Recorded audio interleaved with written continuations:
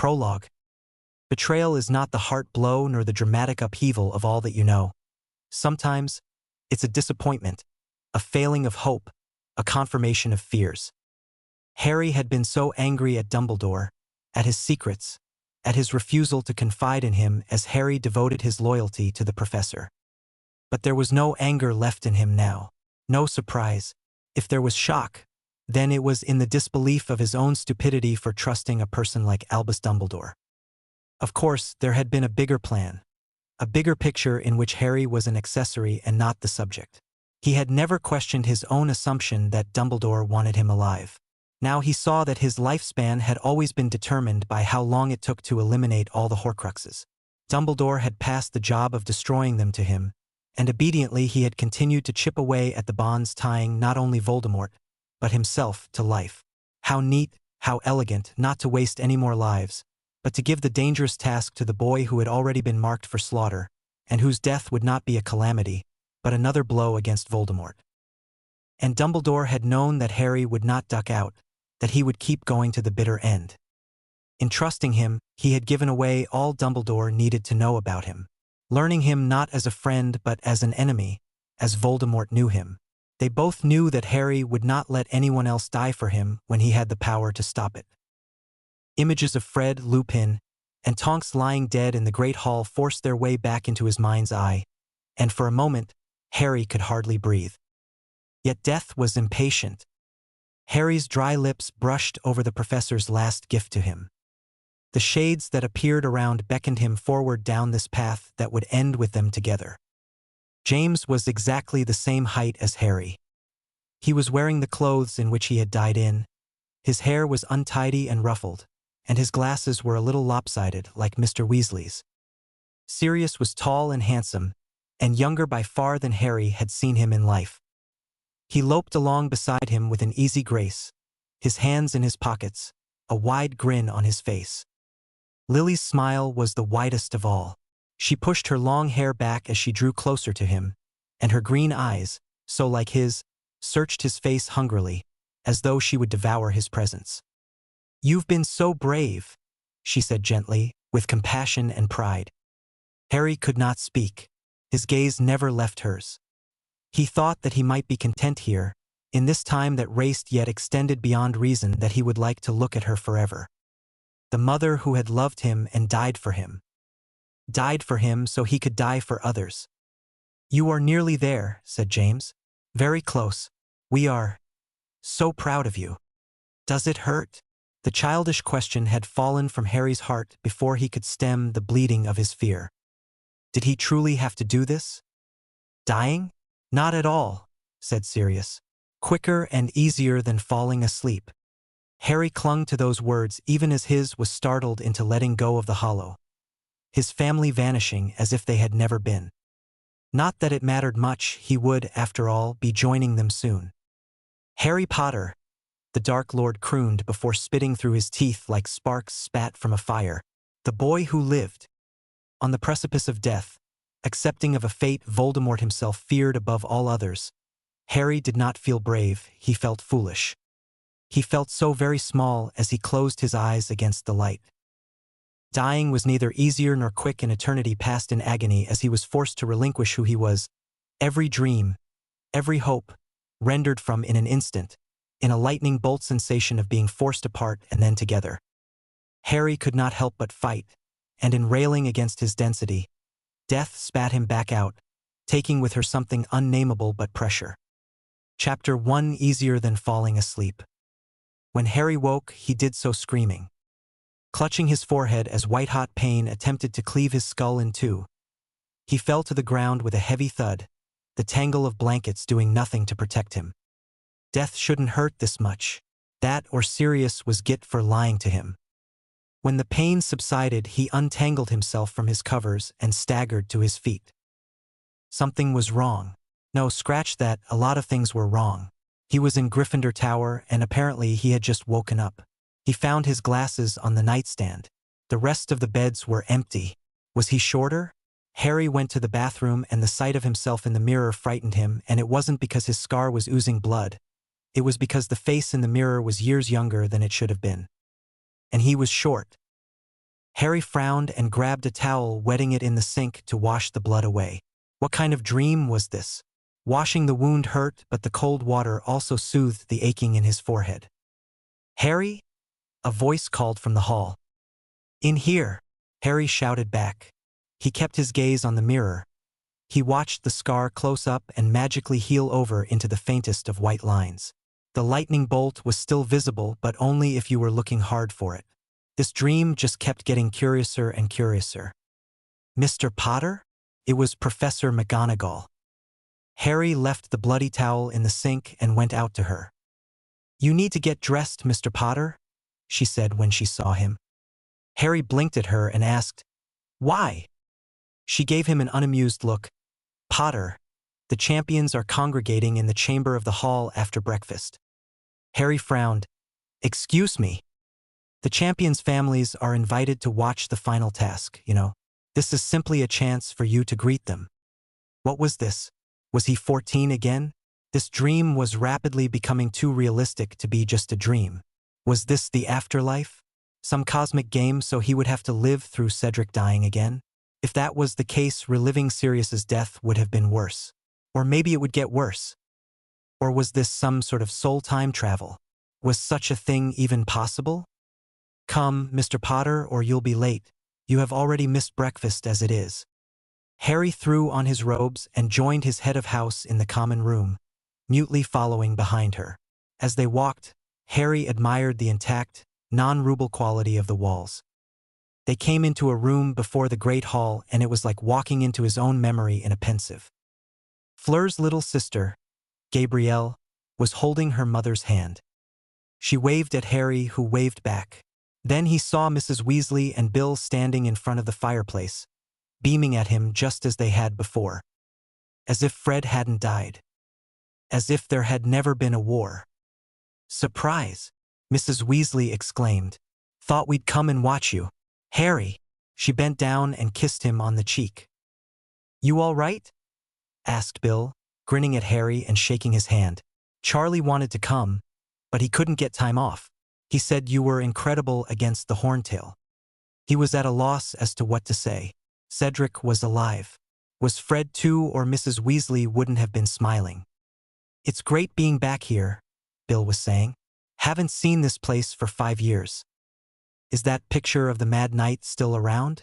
Sir Cadogan?" Harry nodded. "And the fat lady?" said Bill. "She was here in my time," said Mrs. Weasley. "She gave me such a telling off one night when I got back to the dormitory at 4 in the morning dash." "What were you doing out of your dormitory at 4 in the morning?" Bill asked. Mrs. Weasley grinned, her eyes twinkling. "Your father and I had been for a nighttime stroll," she said. "He got caught by Apollyon Pringle. He was the caretaker in those days. Your father's still got the marks." Amos Diggory waded in toward their group as Cedric held him back. Harry froze, fear chilling him, both because he had caused this man so much pain. "There you are you?" he said, looking Harry up and down. "Bet you're not feeling quite as full of yourself now Cedric's caught you up on points, are you?" Harry didn't answer, his tongue leaden by guilt. And not just of Cedric, but because of everyone who had died that Harry had been unable to save. "Ignore him," said Cedric in a low voice to Harry, frowning after his father. "He's been angry ever since Rita Skeeter's article about the Triwizard tournament. You know, when she made out you were the only Hogwarts champion. Didn't bother to correct her though, did he?" said Amos Diggory, loudly enough for Harry to hear. "Still, you'll show him," said. "Beaten him once before, haven't you?" "Rita Skeeter goes out of her way to cause trouble, Amos," Mrs. Weasley said angrily. "I would have thought you'd know that, working at the ministry." Mr. Diggory looked as though he was going to say something angry, but his wife laid a hand on his arm, and he merely shrugged and turned away. Harry was not upset to relive the morning of walking over the sunny grounds with Bill and Mrs. Weasley, showing them the Beauxbatons carriage and the Durmstrang ship. But it only made his anxiety worse as to what was to come.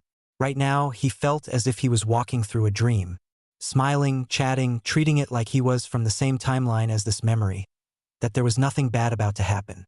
like he hadn't just died and woken up nearly 4 years in the past on the day that the Dark Lord came back to power. Like Albus Dumbledore hadn't set him up to die. "Mum, Bill," said Ron, looking stunned, as they joined the Gryffindor table. "What are you doing here?" "Come to watch Harry in the last task," said Mrs. Weasley brightly. "I must say, it makes a lovely change, not having to cook. How was your exam?" "Oh, okay," said Ron. Harry let the sounds of the familiar washing over him, picking at the food in front of him to hide the fact that he couldn't look around the room without remembering what had been or what would be. Cloth-covered bodies on the floor, injured moaning on cots.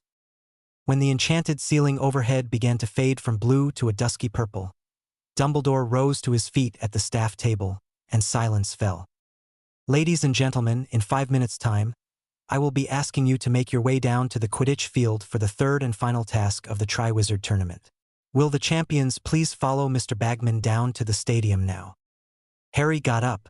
The Gryffindors all along the table were applauding him. The Weasleys and Hermione all wished him good luck, and he headed off out of the Great Hall with Cedric, Fleur, and Victor. "Feeling all right, Harry?"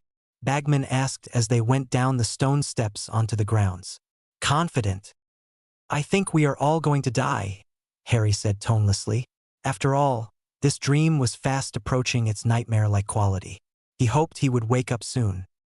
Bagman laughed, thinking Harry was joking. They walked onto the Quidditch field, which was now completely unrecognizable. A 20-foot-high hedge ran all the way around the edge of it. There was a gap right in front of them, the entrance to the vast maze. The passage beyond it looked dark and creepy. 5 minutes later, the stands had begun to fill. The air was full of excited voices and the rumbling of feet as the hundreds of students filed into their seats. The sky was a deep, clear blue now, and the first stars were starting to appear. Hagrid, Professor Moody, Professor McGonagall, and Professor Flitwick came walking into the stadium and approached Bagman and the champions. They were wearing large, red, luminous stars on their hats, all except Hagrid, who had his on the back of his moleskin vest. "We are going to be patrolling the outside of the maze," said Professor McGonagall to the champions. "If you get into difficulty and wish to be rescued, send red sparks into the air, and one of us will come and get you. Do you understand?" The champions nodded. Harry didn't nod, he just willed himself awake. It didn't work. "Off you go," then Bagman said brightly to the 4 patrollers. "Good luck, Harry," Hagrid whispered, and the 4 of them walked away in different directions to station themselves around the maze. Bagman now pointed his wand at his throat, muttered, "Sonorous," and his magically magnified voice echoed into the stands. "Ladies and gentlemen, the third and final task of the Triwizard tournament is about to begin. Let me remind you how the points currently stand. Tied in first place with 85 points each, Mr. Cedric Diggory and Mr. Harry Potter, both of Hogwarts School. The cheers and applause sent birds from the Forbidden Forest fluttering into the darkening sky. In second place, with 80 points, Mr. Victor Crumb, of Durmstrang Institute. More applause. And in third place, Miss Fleur Delacour, of Beauxbatons Academy. Harry could just make out Mrs. Weasley, Bill, Ron, and Hermione applauding Fleur politely, halfway up the stands. He waved up at them, and they waved back, beaming at him. "So, on my whistle, Harry and Cedric," said Bagman. 3, 2, 1 dash. And it all happened as it had before. Harry didn't talk as much, but in the end, it was just him and Cedric standing before the cup. "You should take it," Cedric said. Harry shrugged. "It's a trap." Cedric frowned. "What do you mean, it's a trap?" "Whoever takes that cup is going to die." Cedric glared at him. "That isn't funny, Potter." "The cup is a trap and Professor Moody is a fraud," Harry said. He sighed and reached out to the cup. "But I'm dead already, so what does it matter?" Cedric started, but he was too late to either stop Harry or to join him. As Harry felt the pull on his navel, he really hoped he was still dreaming. "Oh." Cedric shot red sparks up into the sky and started yelling for help. It took 10 minutes for help to arrive, but they were no more help than Cedric had been. False Moody received the Dementor's kiss and the real Moody was saved. But no one had the faintest idea as to where Harry Potter had gone. Oh. Harry landed with a thud on the ground. He hated portkeys. What had possessed him to grab the damned cup? He needed to stop treating this like a dream because clearly pain was a real factor. And apparently events could be altered. For instance, there was no spare. Harry threw a reducto into the gloom, incinerating a tombstone. Someone yelped and Riddle's voice yelled, "Subdue him, you fool!"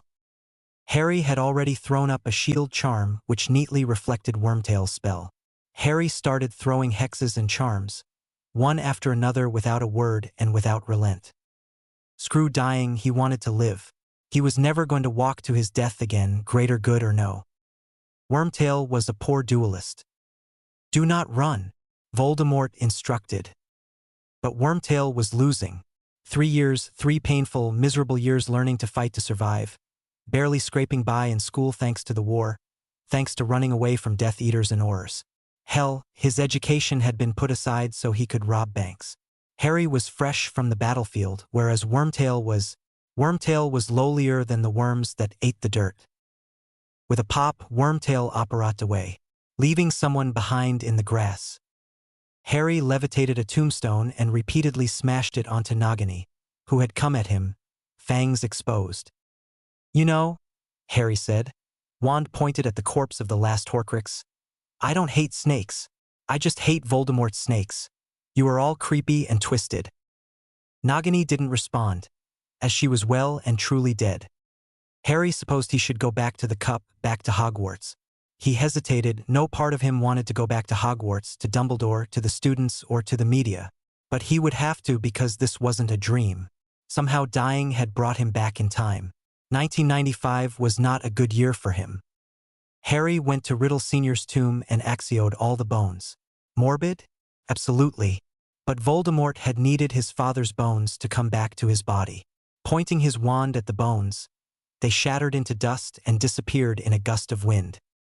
Harry walked out of the cemetery and followed a vaguely familiar path that led further away from the town and Riddle Manor. After an hour of walking, Harry found the gaunt shack, or the ruin of it, that Dumbledore had shown him in the pensive. He found the ring and transfigured a piece of wood into a porcelain ball just large enough to hold the ring. He scooped up the ring in the makeshift container, transfiguring it shut and pocketing the nullified poison. As long as he didn't touch it with his skin. He put the ring in his robe pocket, checking he had no holes in that pocket first. Harry had done a lot of thinking on his walk and did a lot more thinking on his way back to the graveyard. Number 1. If you are given a second chance to live, don't waste it. Number 2.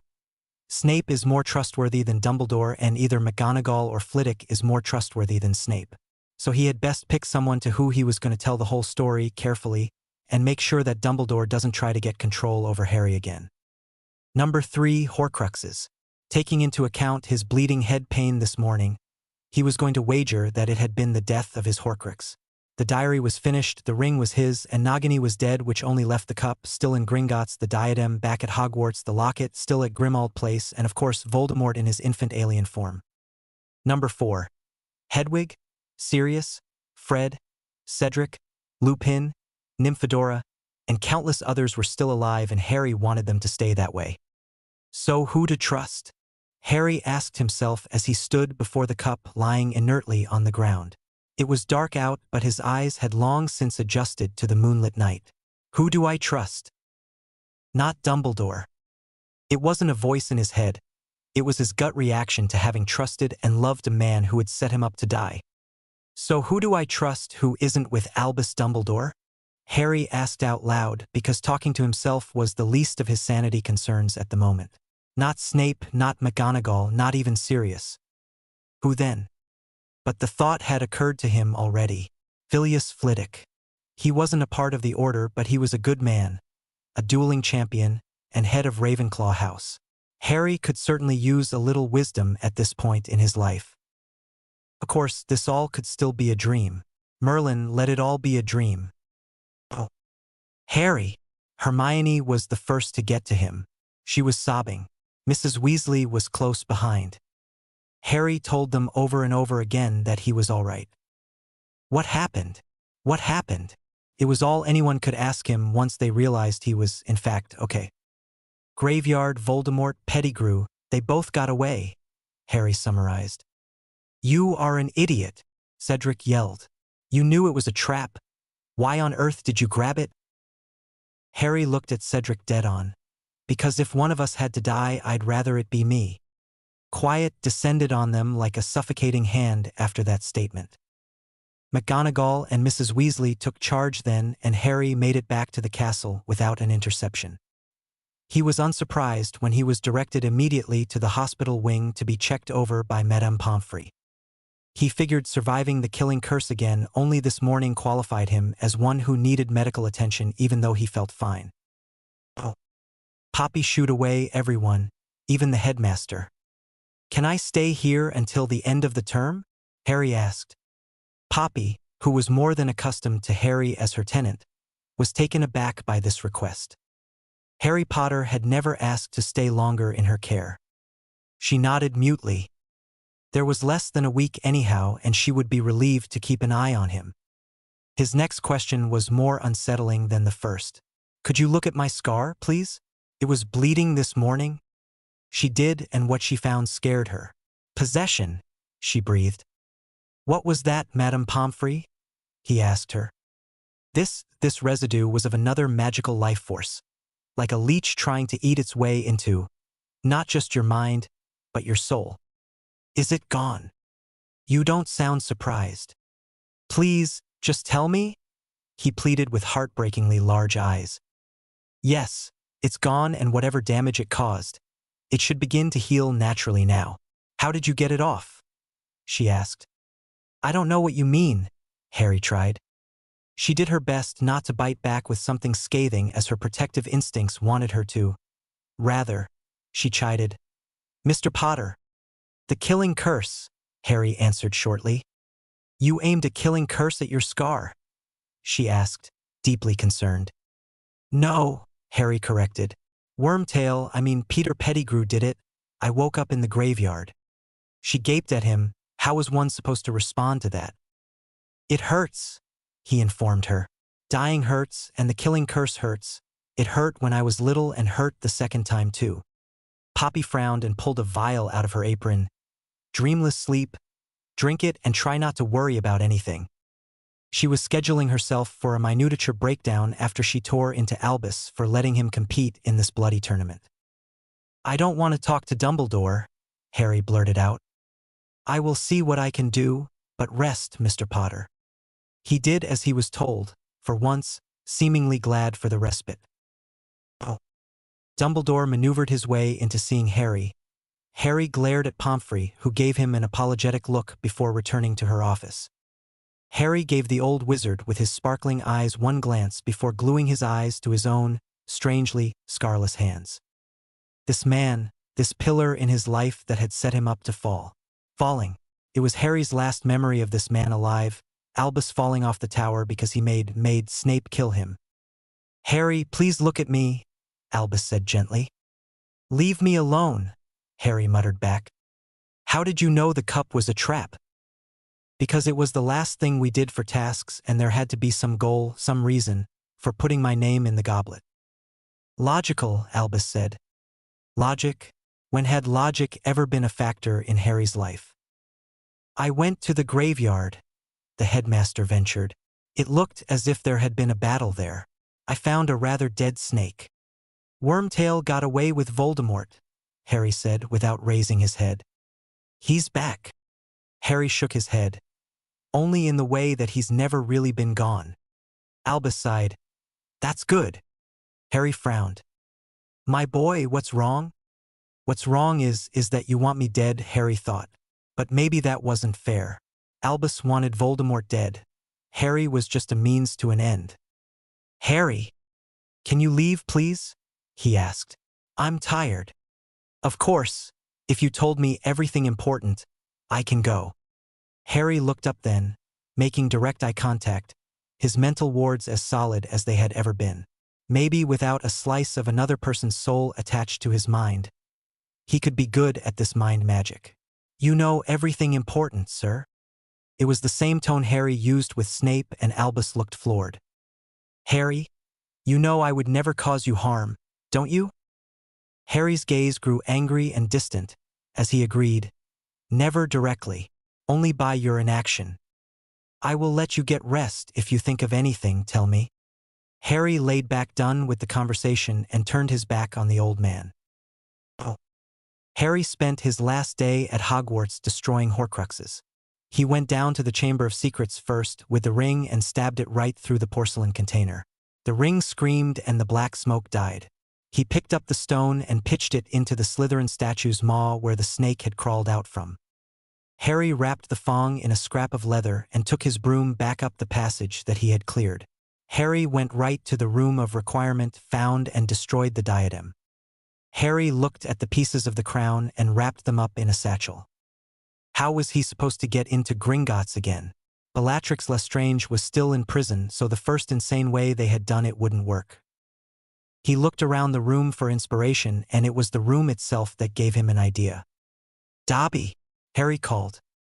Dobby appeared with his typical greeting. "Dobby," Harry started, "do you know how to break into Gringotts?" The elf blinked. "What does Harry Potter need?" "I need the Hufflepuff cup from Bellatrix Lestrange's vault."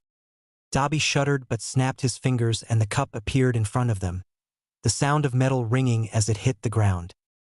Harry gaped. "It can't be that easy." If Harry Potter, sir, had asked Dobby to get him money from any vault but his own, Dobby couldn't have done it. "But this is a Hogwarts object and belongs to the school." As Dobby spoke, Harry pulled the basilisk fong and struck the cup. It screamed and the cup was left with a huge dent and black mark on it, but it was soulless. As any honest and respectable cup ought to be. "Harry Potter, sir, that was dark magic," the house elf informed him. "Yep, and there is one more." "Where, sir?"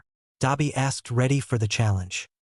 "Grimmauld Place, Slytherin's locket," Harry said. Dobby snapped his fingers once more, but the locket did not appear alone. Another elf, this one snarling with a blind rage, came attached to the locket.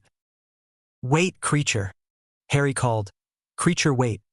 We are trying to destroy it as Master Regulus asked you to." Creature paused in trying to strangle Dobby and slowly turned to Harry. "What do you know about Master Regulus?" "Sirius Black is my godfather, and that locket needs to be opened by a Parselmouth and destroyed with something that can destroy the darkest of magic." Creature let go of Dobby, who coughed and gave the other elf a dark look. Harry motioned for the elf to lay the locket on the floor, which Creature did reluctantly. "Open," Harry hissed. Harry, who was feeling a tad stab happy, stabbed at the moment the gears sprung open. More screaming black smoke and it was over. The dairy, the snake, the ring, the diadem, the cup, the locket, and himself were all taken care of. Harry picked up the locket that was mostly undamaged and told it to close. He handed it to Creature. "Thank you, Creature." The dirty elf looked at him in awe. "You're welcome, Master Potter," before popping away. "Do you need anything else, Harry Potter, sir?" Dobby asked. "No, Dobby, thank you.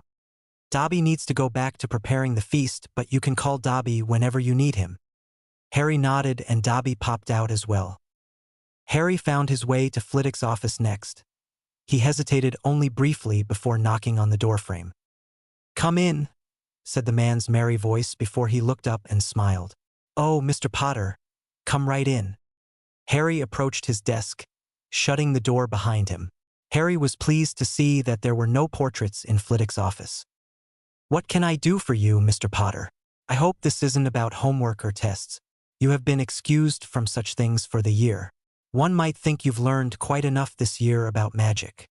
"Professor," Harry started, "I need to talk to someone who isn't a member of the Order of the Phoenix, someone who I can maybe trust." Flitwick sat back in his chair. "You mean Dumbledore's order?" "Yes." Flitwick frowned. "Why wouldn't you go to Dumbledore himself?" What to say to that? Harry ended up just blurting out, "I don't want to be a martyr. I don't want there to be another war, but if there is, I want to fight, not just be a cog in a larger plan." Flitwick blinked. "Explain." And Harry did. starting with the prophecy and Snape's part, Quirrell, the Chamber of Secrets, Sirius, Wormtail, the Goblet of Fire, Voldemort coming back, Umbridge, the Veil, the Horcruxes, Dumbledore's death, the school being overrun by Death Eaters, the Battle of Hogwarts, Harry's death, and Harry waking up the day of the final task and him rehunting the Horcruxes. Harry must have talked for hours, and when he was done, Flitwick brewed a fresh pot of tea. He took off his glasses and rubbed his eyes as Harry drank deeply from the glass of water that had been refilling itself through his confession. Albus is... I can't believe this, Flitwick said finally. What am I supposed to do? Harry asked. What are you supposed to do? Flitwick repeated, outrage. Nothing, you shouldn't have been responsible for any of this. It is us, the adults, who should have to do something. I am 17, Harry interrupted. Flitwick sighed. Perhaps, but you are in the body of your 14-year-old self. A war is coming. I can't sit back and do nothing. I will not wait and let what happened the first time around happen again. I will not let that happen either. I will be keeping an eye on Mr. Malfoy. Narcissa was one of my favorite students along with your mother. I will not allow either of you to come to ruin. And Severus is too close to this. But what do I do? Harry asked again. You destroyed all the Horcruxes? Harry brought out the remains of Ravenclaw's diadem and the cup. All of them. May I? Flitwick asked, reaching out for it. I am not sure if it is safe to touch, but I know it doesn't have a Horcrux in it anymore. But you can keep it. Flitwick nodded and pulled open a drawer and slipped the cup and the diadem into it by pulling on the cloth it was resting on. I will think on what to tell Minerva, Pomona, and Poppy when the time is right, but let me ask you this, Harry, what more can be done at this moment? You've destroyed all that anchors him to this world, and you have destroyed the remains of Riddle's father. I don't know, Harry said. But we have to do something. We have to find Wormtail and Voldemort. Flitwick sighed. And with a tracker on your wand and the prohibition of underage magic, how do you plan to start? Live in the woods for the rest of your life? On the run? Do you even know where to start looking for him? Harry looked out the window. I can't. It can't all be for nothing. I can't let them all die again. You prevented the Dark Lord from coming back into his full power. You destroyed the Horcruxes in 1 week. That is more than anyone else could have done. And you wouldn't have been able to do that if you hadn't already lived it. So this is what we are going to do. You are going back to the Dursleys for 1 more summer. You are going to study. You are going to come back to school and work for your own future for whatever it is you want to do. And if Voldemort ever gets close to you again, he'll be in for a fight. Flitwick took a breath. I am going to reach out to my contacts in the ministry. You and I are going to exchange letters over the summer, so I know that you are safe and mentally dealing with all that has happened. I am going to do everything I can to help you and stop him. But for now you want me to go home and be a good little boy, Harry said, too tired to put force behind the words. Do you want to tell everyone you time traveled? Because that comes with its own set of problems. No, Harry said shortly, but I can tell my friends, right? Of course, for they will believe you. However, this is the sort of story that even if you tell it, few would want to believe it. You can't tell Dumbledore, Harry ordered, but it came out as a sort of question. Flitwick's nostrils flared. No, I don't believe I will be telling Albus much of anything. His intentions were good, his actions were and are inexcusable. Harry nodded and stood. Thanks for listening to me, Professor Flitwick. It was my honor, Mr. Potter. Feel free to contact me about anything, even if it seems insignificant or you need someone to talk to about personal matters. You can come to me with anything. Thank you, Harry said again before leaving, shutting the door softly behind him, hardly believing that an adult had listened to him without interpretation or censure. Harry had no desire to leave Hogwarts. Even with the nightmares dogging his steps, he wanted to stay. He trudged up the steps to Gryffindor Tower. Harry! Harry looked up toward the voice. Luna? He asked. Had they even met yet? He couldn't remember. Merlin, but he was tired. He had slept all week, and yet he was still weary. Yes, I'm Luna. You look older, she told him. She stood on the steps above him, her white hair glowing, her luggage held in front of her brightly colored skirts. I feel ancient, Harry attempted to joke, but his voice was dull and his humor fell short. "Feel younger soon," she said with a sweet smile before skipping past him, the steps not causing her any trouble at all. Harry was smiling the faintest bit as he reached his dorm. Everyone was gone. He found his luggage packed at the foot of his bed. Ron or Hermione must have packed for him. He continued to move slowly as he made his way to Hogsmeade. What did it matter if the train left without him? He had been worse off than that before. Harry found Ron and Hermione on the train. Having already told them the graveyard story over the last week, he didn't have much to say. Harry felt bad about not telling them about the time travel, but he wasn't ready to explain himself to his friends. Telling Flitwick had been easy in some ways because he didn't know the professor well enough to fear his judgment. Flitwick had taken it all in stride. He did not think Hermione would have such a restrained response. Harry drifted to sleep on the Hogwarts Express. He couldn't help thinking that falling asleep was far easier than walking to one's death, far easier than dying. Chapter 2: Summer Letters. The most remarkable part of Harry's summer was the absence of pain in his scar. Unremarkably, the nightmares remained, despite the lack of visions of Voldemort and the Department of Mysteries. Images plagued him from the war. He woke most nights stifling screams, hiding in the back of his closet, having no memory of how he got there. Being stuck at the Dursleys did not help. Harry cooked, cleaned, and studied. Hedwig, his beautiful, wonderful, best friend ever, was his constant company except when Harry sent her to the bookstore. Harry's library was sure to make even Hermione envious now. Harry wrote to Professor McGonagall expressing his desire to drop divination. He had seen more of the future than he had ever desired. She sent an adamant response back with Hedwig, wishing him well and saying that he would have to pick another subject. Depending on the subject, he might have to take a class with younger classmates. She had attached a list of classes. Harry had no idea what he should pick, and it was that choice which prompted Harry to send his first letter to Professor Flitwick. Oh.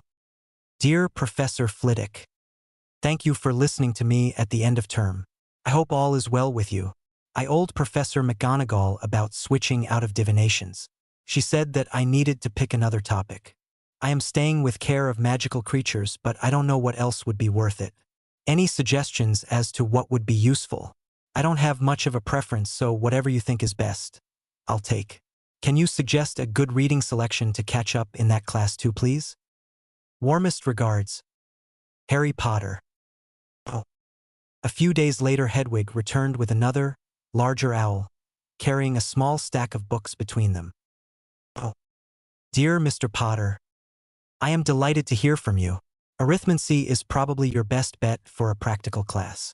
Combined with charms, you can begin to learn about ward seeing as you have such a strong inclination for defense against the dark arts. I have sent some reading material that should catch you up on the material of the first few years. Regrettably, as Minerva indicated, you will likely still be placed in a class with the fourth years. All the same, I would confirm with her. The study of ancient runes should be your next choice, though in that subject's core there is an element of divinations. Confirm with Minerva that arithmancy can fit into your schedule and you can begin some of the essay prompts. A short response should be sufficient for each as long as you understand the material. It was one of my best classes when I was your age. Feel free to send me any questions you may have.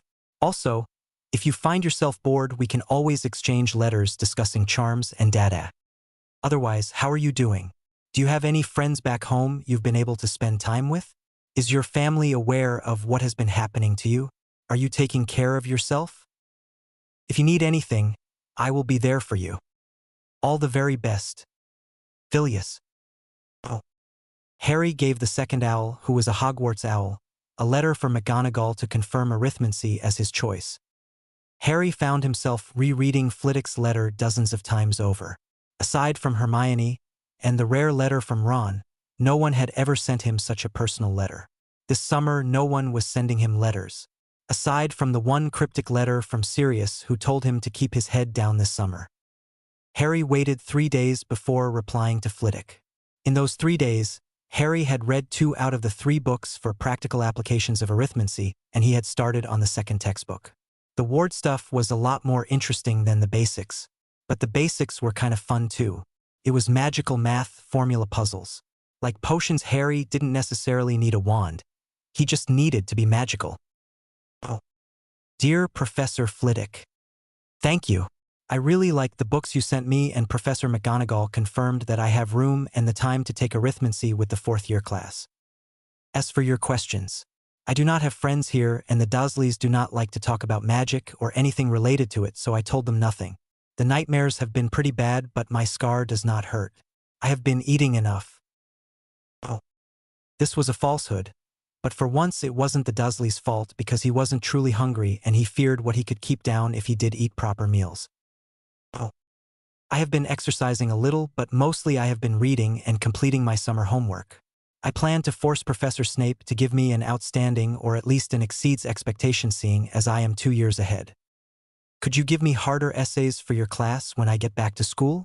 I received an E on my OWLs for your class. I would like to keep moving forward as I never got to do my 7th year. Also, do you know if Dolores Umbridge will be teaching? I was thinking of starting up a Dada club, and I was wondering if you or McGonagall could supervise it. Thank you for your time.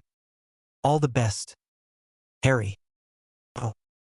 It was the longest letter Harry could ever remember sending someone. The most he had opened up to anyone outside of Ron and Hermione on paper. Reading it over, only the line about his OWLs and being 2 years ahead seemed odd. If anyone else read this, they would probably think he was crazy. Which was alright, Harry had been called worse. Writing that letter gave Harry an idea. Harry sent Sirius a letter. Oh. Hi Snuffles. Hope you are doing well and eating enough.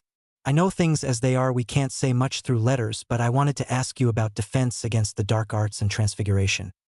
What do you think, aside from the obvious moon consideration, is the most useful transfiguration spells? Is it just natural talent that my dad had for the subject, or did he study differently than other people? And for dueling, what do you think is most important? Love, Harry. Oh. It was a sedate letter, an academic letter, and Sirius's response was the same, though with little hints about anecdotes that he would tell Harry in person. Harry began loving school in a way he had never before. He exchanged a near-endless chain of letters with Sirius and Flitwick about transfiguration, Dada, charms, and arithmancy. Always before, Harry had written people to talk about Voldemort, or with Ron letters about Quidditch. But Harry wasn't 15, he was 18 and had sort of survived a war. Talking to Sirius, not about the straight theory of transfiguration but the practical uses, theoretical topics, and spells that he read about in the book, was a lot of fun. Maybe Harry should have been exchanging letters with Remus, but as much as Harry loved his old professor, Sirius seemed to care more. Besides, for the more technical stuff he could send a letter to Flitwick. Harry had even gone so far as to send McGonagall a few questions. Harry had always dumbed himself down, ever since Puntiuna had begun starving him for getting better grades than Dudley, and then to remain friends with Ron, who preferred to do anything but homework. But Quidditch wasn't enough to keep his mind busy, trapped as he was in Surrey. Harry almost started a half a dozen letters to Hermione, who surely would have loved Harry's new interest in his academics, but Hermione was sharp, and she would know something major had changed in him if he did so. Sirius didn't really know Harry well enough for his interest in school to be a red flag. Hiding that he was 2 years ahead in material from Hermione, however, was going to be a problem. Of course, he could always confide everything to Ron and Hermione, and he wouldn't have to hide anything. Yet there still remained the issue of not being able to explain it properly. If he told Sirius one day, his godfather would understand, having fought in a war himself. Flitwick had been around for 2 wizarding wars.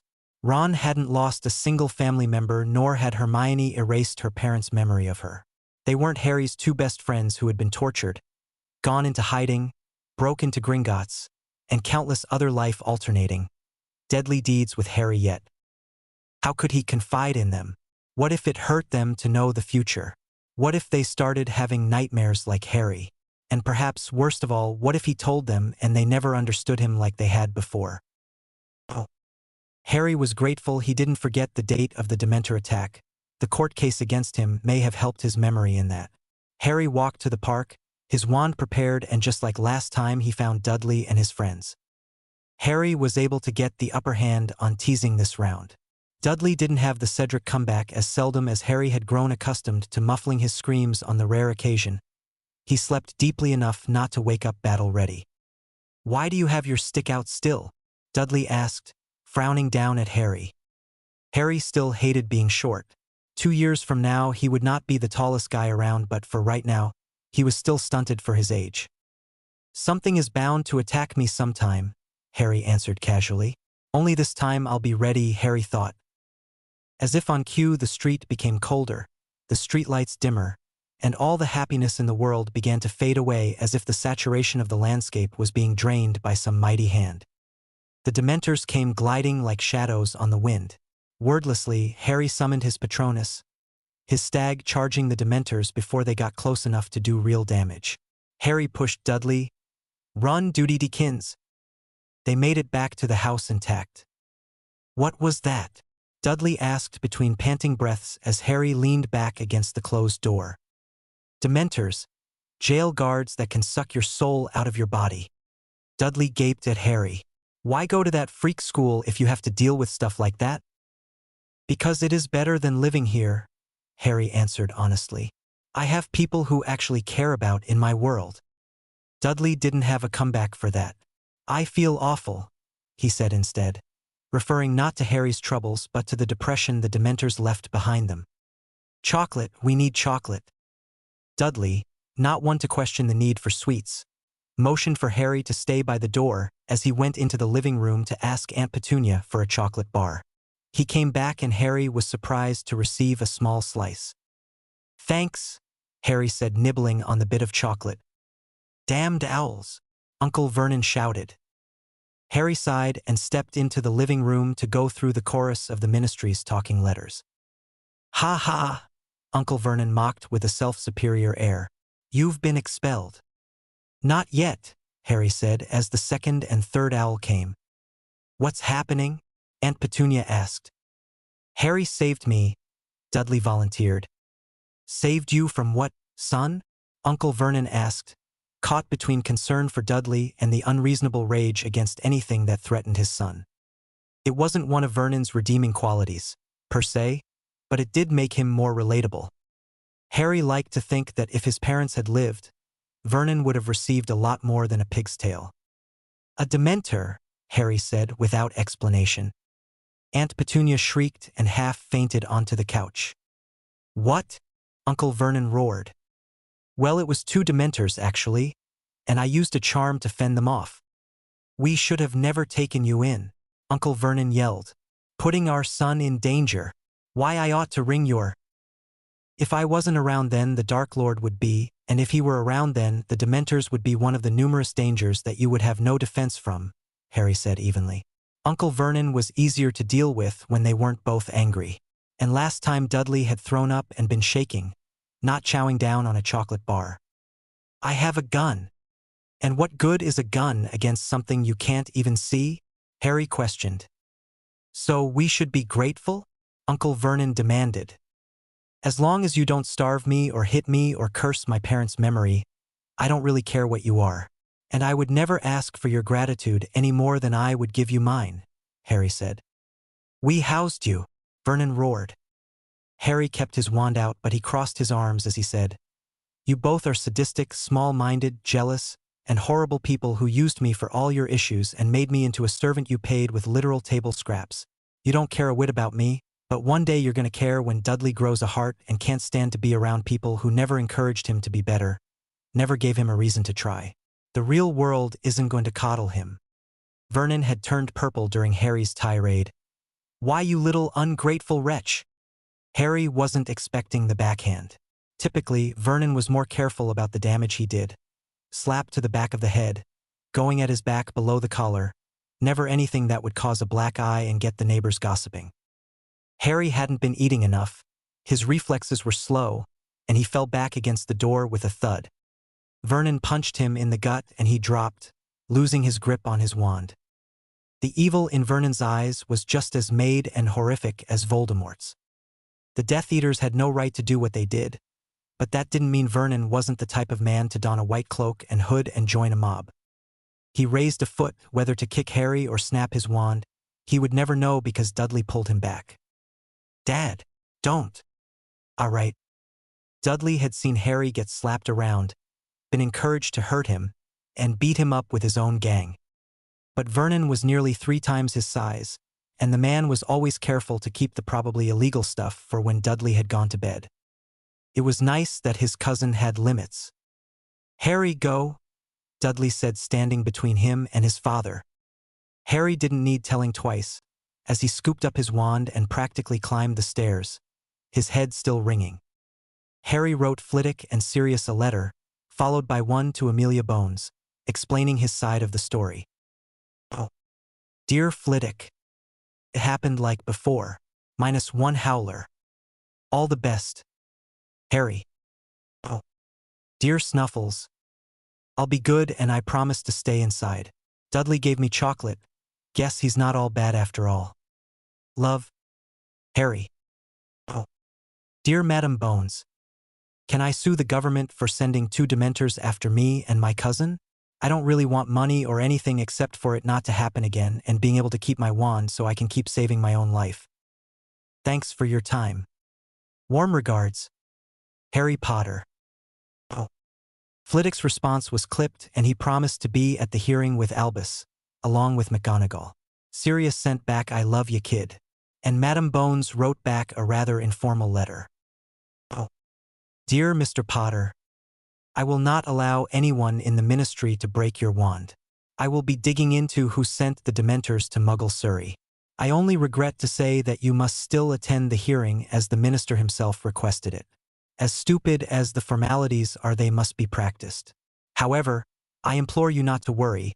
As the head of Department of Law Enforcement, I can promise you will keep your wand and be able to attend Hogwarts for your 5th year. Try not to use any more magic, but do not hesitate to keep yourself safe if the need arises. Yours sincerely, Amelia Bones. P.S. Susan says hi." Oh.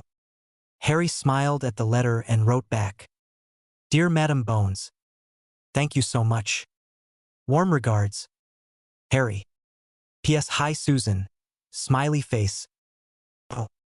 When the order came to pick him out at his home, he was packed, his room clean, and Hedwig's empty cage was bird poop free. Harry had told her to go ahead to Sirius's place after delivering a message to Madam Bones. Harry chatted with Tonks happily and Remus gave Harry a quick hug. "Thanks, Harry," Remus said. "Thanks for what?" Harry asked as he rolled on his broom closer toward the older wizard. It was good to be flying again. Harry was not going to get kicked off the team this year. Even if he had to play nice with Umbridge, he would. Well, at least he wouldn't pick a fight with her. "Your letters to Sirius, he waits for them every day, you know. He spends hours writing and perfecting his responses. I think you're the only thing keeping him sane." Harry smiled. He knew exactly what Sirius was going through, and he was glad to hear that the letters had meant as much to his godfather as they had to him. "They've been the only thing keeping me sane too. A real interest in your studies, not just defense, huh? Sirius came to me for a couple of the questions you asked him," Remus said with a grin. Harry shrugged. "What else was I supposed to do this summer, mope?" Remus frowned, opening his mouth to say something, but Tonks swept down and challenged Harry to race, which Harry eagerly agreed to. By the time Moody let them land, they were freezing, but it had been completely worth it to taste the sky again. Oh. Grimmauld Place was almost unrecognizable. It was, dare Harry even think it clean. Mrs. Weasley greeted them and Harry started to go around her to go see Sirius. Writing to him had been great, but Harry couldn't shake the feeling he was exchanging letters with a dead man. Until Harry saw Sirius for himself. In the flesh, he couldn't really believe his godfather was alive. His godfather who, like his parents, had died for him. Only Sirius had died because of Harry's mistakes. "No, Harry," Mrs. Weasley, holding him by the shoulder. "There's an order dash." Harry shrugged her off, his temper rising. "Like any of you have anything important to say. You talk and you talk, but your actions are always too late to ever do anyone any good." Momentarily stunned by Harry's hostility, he was able to get past her. There was a mixed reaction to Harry's barging in. Several people looked annoyed or, in Snape's case, actively scowling. Several more looked indifferent, as Harry had said. They didn't truly have that much to discuss, while a handful smiled at him. Harry wondered why the order had even been gathered. Voldemort had yet to return to power, but then maybe it was a good thing the order was getting a head start. Harry saw McGonagall, who gave him a warm, if small, smile. Harry ignored the headmaster before the headmaster had the chance to avert his eyes from Harry's. Sirius stood, his smile radiant. Harry hugged him tightly. Sirius chuckled when Harry nearly squeezed the life out of him and returned the hug just as fiercely. "How touching," Snape sneered. "But some of us have more important things to do with our time." Harry let go of Sirius. Before his godfather could start a fight, Harry said in a sincere voice with a huge smile toward the dour wizard, "Sorry, Professor. I'll leave." Harry grinned at Sirius's shocked expression as he left the room. Harry ran up the steps. The house elf heads were still in the hall, but it was still remarkably dust-free compared to his first visit here. Hermione jumped him as soon as he reached the bedroom they were staying in. Harry hugged her back. "Oh, Harry, you must be so angry at us," she started. "Ron, Harry's here." Harry smiled at his two best friends, internally laughing at the thought of these younger versions snogging. "I'm not mad, Hermione." "Hey, Harry," Ron greeted, grinning. "How have you been?" Harry asked them both. "Fine," Hermione said warily. She waited, but when he didn't blow up at her or demand answers, she asked, Are you not mad at us?" "Nope, not mad," Harry agreed. "Ron, do you want to kick my butt at a game of wizarding chess?" Ron's face lit up like it was Christmas. "Yeah, sure, mate." Hermione frowned at them. Harry, you seem calm about the whole Dementor attack." "I sent Hedwig to Madame Bones," Harry said. Hedwig flew down from her perch in the room to cuddle on Harry's shoulder, and she said there was nothing to worry about. "Fudge is out to get me is all." Ron and Hermione exchanged a worried glance. "The head of magical law enforcement hold you back?" "Of course she did," he said. "Aside from being Harry Potter, Dementor attacks in a Muggle suburb is a big enough deal for her to be personally involved in." "Mate," Ron started slowly, "you sure you're feeling all right?" "Honestly," Harry assured them, "I'm fine." "Really?" Hermione asked. "Because at the end of last year you didn't talk to us at all, and we were prepared for you to be angry, and now you're—" "I've been exchanging letters with Sirius almost every other day all summer," Harry said. "I know no one was abandoning me." Fred and George apparat into the room. "Harry," they said in unison. "Hi, Gred, hi, Forge," Harry said. They laughed, slinging an arm around his shoulders as they held up extendable ears. "You want to listen in to the order meeting?" Harry eyed the ears. Yeah, he would like to know, but Mrs. Weasley called them down for supper. Fred and George sighed. Fred said, "Guess we are too late this time." George pocketed the ears. "We had better hide these before Mum trashes these too." "Is everything going according to plan then?" Harry asked as they headed down the steps. Harry had put the Triwizard rewards in Fred's pocket with a note. They smiled at him. George whispered, "Yeah, we got a space in Diagon Alley." "What are you whispering about now?" Hermione asked, giving the twins a suspicious look. They only smirked at Hermione before disapparating. Mrs. Weasley yelled at them when they reappeared downstairs. Harry got to Sirius's side in record time. Snape turned his chin up at the happy pair only to almost trip at the sight of Creature, who appeared in front of him. The elf bowed low. "Creature welcomes Master Potter." Sirius raised his eyebrows. "You two have met?" "Dobby introduced us," Harry supplied. "I thought the elf was yours, Sirius?" Snape inquired. "I thought so too," Sirius said. "But Harry can have him. He seems reasonably civil with him." Creature deepened his bow, so that his large ears brushed the floor. Creature would be honored to serve Master Potter. "Okay," Sirius agreed. A power washed through the room as Creature's loyalties shifted. "Idiot," Snape hissed. "Now we will have to re-dash." "Creature, I forbid you from sharing anything you know, have learned, or have heard, as well as will hear and learn with anyone by either magical or mundane means outside the order without my explicit permission," Harry commanded. Snape's lips tightened, but he gave one short nod and left. Sirius elbowed Harry. "That's better than the command Albus came up with." Harry grinned. Creature will be cleaning. Master can call if he needs creature, the elf said before popping away. Why does he like you? Ron asked. Harry shrugged. I must remind him of someone. Sirius frowned at Harry. I suppose you are sort of like my little brother, even maybe a more than you are like James, though Reggie got messed up with Death Eaters. I'm sorry, Sirius, Harry said, and he wanted to tell him how Regulus had died fighting against Voldemort, but right now wasn't the time or place for that talk. Sirius shook himself like a dog shaking off water, and Harry saw that their letters had helped him recover more of himself.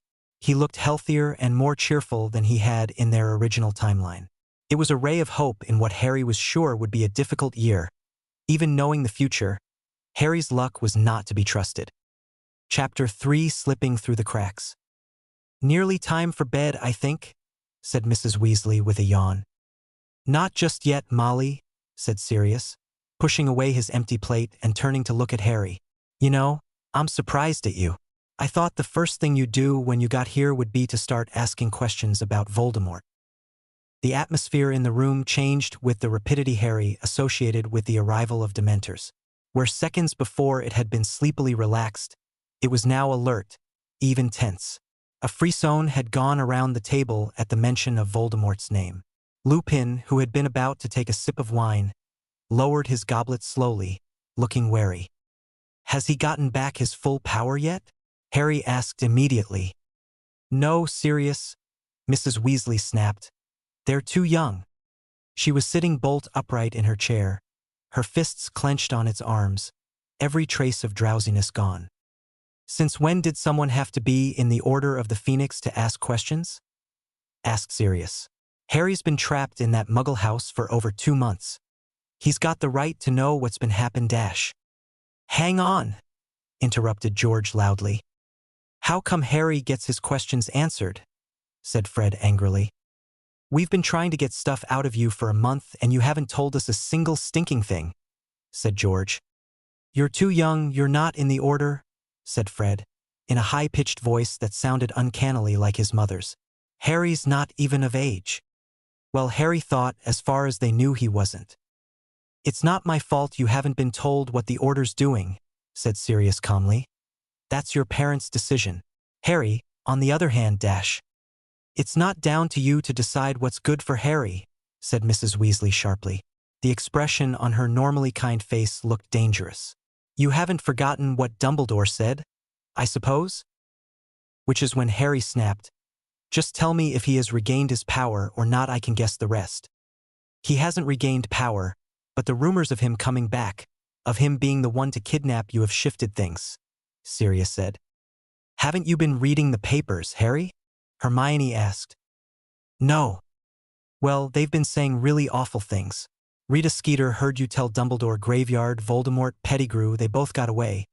And now everyone thinks, well, that you are You're mad, Ron supplied. Like a lunatic. Well, not everyone thinks so, but according to the papers, Hermione added. But some of the Death Eaters and Voldemort's lesser followers have begun to move.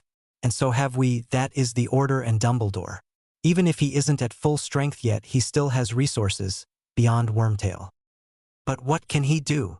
Hermione asked. What does he want if he isn't just trying to come back to life?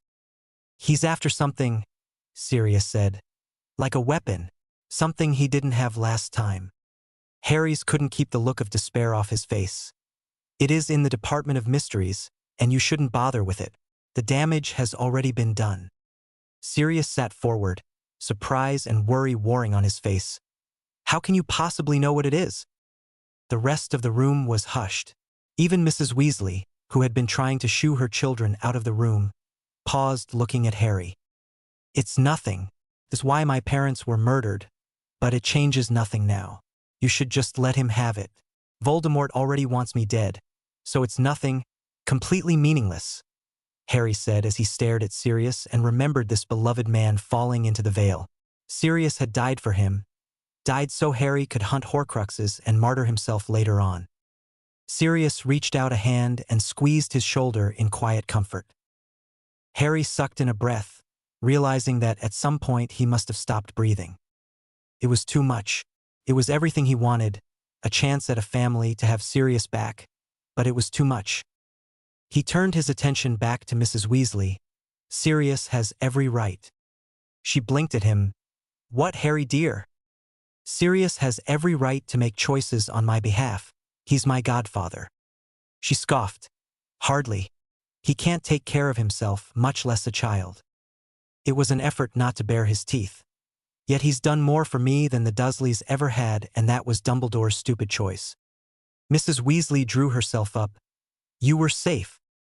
Harry pictured Vernon's hands around his throat, Aunt Petunia refusing him a cup of water after making him landscape in the full summer sun, and what Uncle Vernon did to him when the door was closed, when he was told to keep quiet as the monster lashed his back until he bled. It was a miracle he had survived his childhood, and Sirius's very existence had ensured Harry's safety. Sometimes, having a mass murderer as your magical dogfather was a boon. Mrs. Weasley was still ranting at him, and he had had enough. Mrs. Weasley, Ginny got possessed by Voldemort in her first year. Ron took on a whole nest of spiders, and Hermione survived looking into the eye of the basilisk. I killed a professor my first year, a basilisk my second year, fended off a horde of Dementors my third, and won the Triwizard tournament that was rigged by a Death Eater last semester. But I'm sorry, we're all too young to hear about rumors of the Dark Lord returning. Did I get that right? Mrs. Weasley's jaw dropped as the room fell perfectly quiet. Only for Ginny to break it with a, I told you so. Nothing you say can possibly be worse than being possessed. Mrs. Weasley shuddered but shook her head. No, I know you lot. The more you know, the more trouble you will get into. Which was entirely untrue. It was secrets that had gotten Harry into trouble, the mystery that Dumbledore perfectly laid out for him to follow. As naive as a lamb to slaughter. Harry remembered the walk through the forest, the heavy anticipation of the Death Eaters eager for his defeat and humiliation. Adults who liked nothing more than to hurt and kill children. Harry stood abruptly, bolting from the room as he sidestepped Ginny, who was standing in the doorway. He managed to get to the second-floor bathroom, slamming the door behind him, in time for his stomach to reprocess his dinner into the toilet. Oh. Sirius had run after Harry, Arthur stopping Molly from following. How could he know what it is? Tonks asked. We don't even know what it is. The room's occupants exchanged glances.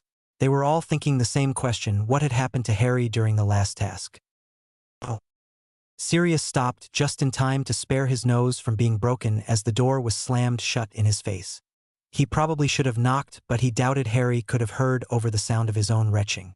Sirius shut the door behind himself and went to the floor on his knees so he could rub Harry's back.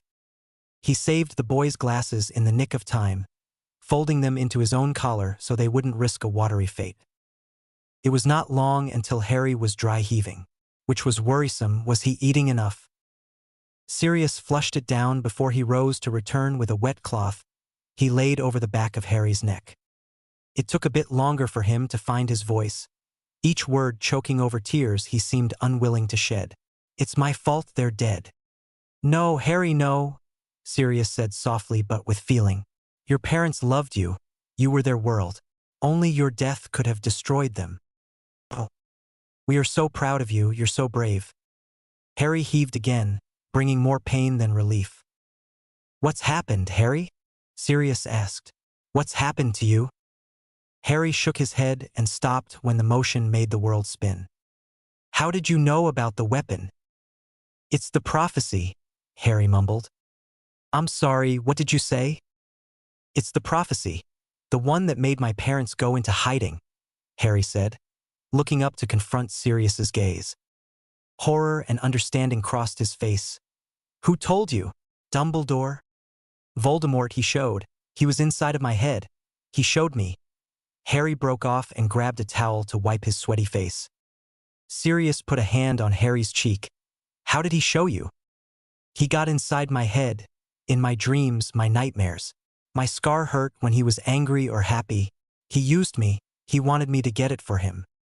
Sirius pulled Harry into his arms, rubbing his back. It's going to be okay, Harry. You're going to be all right. Harry clung to his godfather. Just don't die, Sirius, please. Just don't die. Sirius held him tighter. I am not going to fail you again, son. I am not going to leave you again. But he had, and wounds long pushed aside came tumbling forward. Harry didn't cry, yet Sirius stayed with him in the darkly lit bathroom for hours as Harry tried to work up the will to act normal. He wanted nothing more than to drop out of school and run away with Sirius, run away from Voldemort and the world he had tainted. Oh. A few days later, there was another order meeting. Harry had ardently refused to talk any more about the incident, even to Sirius. Dumbledore began with, "Our top priority must be keeping the door to the room in the dep dash." "Harry says we shouldn't bother with it," Sirius interrupted. Albus whipped his attention toward Sirius. "What does Harry know of the Department of Mysteries? What did you tell him?" "Nothing," Tonks said, ignoring the severity of the headmaster's tone. "He told us what it was, or at least he told Sirius what it was, and he said it didn't matter. That it had already done its damage." "Yes, and we should take Potter at his word about everything, I suppose?" Severus said snidely. "Snape," Sirius said seriously, waiting for the other man to make eye contact. "It's the prophecy." Severus's sallow face drained of all semblance of color, making him look wraith-like. He wet his lips before asking, "And how would Potter know about the prophecy?" "He said the Dark Lord showed him, that he broke into his mind, his nightmares, and showed him," Sirius said. The entire room shifted uneasily. "But that's impossible. Riddle doesn't know the full prophecy. How could Harry?" Albus asked. "More?" Severus asked. He looked like he was going to be sick. "More of that accursed thing? What more could it possibly say?" "It isn't relevant," Albus soothed. "The hell it isn't," Sirius said, slamming his fist on the table. "Lily and James told me what you told them, but Lily thought you left something out, that your speech was too prepared, almost overacted when you told them." "What did you leave out?" "The one with the power to vanquish the Dark Lord approaches, born to those who have thrice defied him, born as the 7th month dies." "What's missing? What are you asking us to risk our lives for when Harry seems convinced the only difference the prophecy will make is ensuring Voldemort more obsessed with killing the boy who lived?" Albus looked furious. "Those words were not something I would have had you share." Mrs. Weasley, Mr. Weasley, Bill, Charlie, Nymphadora, Remus, Kingsley, and Hestia looked horrified at the prophecy. "What's missing?" Sirius demanded. Albus sighed, and seeing the growing determination of those around him, he chose to answer him. "And the Dark Lord will mark him as his equal, but he will have the power the Dark Lord knows not, and either must die at the hand of the other, for neither can live while the other survives." Minerva was close to tears. "Albus," she said sharply, "Harry cannot be the only way to defeat him. He's lost too much already. How can we ask this of him?" "You told Lily and James this?" Remus asked. "You told her this when she was still pregnant? No wonder she was heartbroken. Why, James was so on edge. They weren't just afraid of Voldemort because they were known Order members. Harry doesn't just have the power to kill him, he has to kill him or be killed by him." It was not a pleasant realization. Oh. What remained of Severus's heart clenched. The pain he had caused Lily even more than her death. He poisoned her last years alive. For not the first time Severus wished it had been him. Wished Albus had caught him at the door and struck him down. Wished James Potter hadn't saved his life and had let Lupin eat him. Wished anything could have changed that wouldn't have led to Lily suffering and dying. If Harry's mind has been infiltrated, then he needs to learn to protect himself. "Severus, you will teach the boy a clemency." Severus nodded numbly. Minerva's temper, however, was visibly building. "You cannot pit the boy against the Dark Lord. I do not care what any prophecy says. Enough of his life has been ruined by foolishness." "Oh. At the rate things are going," Kingsley said in his deep voice, "Harry is his own greatest defense. We can't count on any of us being there when he needs help. We should reconsider withholding information from him. We should enable him to learn more about defensive magic and dueling. And then he will tell his friends." Snape protested. "Harry's not talking to his friends," Sirius said. "He's barely talking to me. Something has happened to him." "Something aside from you-know-who invading his mind?" Arthur asked, sounding uncharacteristically harsh. "Harry is still a child," Albus stated. Sirius frowned at him. If you mean he's human and can make mistakes, then I would agree with you. But show me his childhood.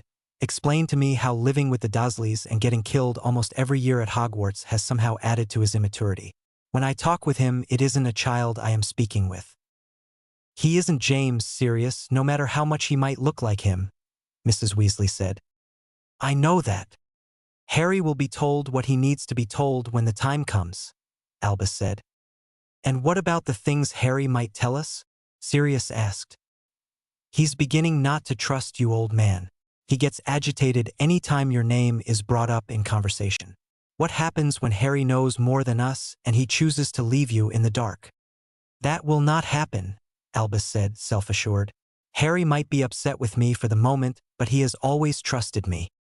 Sirius and Severus exchanged a look. They were two men who tended to despise one another for the other's weaknesses and screw-ups, but they were also two men who had been left behind by Albus Dumbledore. They trusted him now, not because their gut believed it, but because Albus was one of the only things standing between them and a prison sentence. That fact didn't precisely inspire confidence. But what could they say? Albus always believed himself to be in the right, and there was little anyone could do to change that. At least not before it was too late to change course. However, if they had trusted Dumbledore as their secret keeper, Lily and James might be alive today. Oh. Harry threw 10 gallons into the fountain as he passed, making sure to hide it from Mr. Weasley. He wasn't certain if the man would be hurt by it, but he knew Ron would have been sullen for days. Harry felt some reluctance handing the wand to the guard. Last time he was in the Ministry, everyone had been out for his blood. Much like last time, they ended up rushing to their new appointment. But this time, the stands on his side were not empty. Just as Flitwick had promised, he and McGonagall were in the stands behind him. Albus appeared as his defendant just as he had the first time. This time, however, Albus caught Harry's eye. Harry smiled at them. He caught Madame Bones's gaze. She winked at him and Harry had to suppress another grin. As scary as this dungeon had been the first time around, Harry was now enjoying all of these adults playing house. All their grandeur was mockery of their station, as the majority were cowards who would crumble in a time of true need. Madame Bones was prepared and took control of the courtroom at once. We are all here today because certain members of this ministry have a personal vendetta against Harry James Potter, who has been accused of underage magic. I would like to dismiss this case as I have confirmed that it was under ministry orders that 2 Dementors were sent to Little Whinging, Surrey. I do not know yet who dispatched them, but I do know that Mr. Potter's use of a corporeal Patronus to save his own life and soul as well as his cousins, Dudley Dursley, who Mr. Potter lives with and already knows of the existence of magic, is quite reasonable. I do have all the facts correct, don't I, Mr. Potter? Yes, ma'am, Harry said. The room was silent and Dumbledore looked, as seldom happened, caught off guard. He was standing beside Mrs. Figg, who had not been called to the stand as a witness. It is just a story, Fudge said, and made up. I looked into it after Mr. Potter sent me a letter asking if he could sue us for sending Dementors after him. As I have said, I have not discovered who sent them, but I can confirm that the records show that they were sent. Is there anyone who doubts my word? My office.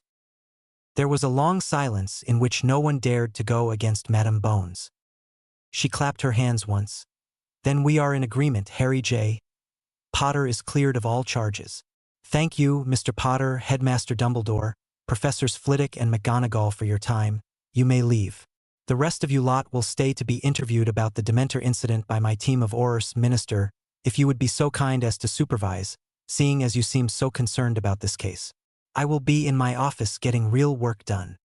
Harry was grinning as he ran over to Flitwick and McGonagall. Thanks for coming, professors, Harry said warmly as they made their way to the door which several Aurors were entering through. Albus followed behind them more sedately. Hi, Mrs. Figg, Harry greeted, as they emerged into the hall. Hi, Harry, she replied, drifting to Albus's side. I cannot believe they were going to give you a full criminal hearing.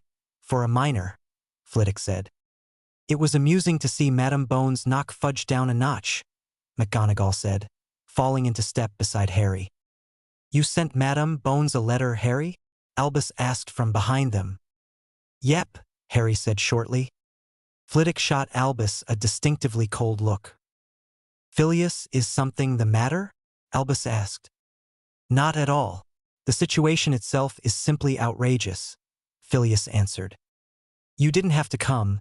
I was surprised to see you both in the stands, Dumbledore said. How did you know when the hearing was? It wasn't in the papers. Harry gave me the date and Minerva and I chose to come early, Phileas said. I was not aware the two of you were in correspondence. Harry switched electives, Minerva said. Phileas has been ensuring he can at least start with the 4th years in arithmancy so he isn't 2 years behind. Albus blinked. Which class did you drop, Harry? Divinations, Harry said. I have no talent for it. Besides, Trelawney is more or less the reason my future has always been in the gutter. Professor, Albus corrected. Prophets do not have a choice about their magic. Harry shrugged and switched topics. I really do like arithmancy. The concept of wards is too cool. It reminds me of Muggle maths. Do you miss Muggle school? Phileas asked. Not in the slightest, Harry said. Minerva's lips turned up at the corners. Magic is excellent. And friends, and not having guardians who yell at you for getting better grades than their precious son, Harry said. Minerva's mouth pinched and she glared at Albus. I told you those Muggles were foul, the worst sort of people. Harry blinked. You know the Dursleys? I was there the night Albus insisted you stay with them. I argued against it. It was the safest op-dash. Harry snorted. They had reached Mr. Weasley, who was ready to take him back to Grimmauld Place. Harry turned to meet Albus's gaze. You only care about my safety when it suits you. He turned to the others before the headmaster responded and said, Bye, professors. Thanks again for being here. Mr. Weasley waved to the 3 professors before leading Harry to the exit. Oh. Minerva crossed her arms and glared at Albus. He raised a brow at her. He isn't going back there this coming summer. The BLO dash. No, she cut him off. I will take him in myself if Sirius still isn't cleared, but he isn't going back there. Harry didn't make the Dursleys sound too terrible, Phileas said, gazing after Harry. No, Minerva said sadly, which means it's probably even worse than what little he does complain about them. Albus ran a hand down his white beard, and it was harder than it should have been to shove down his compassion for the boy. Albus had always admired Harry, but now something was changing.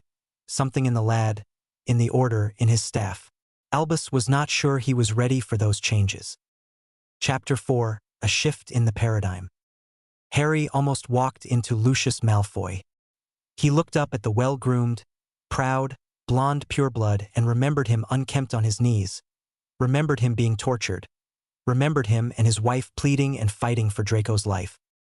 Lucius had such different beliefs from Harry's and yet Harry felt the hatred he had always had for this man fade. Harry would fight him if he tried to hurt someone he cared for, but he pitied the wizard too much to work up enough resentment to hate him. Hello, Mr. Malfoy, Harry greeted cordially. Both Arthur and Lucius froze in what they were going to say and stared down at the boy who lived. Lucius regained himself first. Mr. Potter, he said civilly. Hope you've been enjoying the summer, Harry said. Oh. Lucius wasn't quite gaping openly at Potter as Arthur was, but it was a near thing. It has been refreshingly sunny, Lucius said automatically. How has your summer been? His upbringing more or less demanded he be polite to someone being polite to him unless they were a mudblood or a blood traitor. Harry Potter, by definition, a blood traitor, however, he was too influential to be rude to if the boy had gone out of his way to be civil. I've been reading a lot, trying to catch up on wasted time and all, Potter answered. Lucius raised a brow. Should he probe? Potter was many things, a liar, despite what the papers said, was not among them, which meant that the Dark Lord was back, even if Lucius personally had had no contact with him. Severus hadn't told him anything other than Dumbledore believed Potter and was searching. Draco has been studying as well as the OWLs are this year. I must get on with my business here, Lucius said, trying to extract himself from this bizarre interaction. I trust your trial went in your favor? Harry nodded. It did. Have a good day, Mr. Malfoy. Maybe the world had turned upside down. Oh. Good day, Mr. Potter, Lucius said, a thoughtful expression laying claim to his features. Harry pulled Arthur along to the exit. When they were out of earshot, Arthur demanded, "What was that?" "Manners," Harry replied. "I didn't say anything wrong, did I?" Arthur shook his head. "No, but that was Malfoy." He said Malfoy the way Harry said Wormtail. "You don't have to trust them, but you don't have to treat them like enemies to know that they are," Harry said. Arthur frowned. "He is our enemy." "Maybe, but he is also a self-centered person and a father. He is not a good person, but that does not mean he is incapable of doing good things." "And what are the chances that man does something good for anyone else?" Harry shrugged. "When someone makes him choose between his idea of the way the world should be and his family." Arthur didn't seem to know what to say to that. He clearly wanted to say that Malfoy was all evil, but they both knew Arthur was capable of doing very bad things to save his family. Arthur shook his head again. "You should not trust that man." "I don't," Harry said. "But I don't have to go out of my way to be mean to him either." "You went out of your way to be nice to him," Arthur muttered. Harry grinned up at him. "And the looks on your faces was completely worth it." Arthur laughed as they stepped into the streets of Muggle London. Oh. Sirius and Harry were sitting with Buckbeak in Sirius's mother's room as Harry described the trial. "You really weren't worried?" Sirius asked. "I haven't been preaching that Voldemort is going to come back. That's Dumbledore's gig. I don't think the public hates me enough that the Ministry could get away with snapping my wand. Still, Fudge wanted to do it. Madam Bones didn't give him the chance. He's not evil, but I think he's someone who would help it along," Harry said, resting his chin on his knees. Sirius nodded. "He's jealous of Dumbledore. His weaknesses and insecurities drive him to do stupid things. Not a good combination for a leader." Harry sighed. "Humans aren't the best." Rubbing his beard, Sirius asked more softly, "Harry, why aren't you hanging out with Ron and Hermione?" He shrugged. "I'll be with them all year. I have one night left to spend with you." Sirius smiled. "I'm going to miss you." "Not as much as I've missed you," Harry thought. "How hard is it to become an animagus?" Grinning, Sirius answered, "Harder yet simpler than you would think. James had an easier time with it than I did. It involves a lot of soul-searching, or in my case, a lot of trusting your own magic. James was able to picture his animal form before his first time. I just jumped into it and well, James and I practiced transfiguring him into a rat, and eventually he figured it out for himself." "Wait, so did you guys pick a rat for his form?" Harry asked. "No, there is a transfiguration spell that just turns people into an animal, a non-specified animal. Most people don't use it in duels because there is always the chance the person turns into a lion and then you're in worse shape than you were with the human, magical or otherwise. So why did my dad have an easier time with it than you?" Sirius put a hand into his curls, pulling gently at his scalp. "James was more comfortable with himself. Of course, why shouldn't he have been? He was rich, talented, good-looking, and had parents who loved him. Your grandparents, Harry, were remarkable people. They took me in when I ran away at 16. At any rate, James liked who he was, knew who he was. Sure, he was full of himself and big-headed at times, but he never had a problem with who he was. Me, on the other hand, well, did Remus ever tell you about what I did to Snape?" Harry shook his head. He knew the story, but he'd never heard Sirius tell it. "Well, we were always picking on Snape. We were bullies, really. Not that Snavellis didn't give as good as he got, but we were usually the ones to start it. That the girl James was gone on was Snape's best friend made him a constant irritant to James." "My mum's best friend was Snape?" Harry asked. He knew that Snape had been friends with his mom, but not that they had mutually been that close. "Yep, Lily was... how do I say this? Lils was a bit like Hermione. Brilliant, bull-headed, and not always the easiest person to like until you really got to know her. She was a lot to take in, but she was unfailingly kind. You got that from her." Harry smiled. It was rare anyone told him he was like her, beyond the color of his eyes. "At any rate, as we got older, I think our pranks got meaner, as did Snape. He figured out there was something up with Remus and he kept watching us. You have to understand, Harry, that I honestly believed that if Snape found out about Remus being a werewolf, he would find a way to get him expelled. Or worse, if his friends got involved. Aside from Greyback, Voldemort isn't kind to those who are less than pure, less than loyal. Why did you hate him so much? It always seems personal between you two.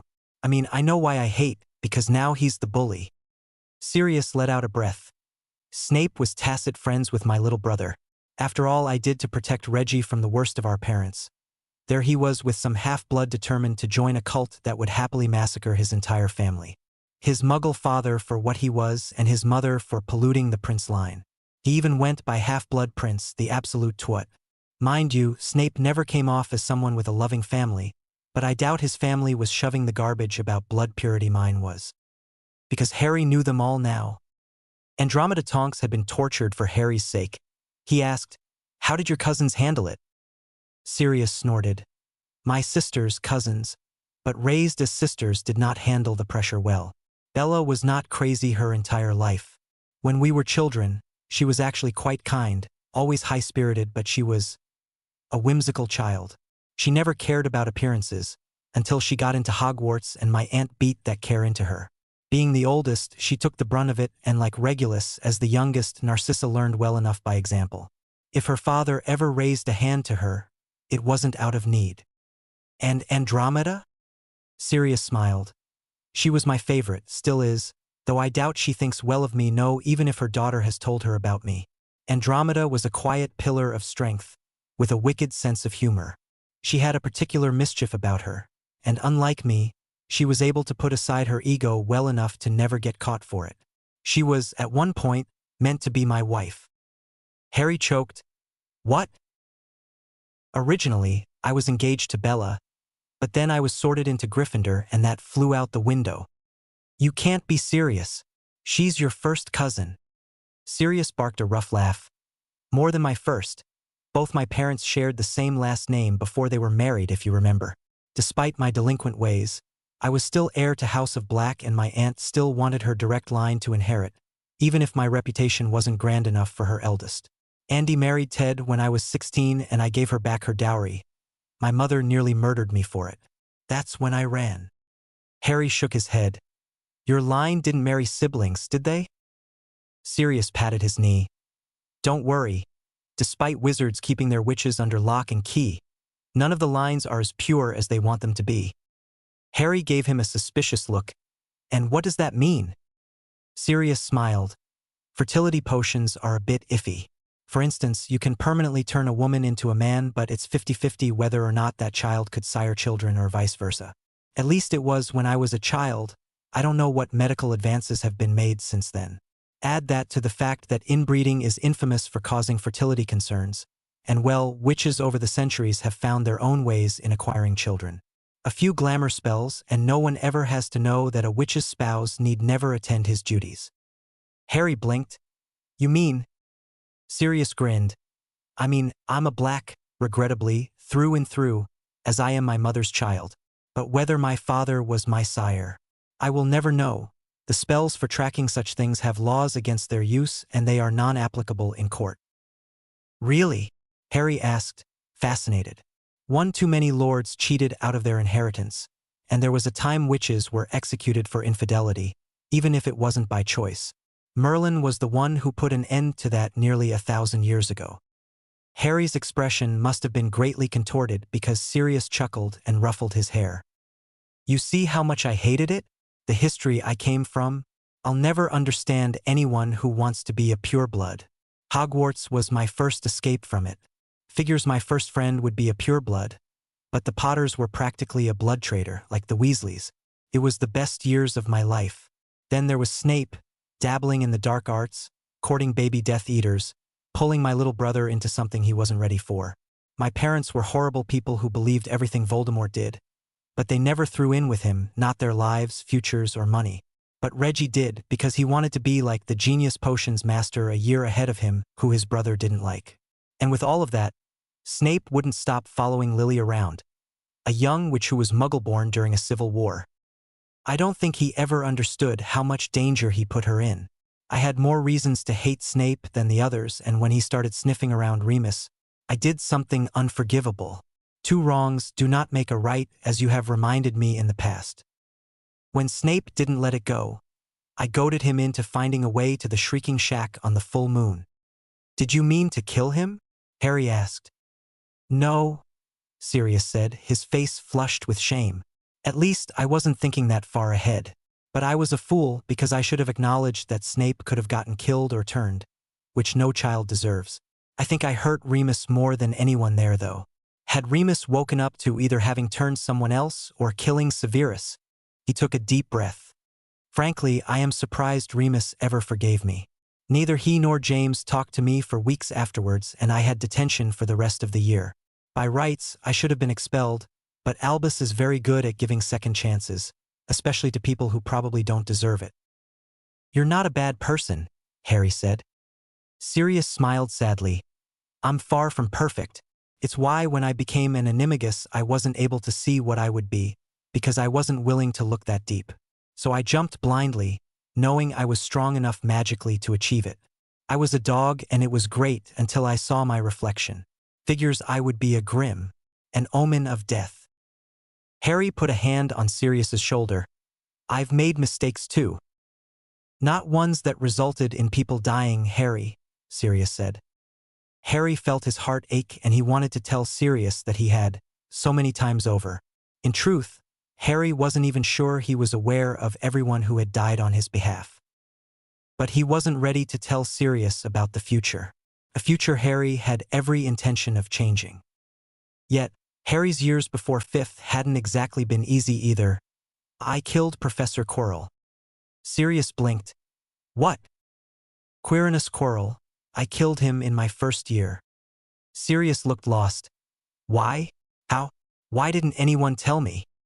Dumbledore hushed it up, I think. His death was a terrible accident. But it wasn't, I killed him and I didn't have to. Had I just kept my nose out of it, Dumbledore's Mirror of Erist would have kept it safe. Keep what safe? The Philosopher's Stone. What was that doing at Hogwarts, and why would Quirinus want? He was working for Voldemort? He had Voldemort sticking out of the back of his head. He wore a turban to class. He was our Dada professor. Sirius just stared at Harry for a moment. Finally, he asked, How did you kill him? I held onto his face. That doesn't make any sense. Harry, how does holding onto his face kill a wizard plus a Dark Lord? Whatever my mother did to save me, it kept the Dark Lord from being able to touch me. Touching hurts us both, but it burned Quirrell's face and I held on even when I passed out. It resulted in killing Quirrell. Voldemort got away as a spirit. You were 11? Sirius asked. Yes. Merlin, Harry, why didn't you ask for help? We told McGonagall someone was after the stone. We thought it was Snape, but he turned out to be protecting the thing. Hermione figured out how to get by Fluffy and the plants. I caught the key and Ron won the chess match, while Hermione got past the potions.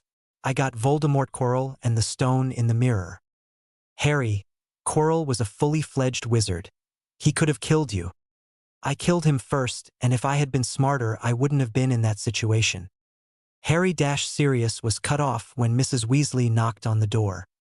Come on out, you two. We are celebrating, she called. Buckbeak squawked at the door, annoyed on their behalf, before combing his beak through Harry's hair. Coming, Molly? Sirius called. Harry sighed up at Buckbeak. Happy. Buckbeak huffed at him. We need finish this conversation, but I wanted to ask you before we go down about how you're feeling about being passed up as prefect. Are you disappointed? You haven't been talking much to your friends as much. Is it because of this? I am not upset about it. I don't want the responsibility. Especially, since I have to take a clemency with Snape. Harry couldn't keep the distaste out of his voice. He never wanted another person in his mind, least of all with all the secrets he had now. Snape or Dumbledore knowing he was a Harry from the future was nothing but trouble. You seem so distant with them. You sent me a lot of letters this summer. Did you exchange of them with them? I am sure Hermione would talk with you about schoolwork for hours. It isn't them, Sirius, it's me. After the last task, after seeing Wormtail and Voldemort again, it just sort of hit me. This life isn't a game, I could have died, and if Cedric was with me, it isn't a fairy tale, some adventure, people could get hurt permanently. I am having a hard time keeping my patience with Ron and even Hermione. She's brilliant, but she also assumes she knows everything, or at least is capable of understanding everything and anything. She thinks you can learn it in a book, and that everyone has the same moral compass. But you can't, there are some things that you just can't understand. Right and wrong isn't so black and white.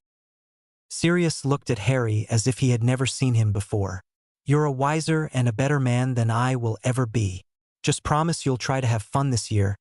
Don't take life so seriously you forget to enjoy what you have. Harry nodded, holding on a bit too tightly as Sirius pulled him in for a hug. Not to be outdone, Buckbeak wrapped a wing around them both, hugging them between his wing and feathered neck. Hey, Sirius? Harry asked, pausing at the open door with the rattling cabinet that housed the bogut. Can I borrow your wand? Sirius looked into the room. You want to take care of the bogut? Didn't I just tell you to have fun? Ridiculous is fun, Harry said innocently. Sirius rolled his eyes but stood back, waving Harry forward, passing him his wand. Harry swished the wand that seemed to purr in his hand, not like it saw him as a master but like a cat momentarily approving of him. The cabinet unlocked and the bogut emerged. Shifted, and it wasn't a Dementor that emerged, but his mother. She was beautiful, fiery hair, shining emerald eyes so similar to his own. She held out her hand, beckoning him forward, and what she said sent a chill down to his very soul. Harry, my son, this dream is ending. Harry screamed a ridiculous at her, and she shattered into glass shards as if she had been a stained glass window. The shards whirled into a small vortex, shrinking into a spot on the floor.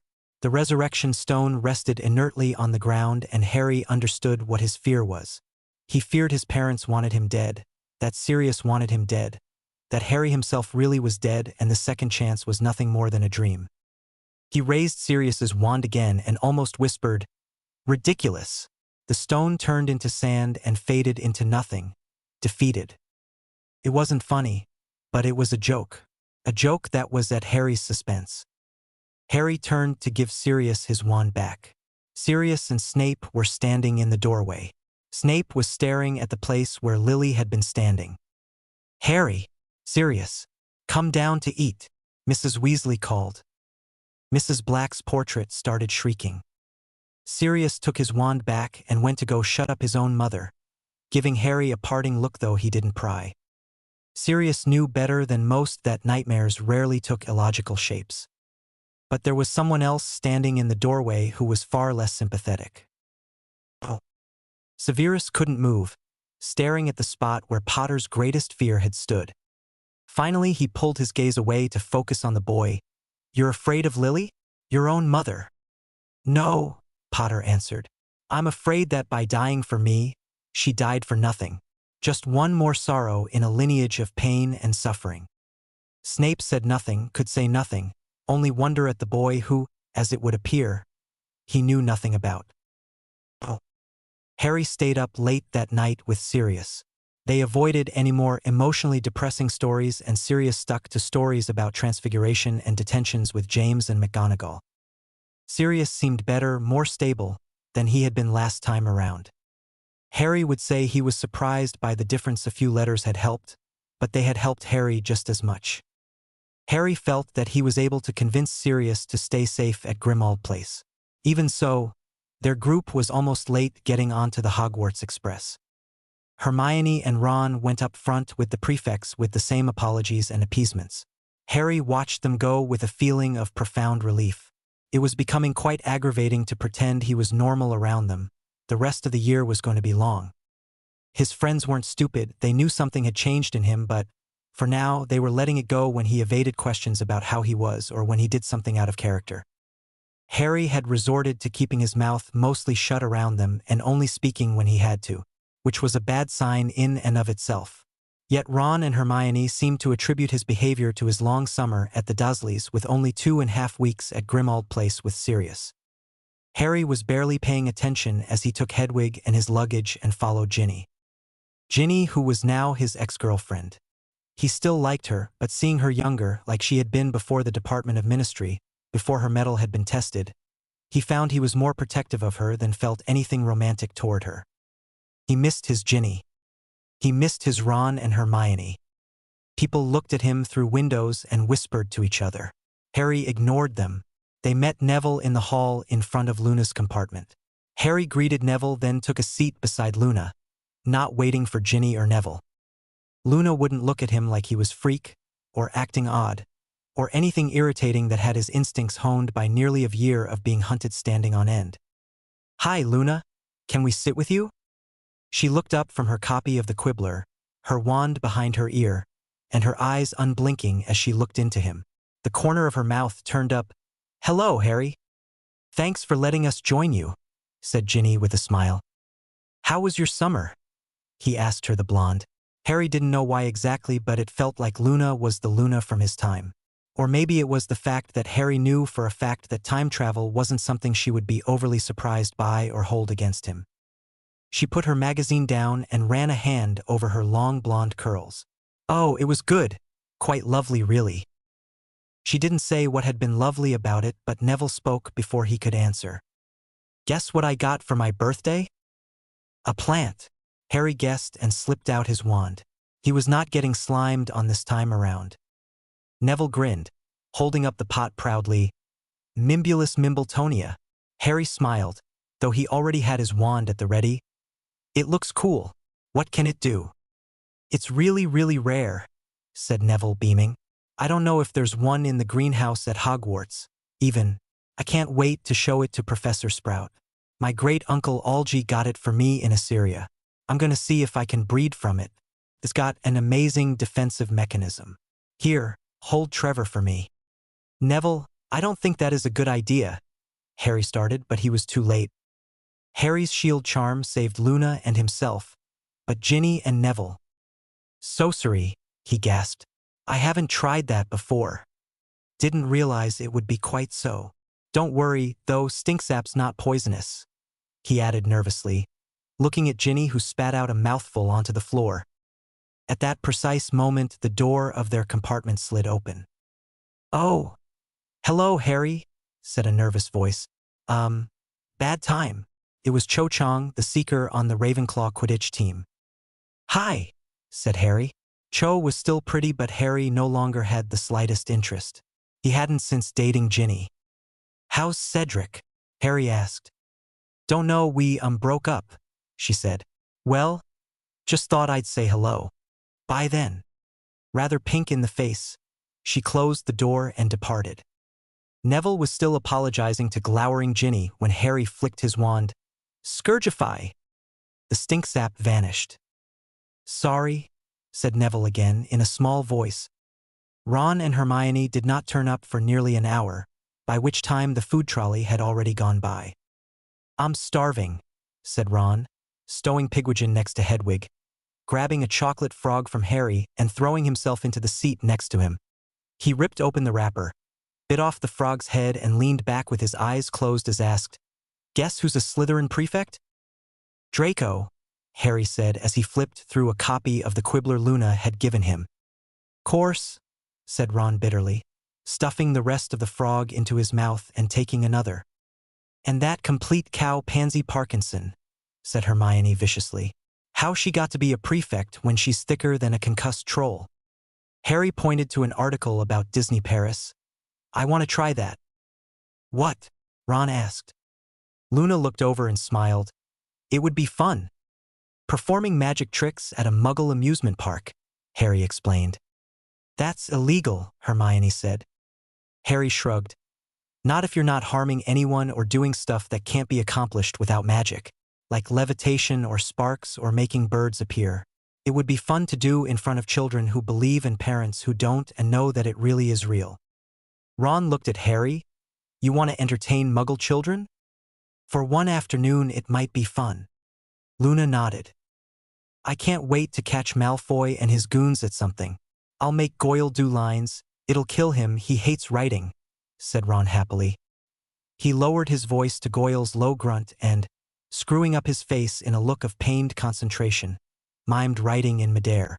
"I must Not, look, like, baboon's backside. Everyone laughed, but nobody laughed harder than Luna Lovegood. She laughed so hard her magazine slipped out of her grasp, slid down her legs, and onto the floor. Ron looked around at the others, who were now laughing at the expression on Ron's face as she continued to laugh. Baboon's backside, she choked, holding her ribs. Harry grinned at her laughing. Anything good in there? Asked Ron as Harry closed the magazine. Of course not, Hermione said scathingly, before Harry could answer. The Quibbler's rubbish. Everyone knows that. Hermione, Harry said sharply. Mr. Lovegood is the editor of the Quibbler. Hermione's cheeks darkened as she stumbled over an apology. The compartment door opened, and Harry chose to do the same thing he had to Mr. Malfoy. Hello, Draco. How are you? I saw your father at the ministry yesterday. He said you've already been studying for the OWLs. Have you gotten far with the history book yet? I swear the book is more use than Professor Binns. Draco was floored by this greeting and by Harry's apparently sincere demeanor. He isn't the most interesting professor, is he? Luna asked. Pity. I thought it would have been fun to learn from a ghost. The Bloody Baron would be a good storyteller, I'd bet, Harry replied to her. Draco stood frozen in the doorway and Harry had to bite his cheek at the mirror of Lucius's expression he was wearing, and like his father, training kicked in. I'm rather good at history. It is the Dada book that is giving me trouble. I don't know what we will learn in that class that might be useful for OWLs. I was thinking of starting a Dada club this year, Harry said causally, so students can practice outside of class. Might be fun, Draco said warily. I need to go keep checking the train, me being a prefect and all. He was starting to build up his steam again, only to be thoroughly deflated by Harry's next remark. Yeah, congratulations, it's a big achievement. See you around. Oh. Draco was at a complete loss. He could not detect the slightest bit of sarcasm from Potter's tone. He stepped back, shut the door, and walked away with Crabbe and Goyle at his heels. He felt as if he had just entered an alternate universe where Potter hadn't rebuffed his offer of friendship. Oh. Ron, Hermione, and Neville gaped at him. I think the Bloody Baron might be too descriptive, and then we wouldn't have time to learn all the facts, Luna said, continuing the conversation. At least I wouldn't be tempted to doze off in class, Harry quipped. I like sketching in his class while I listen. I just take the notes from the book, she said, her large blue eyes staring at him unblinkingly. Smart, Harry said. Harry, Ron questioned, outraged. What the bloody hell was that? What was what?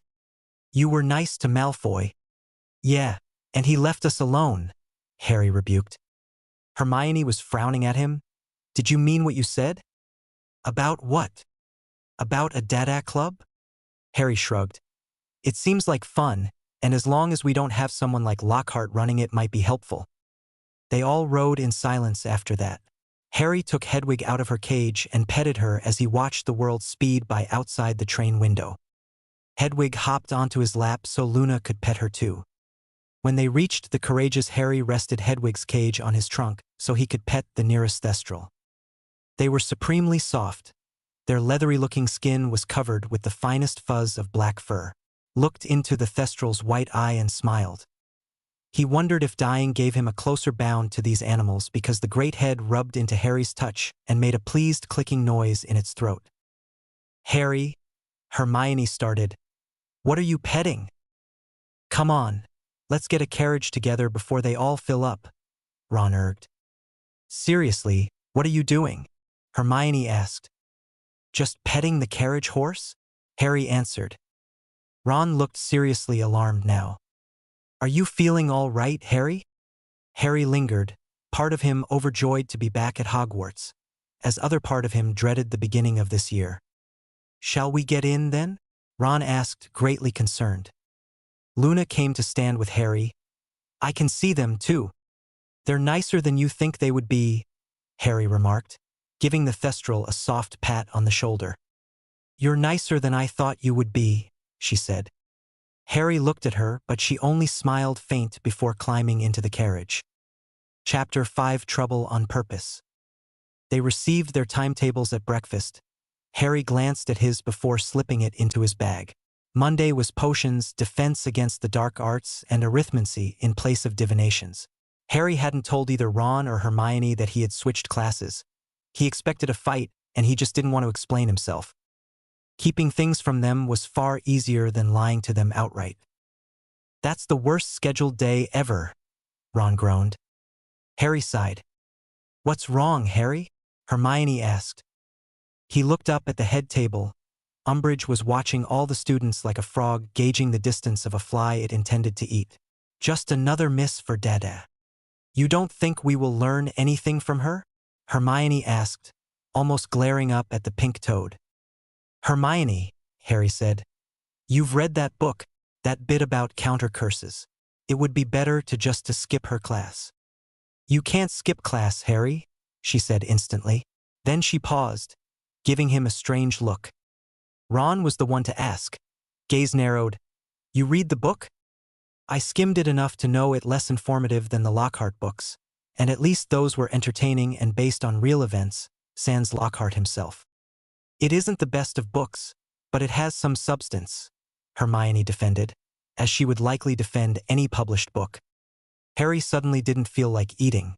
Only habit forced him to finish what little was left on his plate and got up to leave. "Oh. Does Harry seem off to you?" Ron asked Hermione, whose eyes, along with many others, watched the raven-haired boy leave.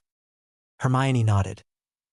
"He was different after the last task and at Grimmauld Place, but the changes were not that noticeable until he started being polite to Malfoy," Ron interjected bitterly. "Maybe it's a good thing, Ron," she placated. "Or maybe there's something wrong with him."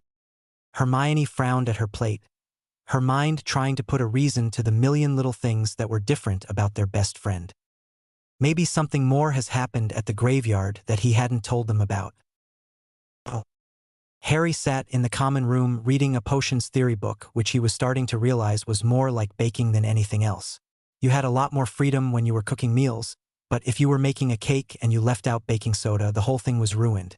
It was with this mindset that Harry read the tips on the proper ways to handle plants and adding certain liquids to potions. He would force Snape to give him an outstanding even if it took destroying reality to get it. Harry took off his shoes and curled up in the armchair, leaning towards the fire. His body felt cold. He always felt cold nowadays, even in the heavy heat of summer. He didn't know why, but he couldn't get warm, as if his bones were in a cooler.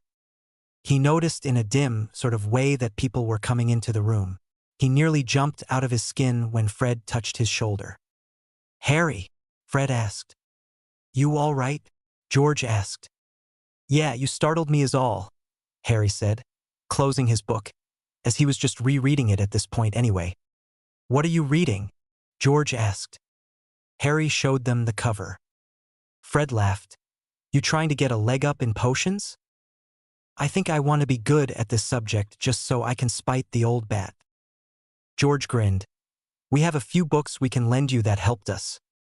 "That would be awesome. This book is just tips on how to handle different materials." The twins looked down at the book in unison. "Is it any good?" they asked. Harry nodded and handed it to them. "You can borrow it if you like. I have already finished it. I was just looking over a couple of the more detailed descriptions."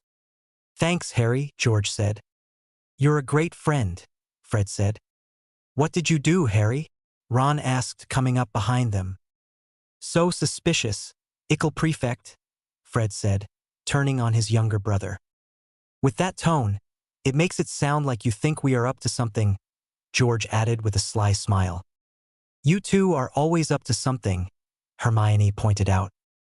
Harry stood, stretched, and headed up to bed while Ron and Hermione were still bickering with the twins. Oh. Harry's dreams were strange. He stood in front of the mirror of Ariste, staring at his scar. It burst open, blood poured down one side of his face. It didn't hurt as the dark blood masked over half his face, nor when it got into his one eye.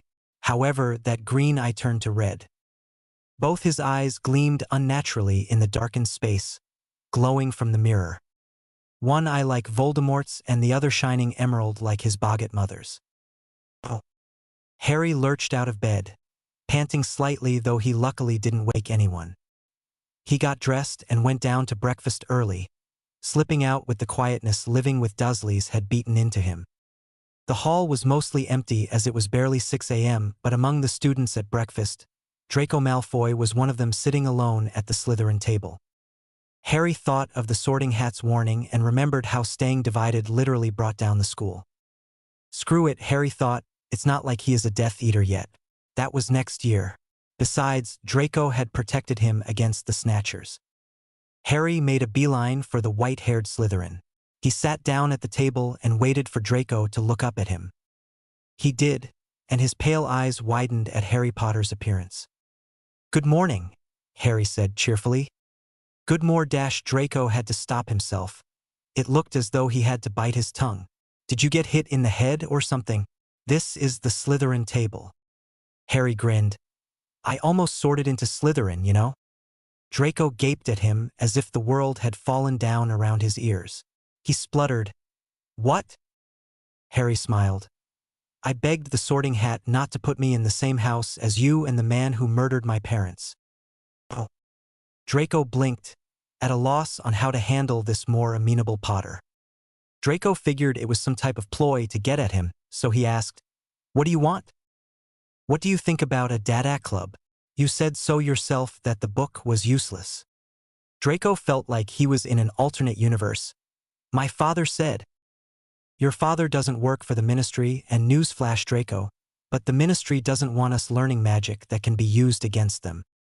Draco frowned. "You want to start a club and get a professor to teach an extra class?" He remembered Lockhart's club and how well that had gone. "No, I'll teach it. I have a feeling Umbridge isn't going to let us use magic in class," Harry said. "And I feel like you are mental and Umbridge isn't going to like you teaching her subject outside of class," Draco shot back. "Then we do it in secret," Harry supplied. "I know a place." "And you think you can teach me anything, that your bet?" "I am the best student in the school for Dada. It is my subject. You, on the other hand, are the dumb arse who taunted a hippogriff after Hagrid told you they were proud creatures who never forgive insults." Draco flushed and glared. "Get lost, Potter." Harry shrugged. "We have Dada today. Let me know when you decide you want to pass your OWLs." Draco fisted his hands and looked around the room. There was no one at the Slytherin table, but the smattering of students at the Ravenclaw and Hufflepuff tables had all been watching. At the head table, only Professors McGonagall and Flitwick were there to witness the oddity of Potter. In all honesty, Draco would have loved to have been friends with Potter. His friends only hung out with him because their fathers had commanded them to when they were little. Oh. Harry went back to the Gryffindor table, finished a piece of toast and an apple for heading down to the dungeons. He had some extra time to read the Twins Potions book they had lent him before heading down to the dungeons. Their first potions classes ended with Harry and Draco getting their potions close to perfect. Hermione's potion was probably a distant third in the class. Harry smirked as Snape frowned down at his as-described simmering potion. Oh. Severus looked between Granger's potion and Potter's. Potter's was the better of the two. Which was impossible. Potter was hopeless in this subject unless Granger was cheating for him. However, Granger was far too vain to let Potter achieve a better grade than her. Weasley wasn't of any help. His potion was toxic. No, the only student in the class who could have achieved this was Draco, who Severus sometimes tutored in the summers. Draco and Potter would never work together, meaning Potter had somehow gotten better at potions. Snape turned his wrath on Weasley. Mocking Potter's abysmal potion skills was typically the highlight of his day. "Oh. What was that?" Ron asked, spitting mad. Sure, Snape had picked on him before, but he had never been the professor's primary focus. That was either Harry or Neville. "I am not going to fail his class," Harry said. "Your potion was better than Hermione's," Ron said. Hermione's mouth tightened. "I have to get to ancient runes." Harry sighed. "You knew she would react like that," Ron accused. "I just don't understand how you could have done better than her in the first place." "I studied over the summer." "Why?" Ron asked. "Because what else was I supposed to do locked up at the Dursleys, Ron? In case you're not aware, you and Hermione are my only friends." How many letters did we exchange? How much did you hear from me? Did you ever stop to think what it's like to have no one to talk to other than an old lady across the street who only talks about her cats? The most human interaction I get is my aunt and uncle ordering me to do chores and make them food. So, yeah, I read books and did my summer homework. Sorry to disappoint you, Harry snapped. Ron flinched, then asked as Harry began to turn down a different corridor, "Where are you going?" "Arithmancy. And don't worry about telling Trelawney. She must have seen it coming." Ron stopped and watched his best friend walk alone down the hall into the mass of other students. Harry had changed and Ron wasn't sure he liked the new Harry. Arithmancy held in a bright, large windowed room.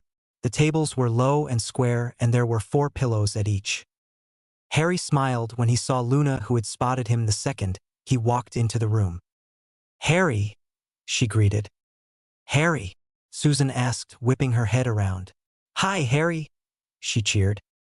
"Hi, Susan. Hi, Luna," Harry said, taking his seat between them. "Thank Merlin. I am not the only one from our year who switched electives.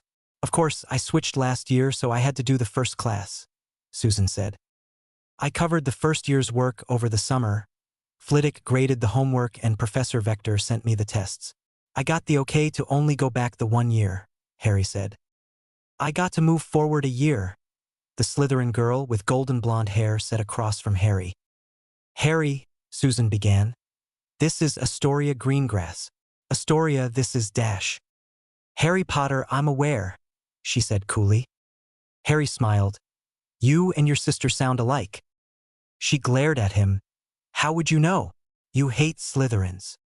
"No, I dislike Draco and his 2 shadows, and sometimes Pansy and Millicent." "Your sister is nice though," Harry said. "My sister isn't nice. She's awesome, but she isn't nice." "Well, by nice, I mean she isn't loud and annoying," Harry corrected himself. "Because that isn't the exact definition of a Gryffindor?" she shot back. "You are the attention-hogging boy who lived." "Hey, I never asked to be famous for surviving my parents getting murdered. I would gladly trade my fame for my mother's life," Harry snapped. "Like you can even remember her," Astoria said, not letting go of her advantage. "I remember her screaming for my life and what it looked like when Voldemort hit her with the killing curse. Trauma sticks with you." Astoria looked away, her cheeks flushing. "Sorry," she muttered. "My parents were killed by him too," Susan said softly. They were all spared further discussion on the topic of dead parents as Professor Vector took control of the class. She was a stern witch, and though her class seemed to be a numerical way of predicting the future, her class began to go into wards, in numerical architecture that aligned with the stars, like tombs in Egypt or mosques in the Near East. With arithmancy, numbers and patterns had power. Hermione was right about it being a far better class than divinations. The groups of 4 worked together on a circular diagram on their table. Between the 4 of them, they did really well. Professor Vector gave Harry an approving nod. "You'll catch up quickly with this group, and your presence evens out the class, so now every table has 4. "Splendid." As they were leaving class, Luna said to him softly, "On the train, your shield charm." "It was instinct," Harry said. "You cast it without speaking a spell," she said. Harry missed a step. She smiled at him. "I don't think the others noticed." They parted ways when they got to the Great Hall for lunch. "Oh, you dropped divinations?" Hermione asked as soon as he sat down. "Didn't Ron tell?" Harry asked, pulling a few slices of apple onto his plate. "Yeah, he said you've been studying all summer," she said. "I didn't think you would have a problem with that," Harry said without looking at her. "You hate studying." Harry looked up at her then. "Like I told Ron, I hate living with the Dursleys and I had nothing better to do with my time." She opened her mouth to protest. He cut her off. "Hermione, give it a rest. Can't you just be happy or proud or something other than upset? I didn't tell you every aspect of my life." She nearly bit off her tongue. "That's not fair. And it's not fair for you to be mad that I did better than you on 1 potions assignment either." None of the 3 of them talked to each other through the rest of lunch. "Oh, Harry settled in to do his arithmancy homework, having transfigured the textbook to look like the Dada book. Like last time, Hermione raised her hand. "Did you want to ask something about the chapter, dear?" Umbridge asked Hermione, as though she had only just noticed her. "Not about the chapter, no." "Well, we're reading just now," Professor Umbridge said with a sanguine smile. "If you have other queries, we can deal with them at the end of class." "I've got a query about your course aims," Hermione forged onwards. Professor Umbridge raised her eyebrows. "And your name is?" "Hermione Granger."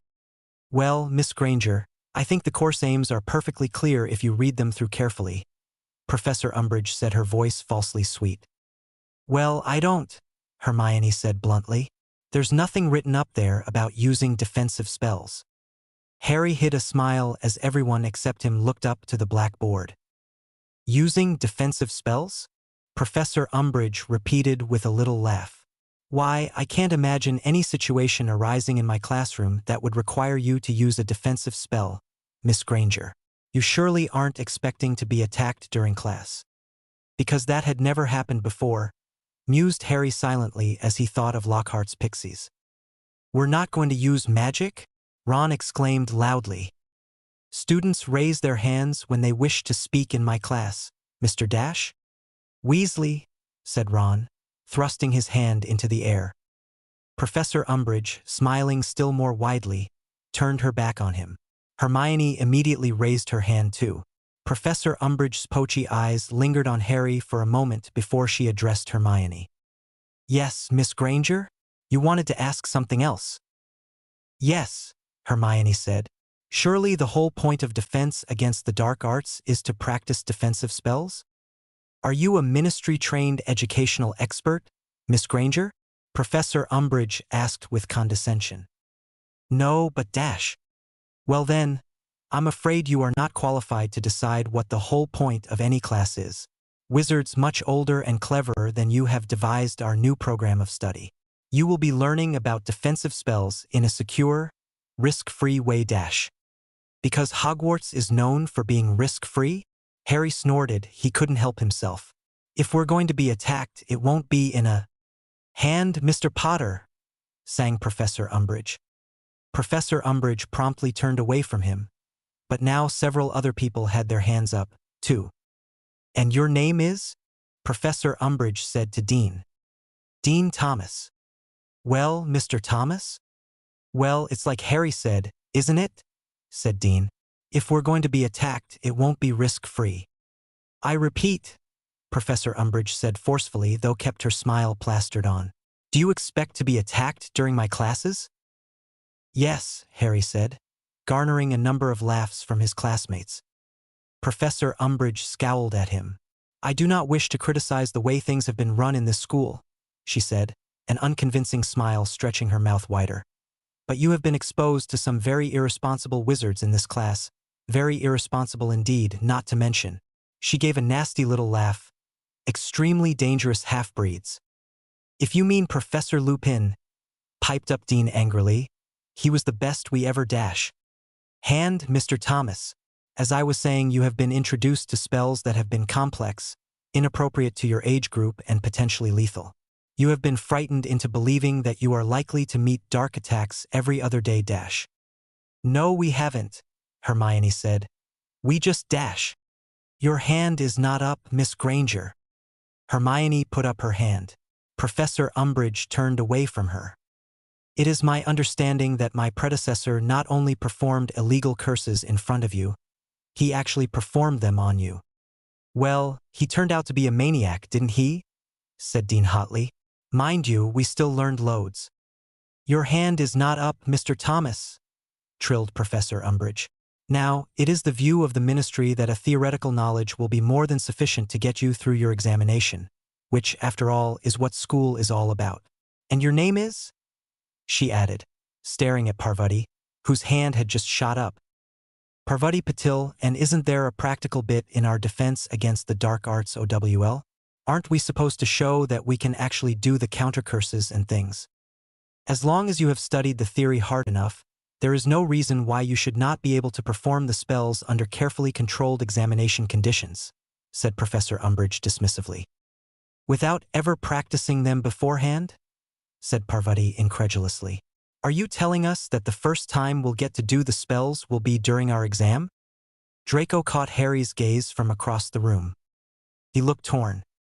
Harry was the only hope anyone here had of passing their tests if they weren't already great at the subject. I repeat, as long as you have studied the theory hard enough. Professor Umbridge looked up and met Harry's gaze. He still loathed this woman. Lucius Malfoy was the height of morality compared to her. There will be no need to try the spells before the test. The theory will suffice. Harry had bite his cheek, but he was able to keep his temper. Umbridge had made Harry's life a living hell once, and he fully intended to repay the favor. Regrettably, he would not be able to accomplish that here and now, but her time would come. Eventually, the class settled down, resigned to reading listlessly from the book. Draco came up to Harry after class as he was walking out with Ron and Hermione. Draco said 2 words before disappearing back into the crowd. I'm in. I know I keep asking this, but what was that? Ron asked. Harry grinned. Trouble. And this time he would be causing the trouble on purpose. If the professors thought he was mischief-making before, they would be in for a rude awakening. Chapter 6. Even the Slytherins. Come on, Hermione. It is a great idea, Harry implored. It was your brilliant idea, he thought. All right, but if we get in trouble. Hermione, Harry moaned. This is worth the trouble. Besides, I am not doing this for myself. I already know everything I can teach. The prospect of Harry knowing more than her hit a sore spot that Harry had been digging at in basically every class excluding history of magic. Harry thought it kind of funny that as a would-be 7th year, he was barely keeping even with Hermione. Yet he was a little sad that she was upset with him, or not so much upset as hurt. Being the best at nearly everything, especially compared to Ron and Harry, had become her identity. It was depressing because he knew she was so much more than that. We will have to find a way to communicate the time and date in secret. I did look up club rules at Hogwarts, and there is nothing against this, but if Umbridge gets a whiff of it, she will shut us down, Harry said. Ron had been pretty quiet for the week and had yet to speak through this conversation, arms crossed and moping. But he couldn't help but mutter then, I can't believe you invited Malfoy. Harry sighed and looked out the window. The sun was peeking out from the clouds. Ron, are you planning to try out for keeper now that would graduated? Harry asked, switching topics. Ron's cheeks immediately tinged pink and he looked extremely self-conscious as he asked, Maybe, do you think it is a good idea? I thought, with the new broom I just thought. Do you want to go practice? Harry asked. Ron perked up then. Yeah, that would be great. All ills between them were momentarily forgotten. Ron dashed up the steps to get their brooms. Harry turned to Hermione. We also need to ensure a way that there are no snitches. Hermione nodded. Where are we going to meet? He wondered if the Slytherins would sign it. To him, it didn't really matter. If the Slytherins weren't with them on this, it was going to fail anyway. I know a place in the castle, but I think we ought to meet in Moaning Myrtle's bathroom for the first meeting. Hermione nodded again. I'll get the word out. Harry, Ron has a point about the Slytherins. We can't trust them. Harry stood and gave her a weak smile. Hermione, what reason have we given them to be worthy of their trust? It goes both ways, You can't be respected if you never show respect. She arched a brow. Have you forgotten what they've said about me? About you? We aren't going to change their minds by making ourselves their enemies. I'm not saying we let them hurt us, but we can avoid giving them for an OWL study group. And if being the bigger person gets you expelled, then what? Then you and Ron can say I told you so when I am packing up my stuff. Doing the right thing for the greater good had gotten him killed and sent back in time. What was a little expulsion compared to that? Ron came stomping down the stairs at a run. Harry, I brought your firebolt. Let's go. With one last meaningful look to Hermione to confirm he was serious about this, Harry took his broom and followed Ron down to the Quidditch pitch. There was no more talk about the Dada Club as they pelted the quaffle at Ron. Harry remembered how bad Ron's practice had gone and did not hold back to give him a better chance at being comfortable. At first, Ron seemed disheartened as Harry scored goal after goal, but then Ron blocked a few, then a few more, and that seemed to boost his confidence even higher. They ended the night on a good note with Ron saving 3 goals in a row. As they walked back to the castle, the light of dusk seeping behind the mountains rapidly, Ron asked, "Do you think I have a chance at being keeper?" "I do, but dash." "But what?" Ron asked nervously. "But you have to keep your cool. Once you missed one, you got so upset you would miss another 3 right after it," Harry explained. "You have to get a thicker skin, even with mist sometimes." Ron's ears had turned bright red, but he nodded. "Yeah, all right. We can keep practicing until tryouts," Harry consoled. Ron gave him a small smile. They had been distant lately, but they could always count on Quidditch to bring them back together. They chatted about the subject, past games, what a Loon Wood was as a captain, and about their new captain who Harry tried not to give future information about. In the common room, Harry saw Ginny and got an idea. "Hey, Ginny," Harry called, dragging Ron to her. Ginny looked up from the book she had been reading with a bemused expression. She was seated by the fire, the firelight making her hair glow. "Hi, Harry, Ron. What's up?" "Ron is trying out for keeper this year, and since you want to be a chaser, I thought it might be fun to practice together," Harry said, grinning. Both Ron and Ginny gaped at him. "But how did Ginny stuttered. "How did you know I wanted to be a chaser?" Harry didn't realize his mistake until Ron said with a laugh, "Ginny doesn't play Quidditch. Harry, whatever gave you that crazy idea?" Harry saw Ginny's expression and took 2 quick steps back, holding up his hands. "I thought all the Weasleys but Percy played." "Well, Ginny doesn't," Ron chuckled. "Don't talk for me," Ginny snapped. "Well, you don't," he said.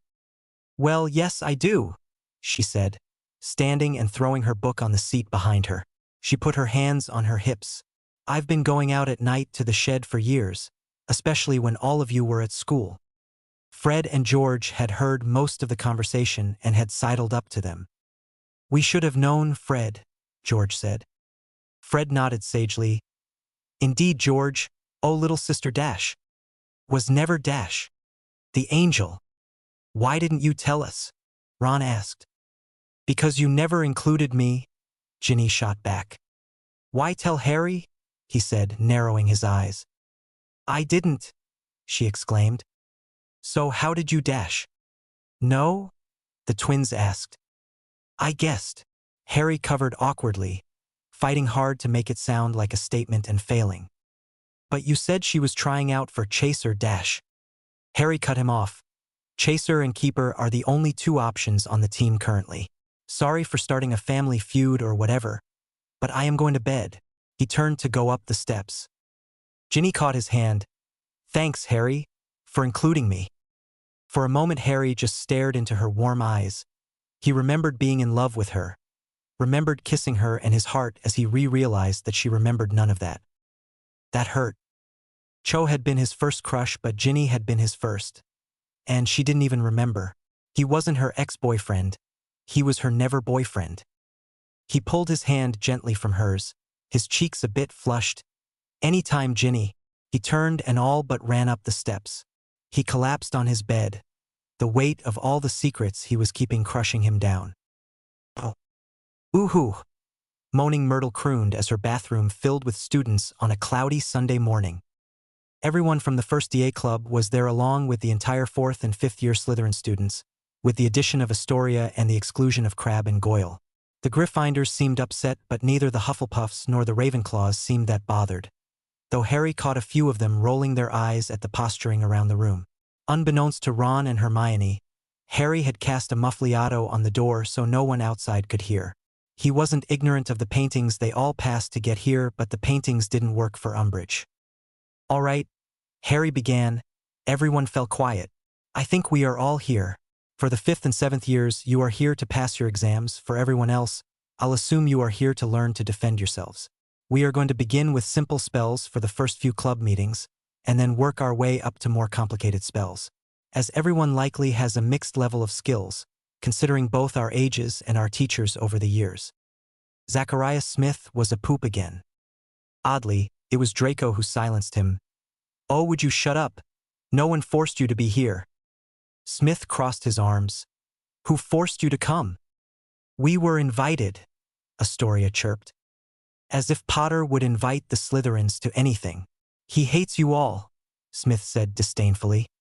"I don't hate them," Harry said through gritted teeth. "And I did, in fact, invite them."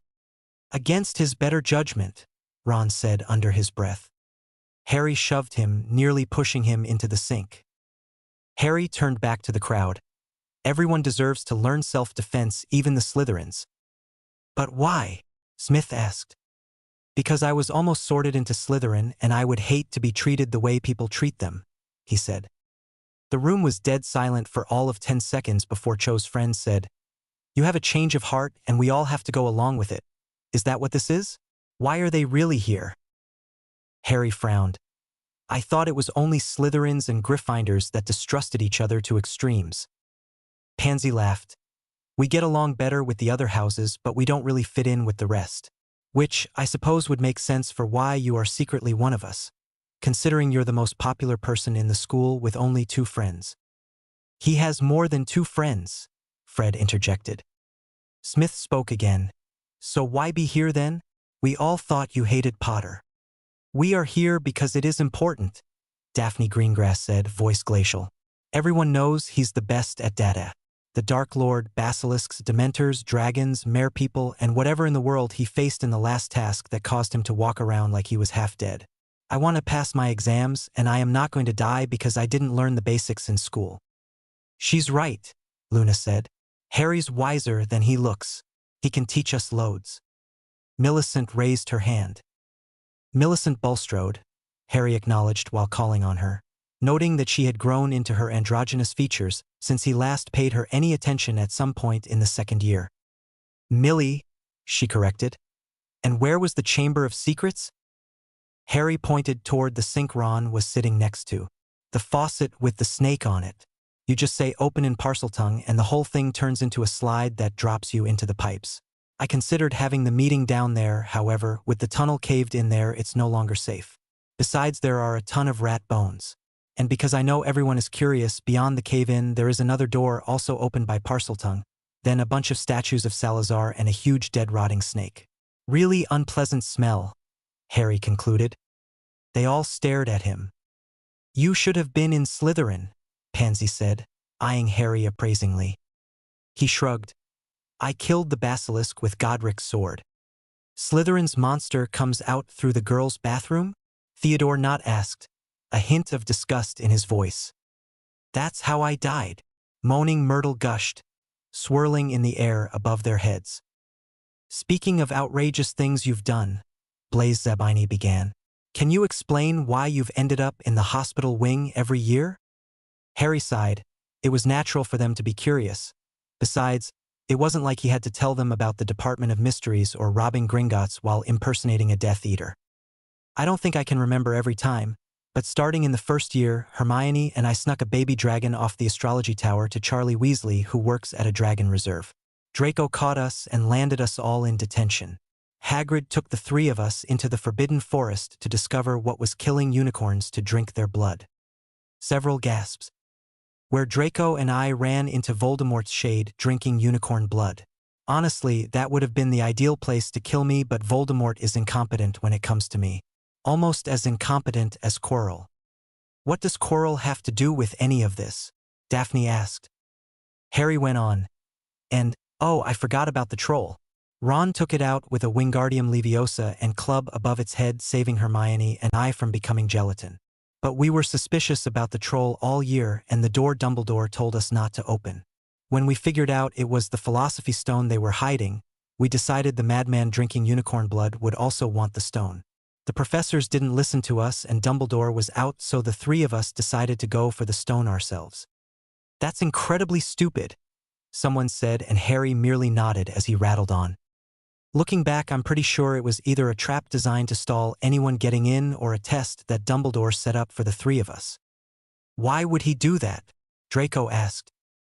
"Albus Dumbledore thinks it's my destiny to defeat the Dark Lord." "You're a kid," George pointed out. Harry shrugged. Tell that to the stupid prophecy that got both my parents and Neville's targeted, because we had the unparalleled honor of being born in the last month of summer. Now, where was I? Oh yes, Ron nearly died. There was only enough potion to get me through walking through fire, to the last test where I met Professor Quirrell. Seriously? Theodore asked. He had Voldemort on the back of his head, and because I got the stone in my hand and Quirrell was a particularly dim person, he tried to wrestle it away from me instead, I don't know, stunning me or cursing me, which is when the three of us discovered that my mother's blood ward protects me from Voldemort, mostly. My skin burned his skin, and I held onto Quirrell's face until the professor died and Voldemort's shade escaped to find somewhere else to hide. Dead silence. Harry repressed a smile. So my first year ended with me in the hospital wing and no one caring I murdered a professor. Second year was more dramatic because the basilisk was potentially a bigger problem. Everyone called me insane for hearing voices in the walls, or as Hermione later learned, the pipes. Another shade possessed Ginny. Hagrid told Ron and I to ask the man-eater spiders in the Forbidden Forest to help, which they sort of did before deciding they wanted to eat us instead, and thanks to an animated car we survived, yeah. Ron shuddered. What about the bludger?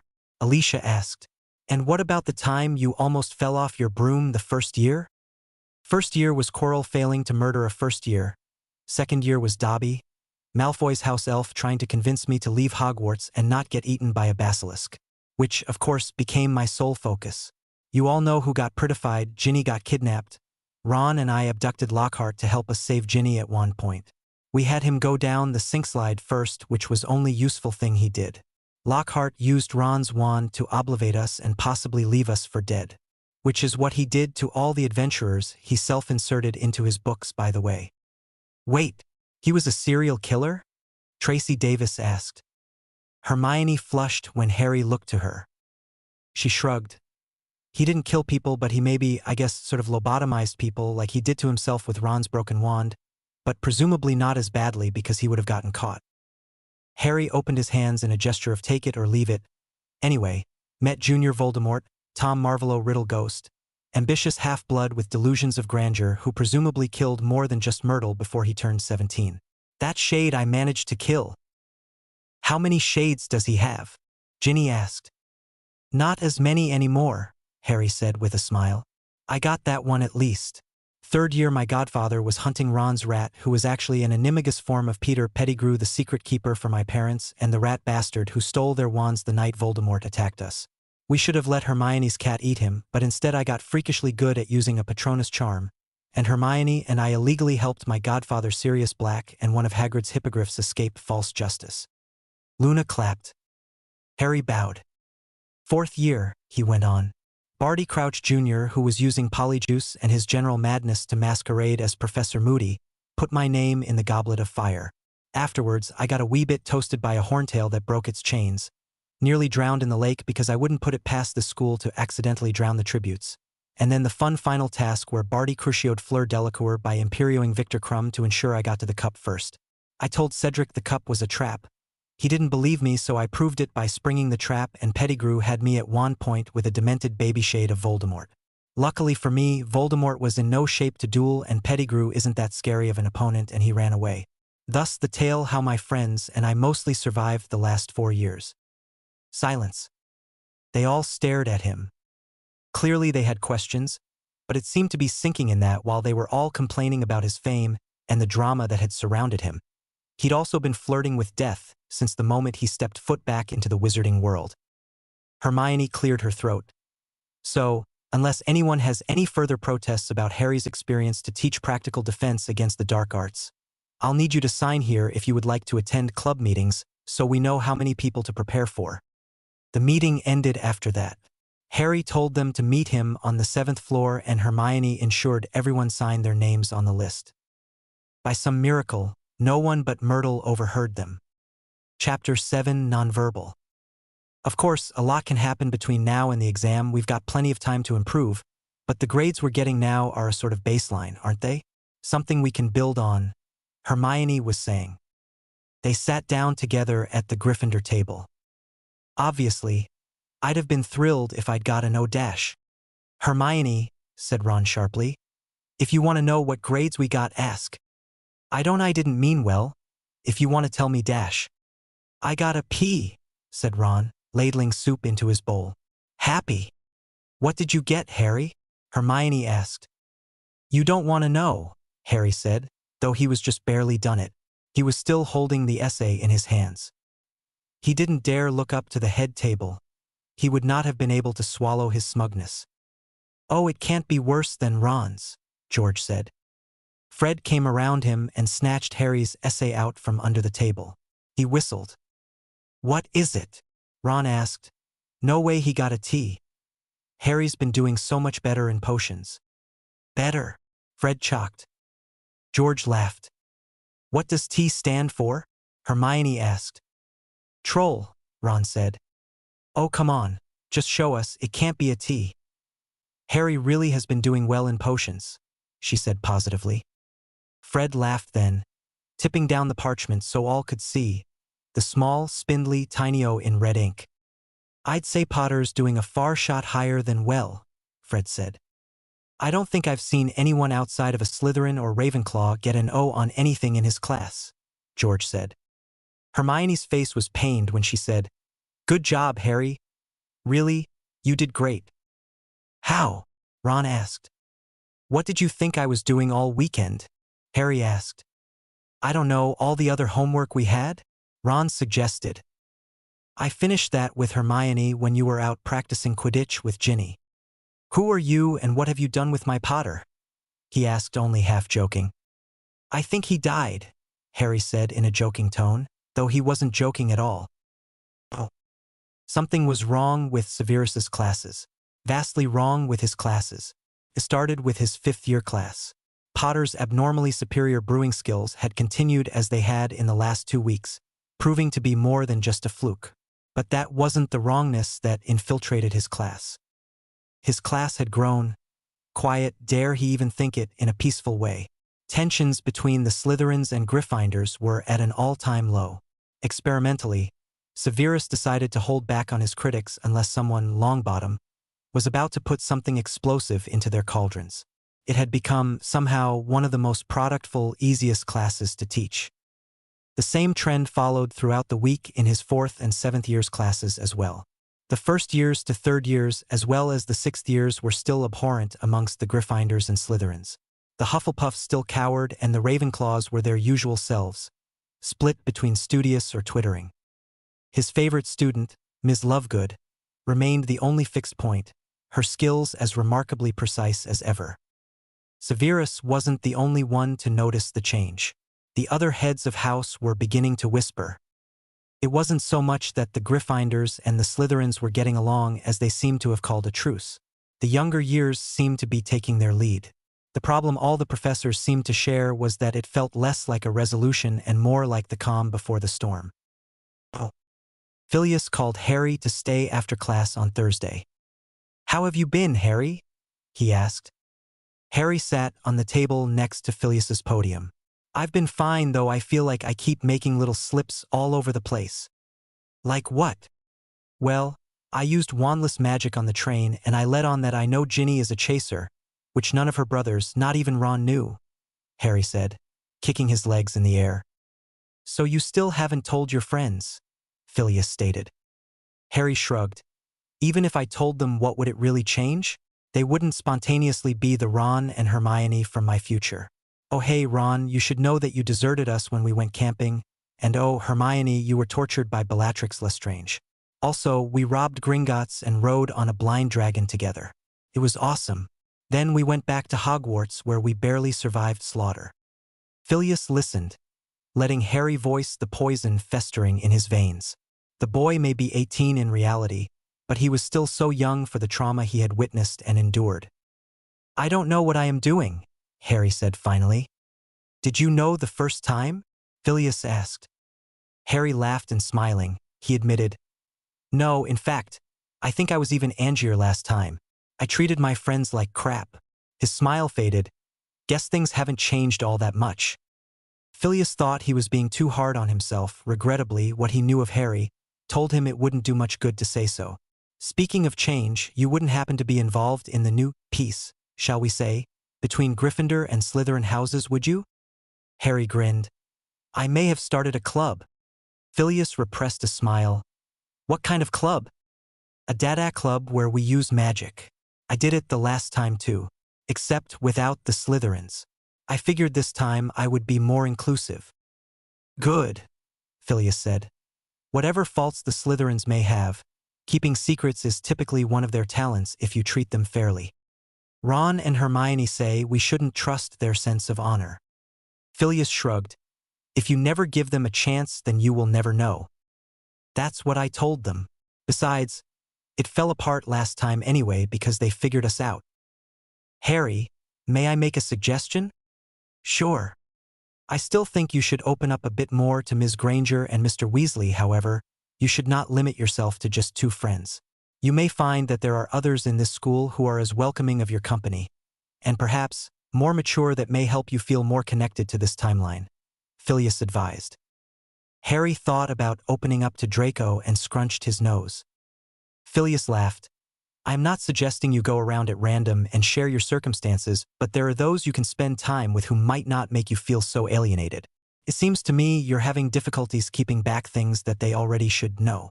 You may find you have more control over your own words with someone you were not previously close with. Harry nodded. I'll try. The Dada Club should help. Although my arithmancy class has been kind of fun. Luna, Susan, and Astoria are pretty fun to be around.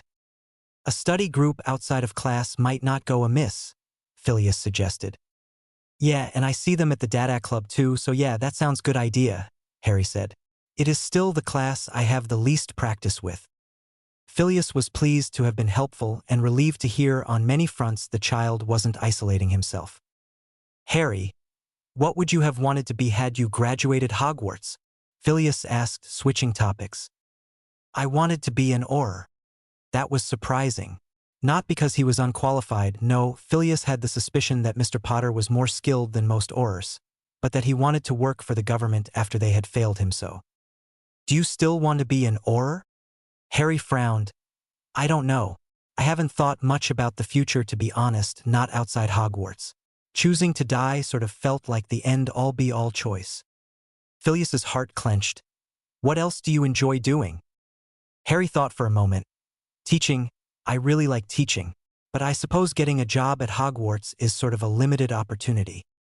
Not if you're applying to the Dada position, Phileas remarked, half joking. Harry smiled, understanding the joke. Yeah, but that is only for a year unless I manage to kill Voldy completely. So it really is cursed? Phileas asked. Yeah, Tom Riddle came back to Hogwarts and offered to teach it, but Dumbledore turned him down and demanded he leave the school grounds. This was before he started openly attacking Britain. I think his eyes were already red then, though. Sort of a tip-off. How did you see that? Phileas asked, surprised by the visual description. Dumbledore showed me in his pensive. Phileas sighed, rubbing his nose. Lunch period is almost over, Professor, Harry commented, looking at his watch. Phileas held up a finger and hopped off his stack of books. He pulled out one towards the bottom. He handed the book to Harry. 6th and 7th years can apply for a teaching assistant position. Start going over this book and make lesson plan outlines. Next year, if you like, you can be my assistant. Mostly, I will use you for in-class examples and you will help me grade homework. But if you want a career as a teacher, it will help. You might have to do a few years as a private tutor, but if becoming a professor is what you want, there is no reason you can't accomplish that. Thank you, Harry said, smiling. Keep me updated on your club, Phileas said, smiling back. I will, bye Professor, have a good day. You too, Harry. The boy flashed him an even wider grin at the use of his first name. When he was gone, Phileas sighed and his thoughts swirled in worry for the boy who lived. Oh. Minerva was watching Harry closely. She could have sworn he did the last transfiguration spell wordlessly, however. She was not sure as she had been on the other side of the room. Harry was officially ahead of the rest of the class with or without the factor of wordless magic. He was no prodigy so much as it seemed like he had learned these spells before. His essays were much improved as well, showing not just a reiteration of the text or class notes but actively engaging with the theory. Harry's essays were blessedly shorter compared to that of Ms. Granger's small scripted lengthy papers. An unforeseen effect of Harry doing well in class and on homework was he was engaging more with the other students. Students would ask him for assistance before asking herself or Ms. Granger.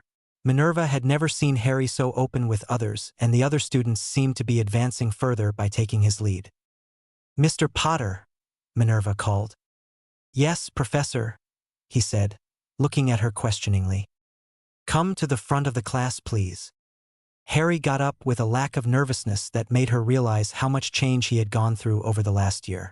She placed a rat on her desk. "Vanish it." Harry frowned at her. "Silently," she said. The class was riveted. Harry opened his mouth to ask, but she cut him off.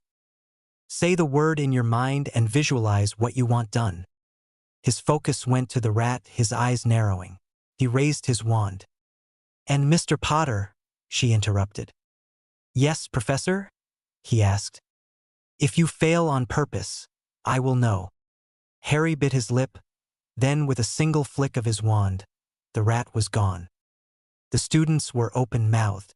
Hermione's eyes were so wide one could see the white all the way around her irises. 50 points to Gryffindor, Minerva said coolly. The Ravenclaws looked at each other, doubtful that any of them were ready to try that. "Now, I don't want anyone to be discouraged. Nonverbal spell work is a measure of focus and mental discipline. Determination, though, is not enough. Your mind must also be settled. Typically, it is in the 6th year when we encourage or demand that students practice nonverbal spells," Minerva said. "If you feel that you have mastered a spell or wish to challenge yourselves, you may try it. As Mr. Potter so politely showed us, it is possible even for younger students." Oh. Harry kept his expression mild even as guilt and anxiety built inside him. He was afraid to meet Hermione's gaze, afraid to see the harm he had caused her. It really wasn't fair that he jumped ahead. A small part of him hissed, but didn't she do the same with the time-turner in their 3rd year? He shook the thought away because it wasn't the same, and he wasn't half a year ahead, he was 2 years ahead, almost 3. One of the Ravenclaws raised his hand, addressing his question to Professor McGonagall. How was Potter able to do that on just one try? Harry watched her, worried what she might say. He wasn't expecting earnest praise of his past abilities. "As I have heard, Mr. Potter was able to throw off the Imperius curse on his first attempt. Mr. Potter has demonstrated an incredible sense of self and mental fortitude which has a tangible effect on his mastery over his own magic. However, while he may be an outstanding example, it does not mean any of you are incapable of reaching similar heights." She met his gaze, giving him a small smile. Harry felt his cheeks warm, trying to hold onto the praise of his character even as both Hermione and Ron refrained from talking to him for the rest of class. It was Neville who leaned over to ask, "How did you do that?" Harry shrugged. "Practice." Neville frowned. "Why have you been practicing nonverbal spells?" Harry thought of the months on the run, hiding, cowering. "I thought it might come in handy." It had saved his life more than once. Oh. Harry stayed after class to talk with Professor McGonagall. Neither Hermione nor Ron offered to wait for him. "I wish you hadn't asked me to do that," Harry said when the last student had left. Minerva straightened her papers before giving him a shrewd, "You could have held back, Merlin knows you have before." "That's not true, I have always tried," Harry said indignantly. "Potter, the only magic you have ever put your full focus into before this summer were those spells you felt it necessary to survive with.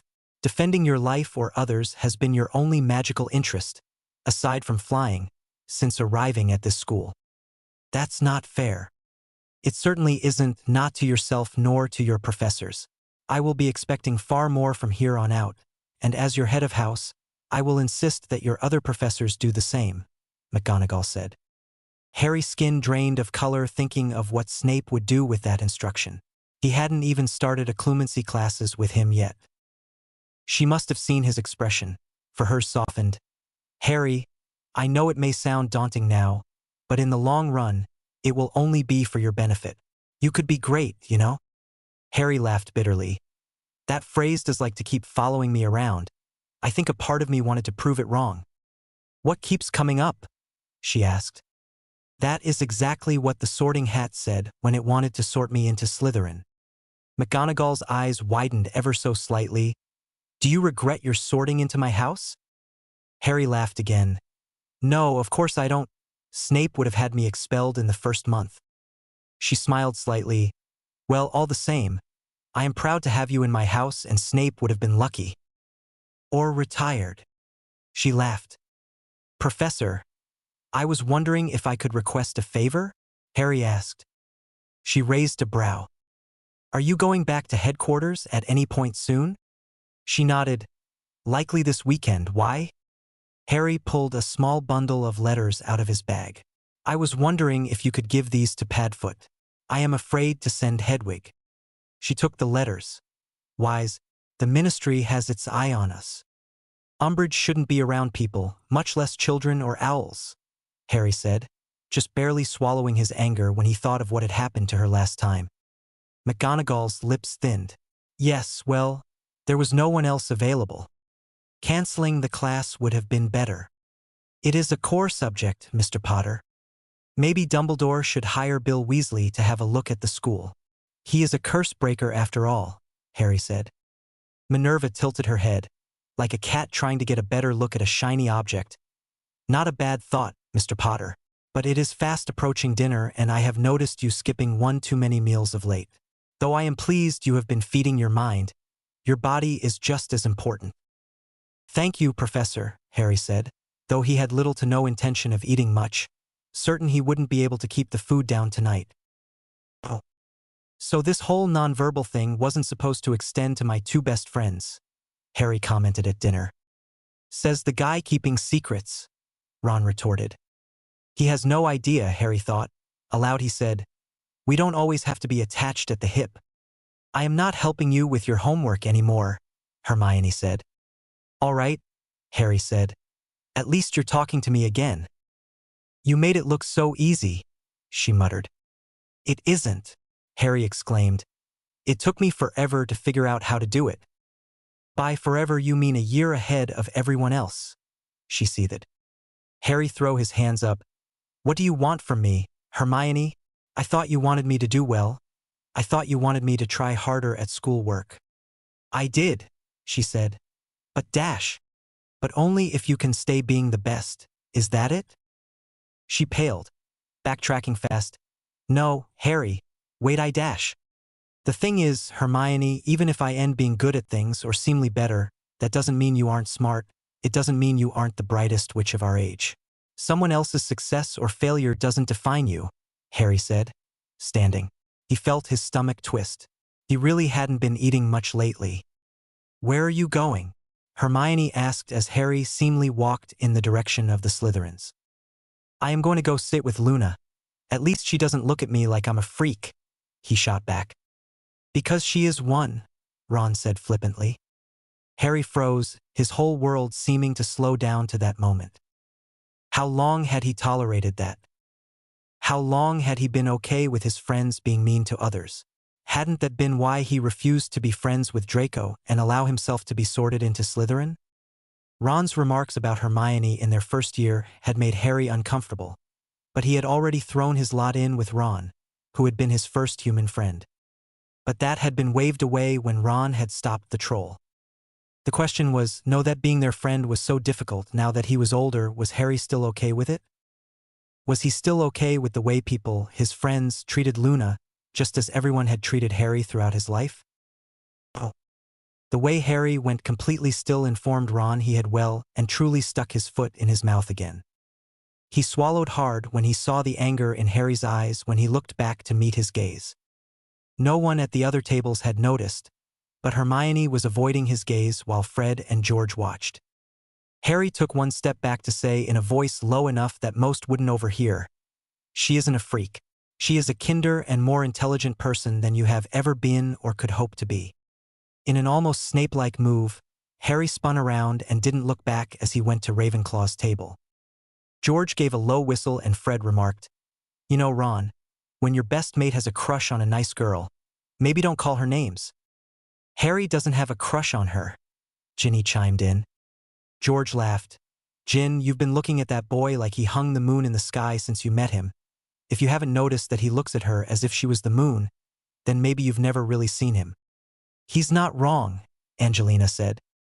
Ron bit his lip, again, cursing himself for not keeping up with Harry over the summer. He met Hermione's gaze and knew she felt just as lost.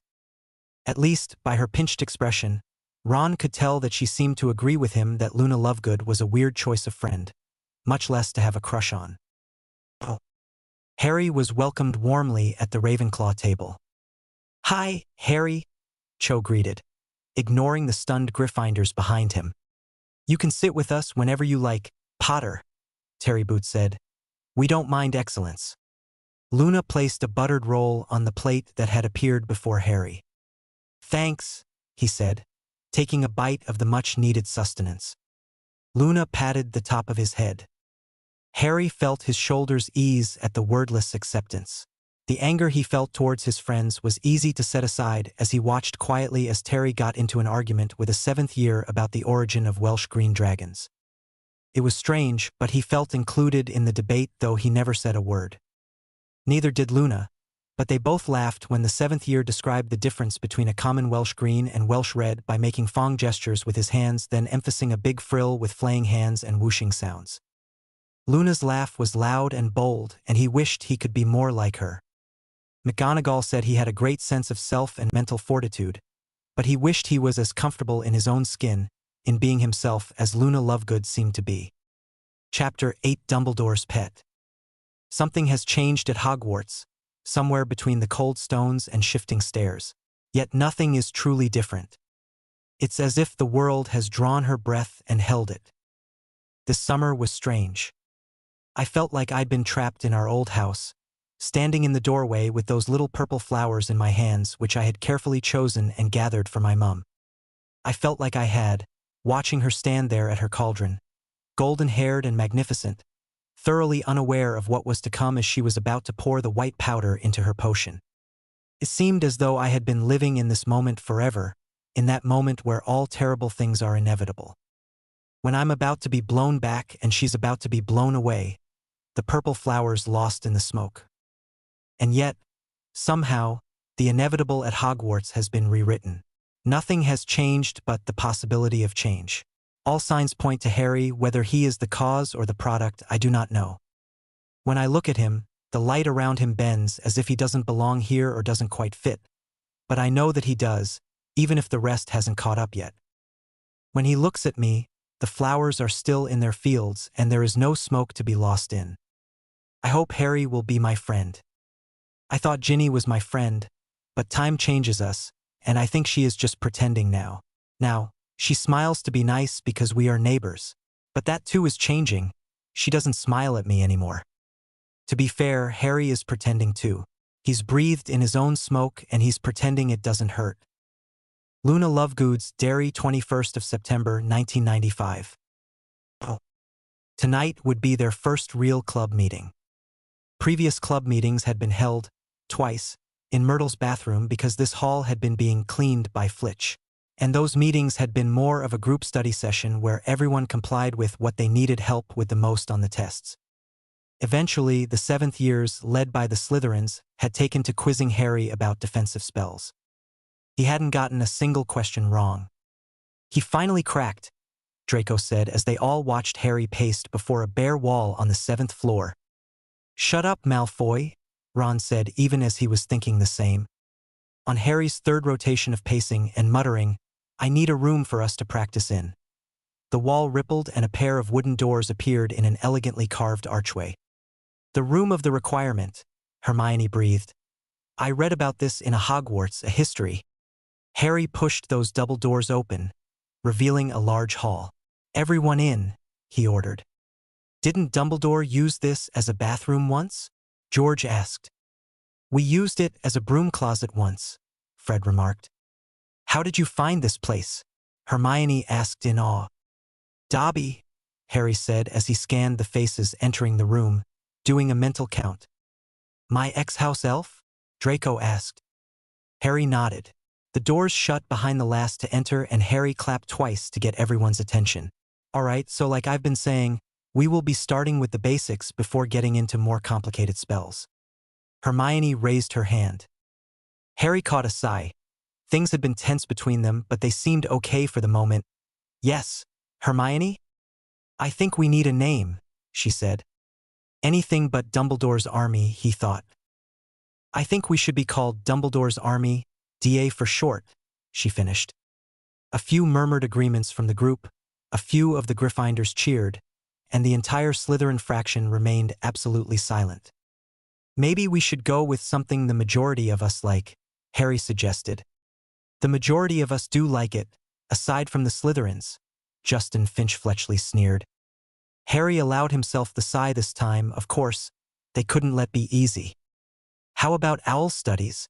Harry posed. That way if someone says the whole of it, people will either think we are studying for our OWLs, which the majority of us are, or we can say we are literally studying owls. Hedwig can be our mascot, Susan threw in with a smile. She's such a pretty bird. But that isn't cool, Ron said. Dumbledore's Army is cool. Hermione was saying as we were coming in that it is what Fudge is most afraid of. Then it would be stupid to name our group something that calls attention to us, Blaise Zabini said. Besides, not everyone likes Albus Dumbledore, Astoria said, crossing her arms. Harry likes Dumbledore, Ron shot back. He looked towards Harry and was dismayed by Harry's pinched expression. Don't you, Harry? He coughed. Well, I like Hedwig more than the headmaster. He really didn't want to think about his opinion of the headmaster. It had been something he had avoided rather well since serving his death at his instruction. But you do like him, right? Ron asked. If it's a choice between Hedwig and the headmaster, I'm choosing my bird, Harry said. Several people sniggered. At least she's my friend. Hedwig didn't want him to die. Harry, Hermione chided. The headmaster is our friend. Just because I'm his pet golden boy doesn't make him my friend, and it certainly doesn't mean that I have to like him, he snapped. Some of the group exchanged looks. Blaise cursed and handed Daphne Greengrass a galleon, presumably, for losing a bet. Bird Club it is then, Theodore not interjected. Can you all quit wasting my time now? Harry had never liked a Slytherin classmate more. With an air of relief, he began the lesson. He drew his wand. The disarming spell is one of the simplest and most useful spells in defense against the dark arts. Without their wand, an opposing witch or wizard has dash. Finch-Fletchley had opened his mouth and Harry pointed his wand at him. If you don't like what I'm teaching, then get yourself gone. I am not forcing anyone to be here. There was a brief silence. No one, not even Finch-Fletchley, made for the exit. Right then, as I was saying, a witch or wizard has limited options. This spell also works on opponents with weapons, such as knives, swords, axes, shovels, quills. Basically, anything someone is holding is fair game. Here are the motions and the pronunciation. He showed them, disarming a dummy that appeared on the far side of the room. Try focusing on your aim. For those who feel really comfortable with it, can try practicing the spell silently. Harry had no idea what the 7th-year Slytherins were capable of. He was just glad that none of them was on the Slytherin Quidditch team. As in the past, the first 10 minutes were a chaotic example of all the reasons why becoming a professor wasn't an often sought-after position in the wizarding world. This time, they did have an even number of people when excluding Harry, so that Neville was paired with Hannah Abbott. Harry was very glad that he had wrote a note to Flitwick over the summer about Neville needing a new wand because the pair was evenly matched now. Maybe Neville was even a bit stronger. Harry didn't stop the group. He walked through the pairs, making suggestions as he went. The Slytherins were about even with the rest of the class, though the purebloods had an obvious leg up with their Latin and body formation. Their aim, however, Harry used a shield charm to stop an overcharged spell from knocking Cho Chang upside the head. Judge how much power you need to take a wand out of someone's hand, Harry said, raising his voice for all to hear rather than pointing out the individual, who in this case had been Astoria Greengrass. The more power you push into this spell, the better your aim needs to be, as a lower charged disarming spell isn't forced to go in a straight line. 2 hours later, everyone had gotten the spell, the 7th years all having managed to accomplish it silently, including the twins. That was good, Harry said, calling their meeting to close. Wait. One of the 7th-year Slytherin boys called. I want to see you perform the spell against someone. What's your name? Harry asked. Maximilian Ulysses, he said. Harry waved him forward. Well, you just volunteered, so step forward. Someone give us a countdown. Luna stepped out of the bystanders and counted 3, 2. She seemed to get distracted by something floating over their heads before getting to the last number. Hermione made a harsh, impatient sound in the back of her throat before calling out, 3, 2, 1, go! Maximilian's wand was flying in the air before the 7th year could twitch his wrist. Harry caught the wand and tossed it back to him. Maximilian grinned. You can call me Max Potter. Harry smiled back. Well, that's the disarming charm. Let me know what days everyone has Quidditch practice, and if times don't line up, we can do 2 half classes early in the mornings before breakfast. People left smiling and chatting.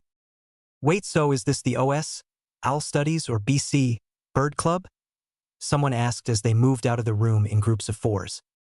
Harry was surreptitiously checking the map as they left. It was a Saturday, and they were all well within curfew, and Umbridge hadn't begun making her ridiculous mandates yet. I think it should be OSC, Owl Studies Club, another person said as they left. Harry? A soft voice said from behind him. He turned to see Cho looking at her feet. Did you need something? He asked. No, I just wanted to say you're a great teacher, she stuttered. Thanks, Harry said, laughing internally.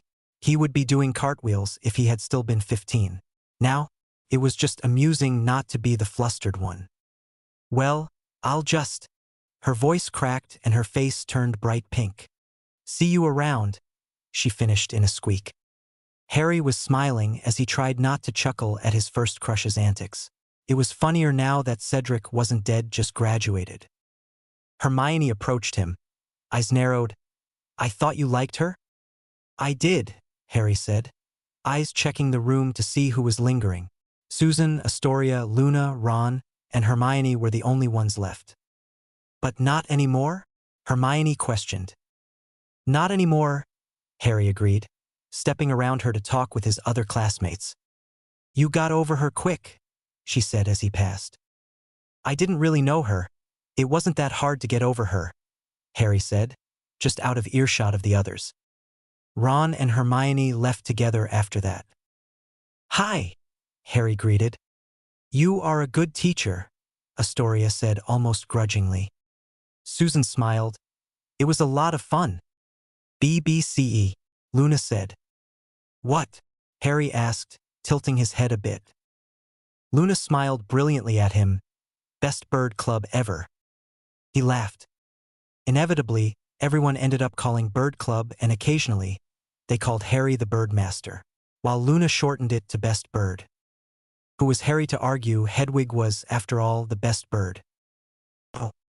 Harry smiled warmly at Snape, who was clearly biting back a snarl. Harry had been assigned the temperamental potion that typically took at least 2 people to accomplish on his own. Ron and Hermione had joined Neville, Hermione ensuring that their cauldron didn't blow up, Neville ensuring that they would barely scrape a passing grade for the day, much to Hermione's annoyance. Harry's potion, however, was flawless. Bring up your flasks and clean up, Snape hissed. Potter, stay behind. The class, seeing the man's obvious frustration, hurried to get done and out of the room. Tell me, Potter, Snape began, teeth clenched. How does someone as abysmal as you at potions advance so quickly? I read some extra books and paid attention while I brewed. Which you admit to choosing not to do in years past, Snape sneered. Harry shrugged. I gave up truly trying in this class when you punished me on the first day for taking notes, which you would have known had you bothered to look past your nose. You must have practiced brewing outside of class, Snape said, bypassing the criticism. He had, but Harry wasn't about to admit to being 3 years older to Snape. It's like baking. Snape raised a brow. And how long have you been baking? I have been cooking and baking since I 4. Snape's eyes narrowed. For is too young to reach the stove. Aunt Petunia was ever so kind enough to lend me a stool, Harry said sweetly. Somehow I doubt you were a genius adolescent. Did your aunt and uncle eat the food you made? Harry fought back a flinch. That first year had been difficult. And painful. I wasn't exactly making meals at 4. I mostly boiled water and stirred. By 6, he was making meals on his own while his aunt baked. I wouldn't have trusted you in a kitchen, Snape remarked. Harry only just managed to not roll his eyes before saying innocently, I learned quick to carry heavy pots with both hands. Snape frowned, his demeanor shifting.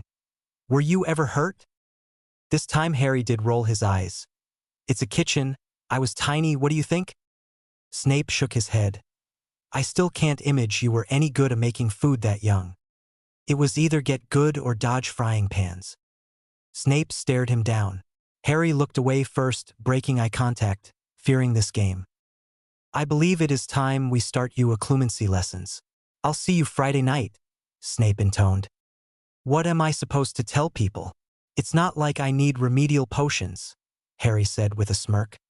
He remembered being humiliated last time. He was all too happy to make this harder for Snape and Dumbledore this time around. You will tell them you have detention for talking back to your professor, Snape said, glaring at Harry as if he were his father returned from the dead to haunt him. Harry's false cheer ended the moment the potions room's door shut behind him. He needed to learn to protect his mind before Snape got a shot at him again. The man might be trying to keep him alive, but he was too deep in Dumbledore's pocket. Harry didn't hate the headmaster, but Harry wasn't going to be strangled by his own leash this time. Oh. Harry should have been in arithmancy right now, yet at the moment he was sitting in Albus Dumbledore's office wondering if a person could read minds through stone floors. Harry, my boy, Dumbledore said jovially. Lemon drop. No, thanks, Harry said, glancing up briefly. Dumbledore's eyes twinkled, and Harry looked to Fawkes to avoid eye contact. Fawkes sang a few notes at him in greeting. Harry couldn't help smiling a bit in response. Harry, do you know why you're here? No, he answered honestly. Minerva asked at the last staff meeting if every teacher would challenge you a bit more in your classes. She seems to feel you are more advanced than the rest of your classmates. Harry frowned. I am not doing much better than Hermione. Minerva thinks you have barely begun to scratch your potential.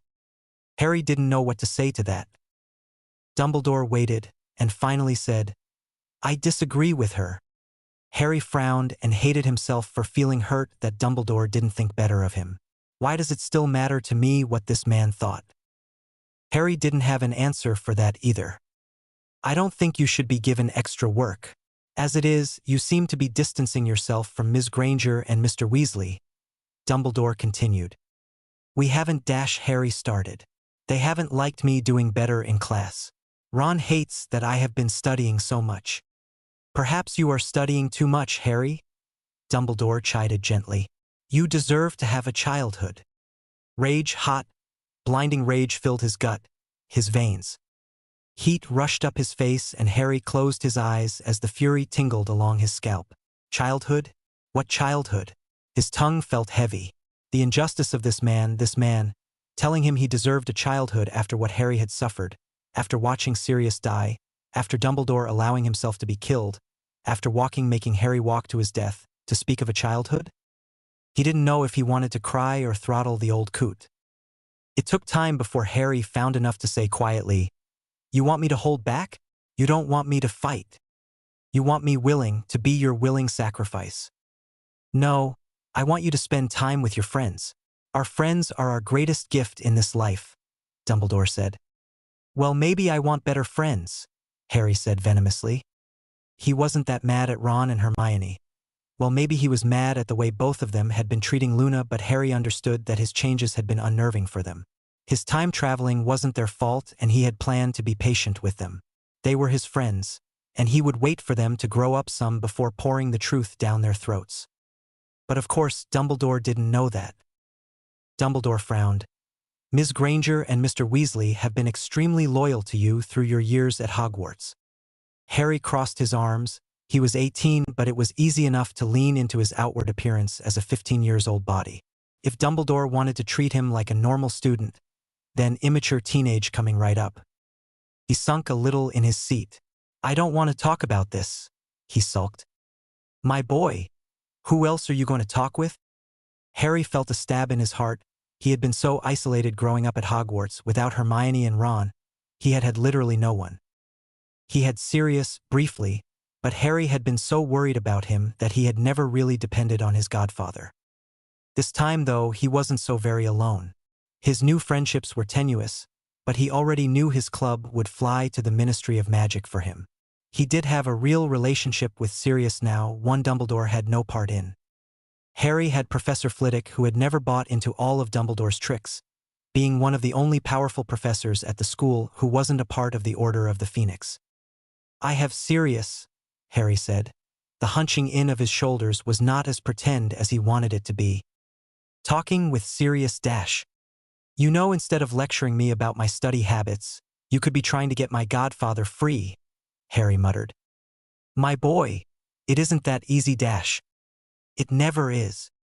"Harry," Dumbledore sighed, "in my long years, I have often found the world appears very small, either from living only in our own perspective or because the patterns of history so often repeat themselves. The world is so very connected that the answers we find seem obvious. It becomes hard once we have found an answer to remember the journey in which that answer was unknown to us. You may feel that you have in some way outgrown your friends, but I would urge you not to cut them out of your life. True friendship is hard to come by, and no matter how different you may feel from those around you, right now, know that they are as human as you. They have struggled to find their own answers." Answers? What answers? Harry thought, closing his eyes. He had no answer. He had died. Died for his friends and the people at this school.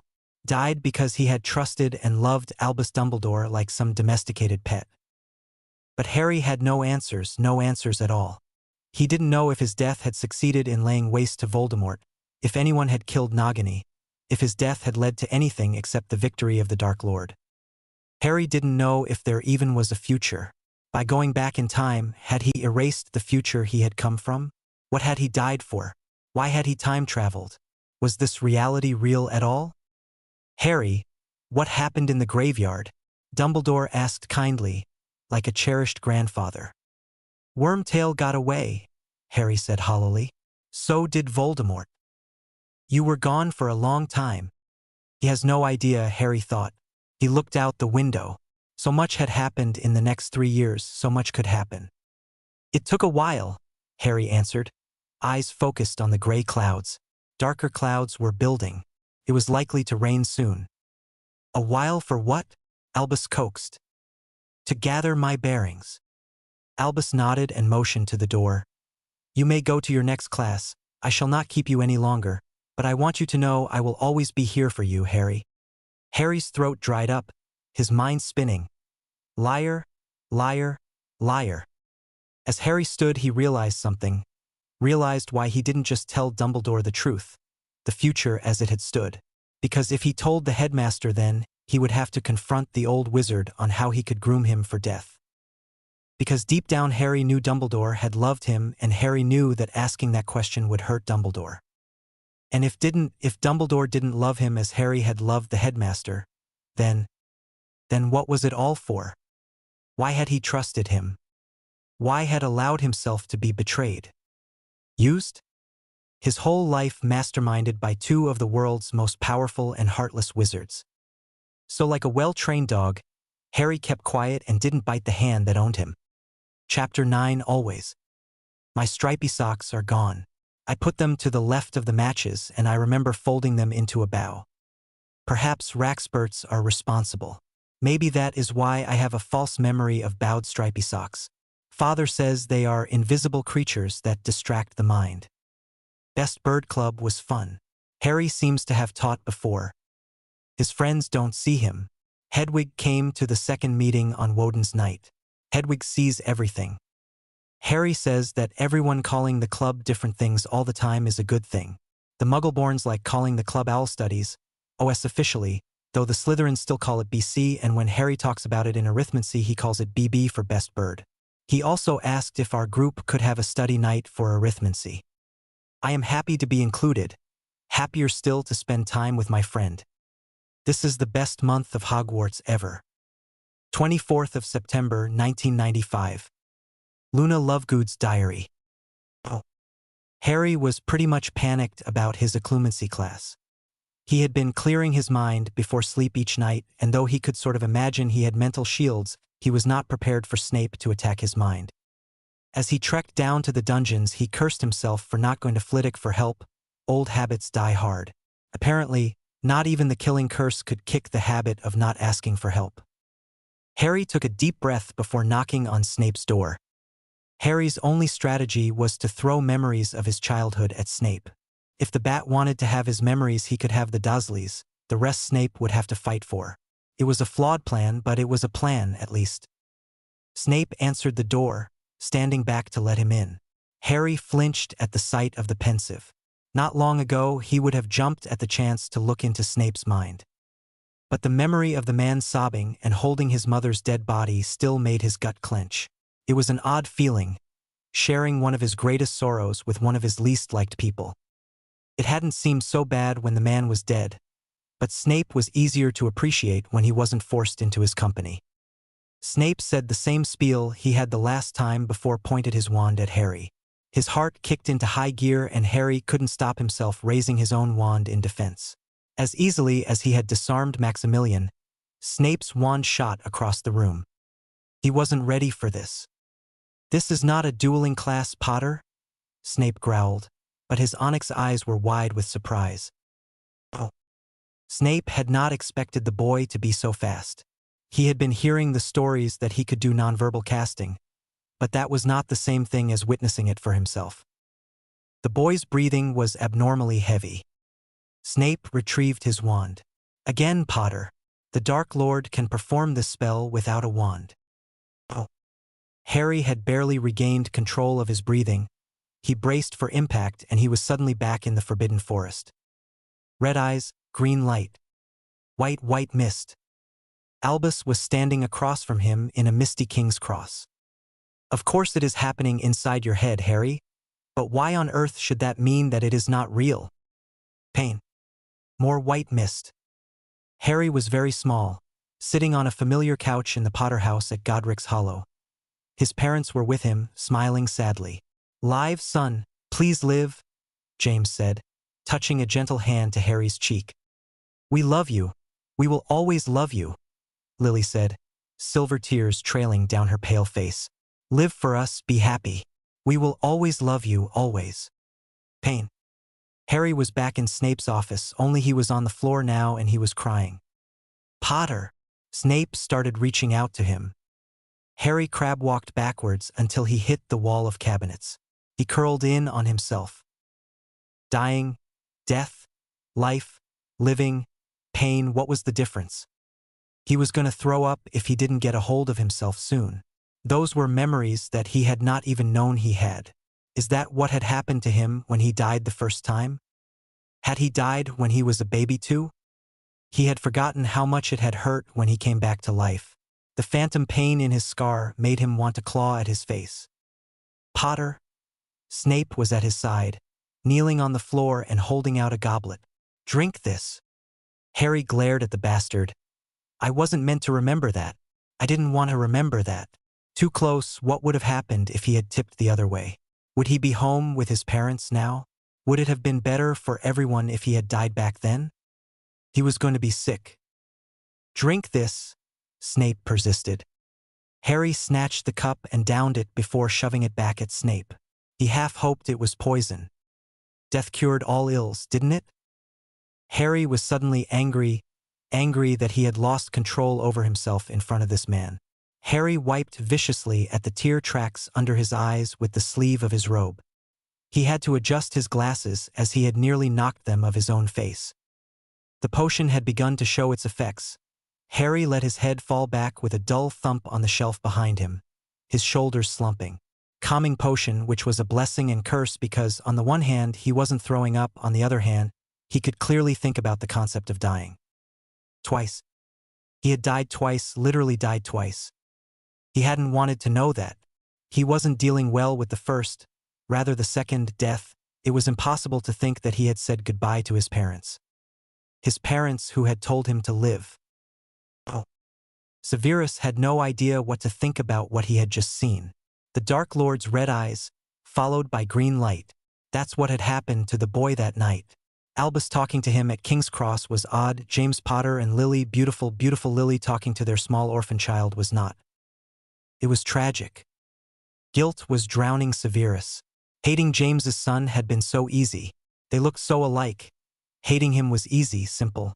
While facing the fact that it was Severus's fault that Lily was dead had tormented him for years. But looking at her son, pale and sweaty on his office floor, Severus couldn't hide from the fact that this too was his fault. His fault a child had been struck by the Dark Lord's killing curse. His fault that Harry Potter, Lily Evans' only son, was an orphan.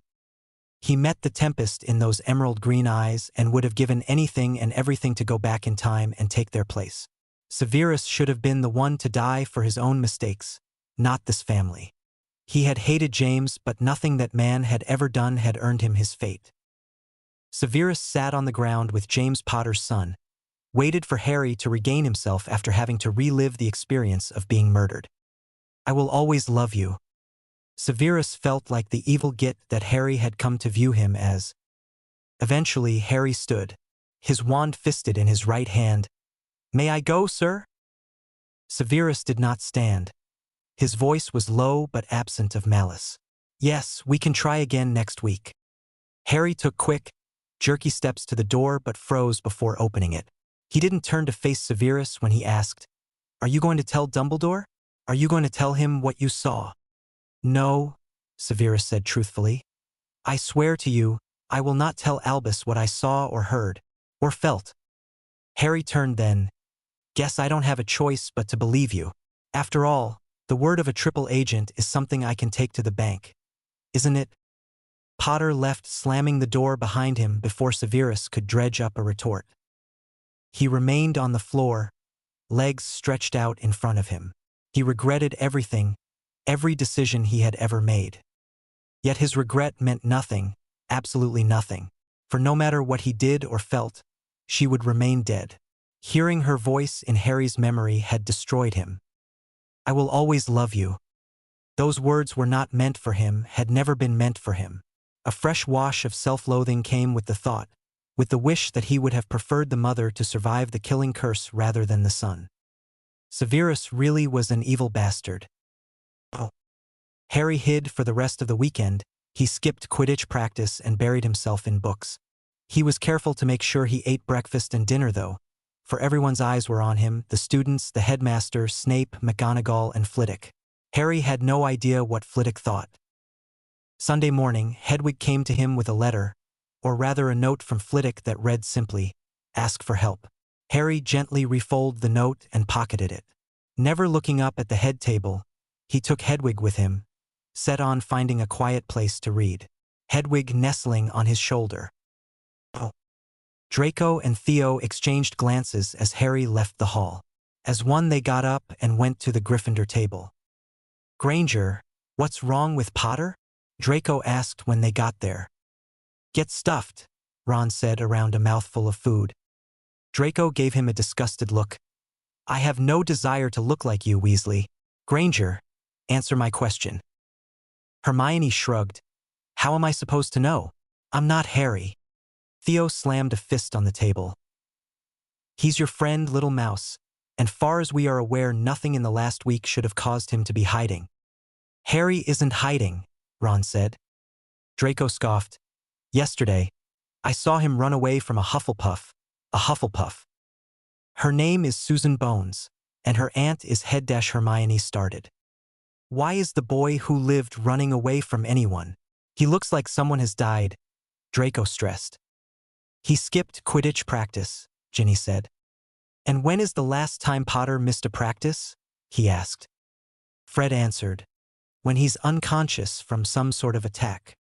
Or when Harry's in Madame Pomfrey's care." George said. "Imprisonment," Fred coughed. "And none of you lions know why Harry's upset now?" Theo asked incredulously. "If you little snaky poos are so worried about him," George cooed. "Why don't you go talk to him?" Fred suggested with a snigger. "Maybe we will," Draco declared. A few of the Gryffindors chuckled. "You think this is funny?" Theo asked. "We think you're funny," Fred said, grinning. "So much for Gryffindor friendship being golden," Draco snapped. Hermione shook her head. It's funny because if Harry doesn't want to talk, then he will not talk. The more you try to force him, George began. The more closed mouth he gets, Fred said. There are a lot of reasons why Hermione and Ron are Harry's only friends, Neville said, poking at his food. One of them is because he doesn't let anyone else in. You know, he really would have been a good fit in our house, Theo commented. Ron snorted. And what do you think you can do to make Harry talk that we haven't already tried? Draco met the challenge in his second cousin's gaze. I will do more than try. Oh. As it happened, Harry's hiding spots were good enough that the next time anyone saw him was in Snape's potions class Monday morning. Harry had arrived early to class and had set up his cauldron in the closest station to Snape's desk. Draco put his supplies next to him. Mind if I partner with you today? Harry nodded, not pulling his gaze up from the potions book he was rereading. Potter, what's wrong with you? Harry didn't say a word.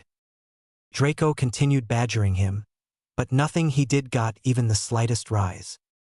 The first hint he got for the reason Harry was moody happened when Snape entered the class and avoided his own desk, to avoid Harry unless absolutely necessary. In ignoring Harry, he subsequently ignored Draco too.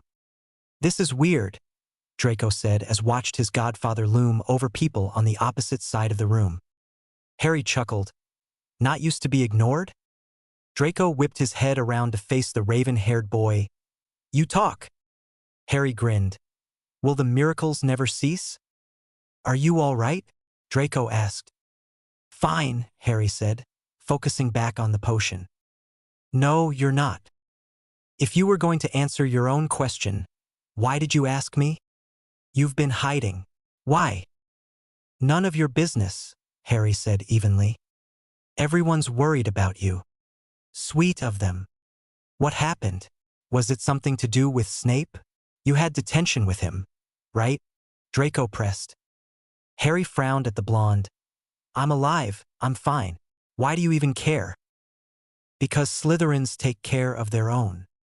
Unless you're a Death Eater, Harry sniped. Draco hissed, watch your mouth. Harry's mouth twitched. Don't challenge me to a hissing contest, Draco. We both know who would win that one. Or do you want to test it out and summon more serpents? You have no idea what happened to our families after the war, Draco whispered. I know mine ended up dead. Well, everyone I might have liked in my family anyway, Harry muttered. What is wrong with you? Draco asked, exasperated. Do you want the long list or just the highlights? Harry asked. I am trying to be nice, Potter. Then maybe you should, I don't know, use my name. It's Harry in case you're wondering. Draco shook his head. I don't understand you at all. Shadows darkened Harry's eyes. Honestly, I don't think I do either. Draco and Harry's potion was the best in the class. Snape even gave 5 points to Gryffindor after the 15 he gave to Slytherin. Oh. Harry was quiet in arithmancy, but the beaten dog look he'd been wearing all weekend was gone. He even apologized for avoiding Susan. Luna gave his hand a reassuring squeeze as they were packing up at the end of class. Oh. Harry didn't know what to think anymore. Learning that he had died when he was a baby was strange. Remembering his father and mother in the afterlife was, he didn't have words for what that was. Harry's only memory of his parents was their screaming as they were murdered, other people's memories, Voldemort's ghost wand, and the resurrection stone. But the memory of his mother telling him she would always love him and his father telling him to live was both healing and soul-destroying. 2 questions had been haunting him. 1, if he had died he would be with them, so was living really better? 2, if his father had wanted him to live, why did the resurrection stone version of him encourage him to die? The first, he should probably talk with Flitwick and/or with Sirius. The second? Harry was thinking he needed to get his hands on a copy of Beetle the Bard and maybe write a letter to Luna's father. Mr. Lovegood had known about the Hallows when he talked to him what was for him just a few months ago. Oh. Umbridge was actually lecturing in their afternoon class that Monday, and what she had to say had Harry holding a hand over his mouth. Draco had sat next to him this class too, trying and failing to get Harry to talk about what was wrong. Draco gave Harry an odd look as Harry made a near-farting noise into his palm in an attempt not to laugh. Centaurs are barbaric, unintelligent dash. Harry lost it, laughing full out, as he remembered her threatening them in the Forbidden Forest, and them dragging her away. The entire class was staring at him. "And what is so funny, Mr. Potter?" Umbridge asked coldly. "I dare you to repeat that to a centaur. I am sure they'll love it, and that you'll walk away on top," Harry grinned, the glorious image of her wailing crossing his mind's eye. She glared at him. "Centaurs are dumb animals dash." "They aren't animals," Harry said over her racism. "They aren't even technically magical creatures. They just wanted to be left alone and out of wizarding politics, so they waived their inclusion as magical beings."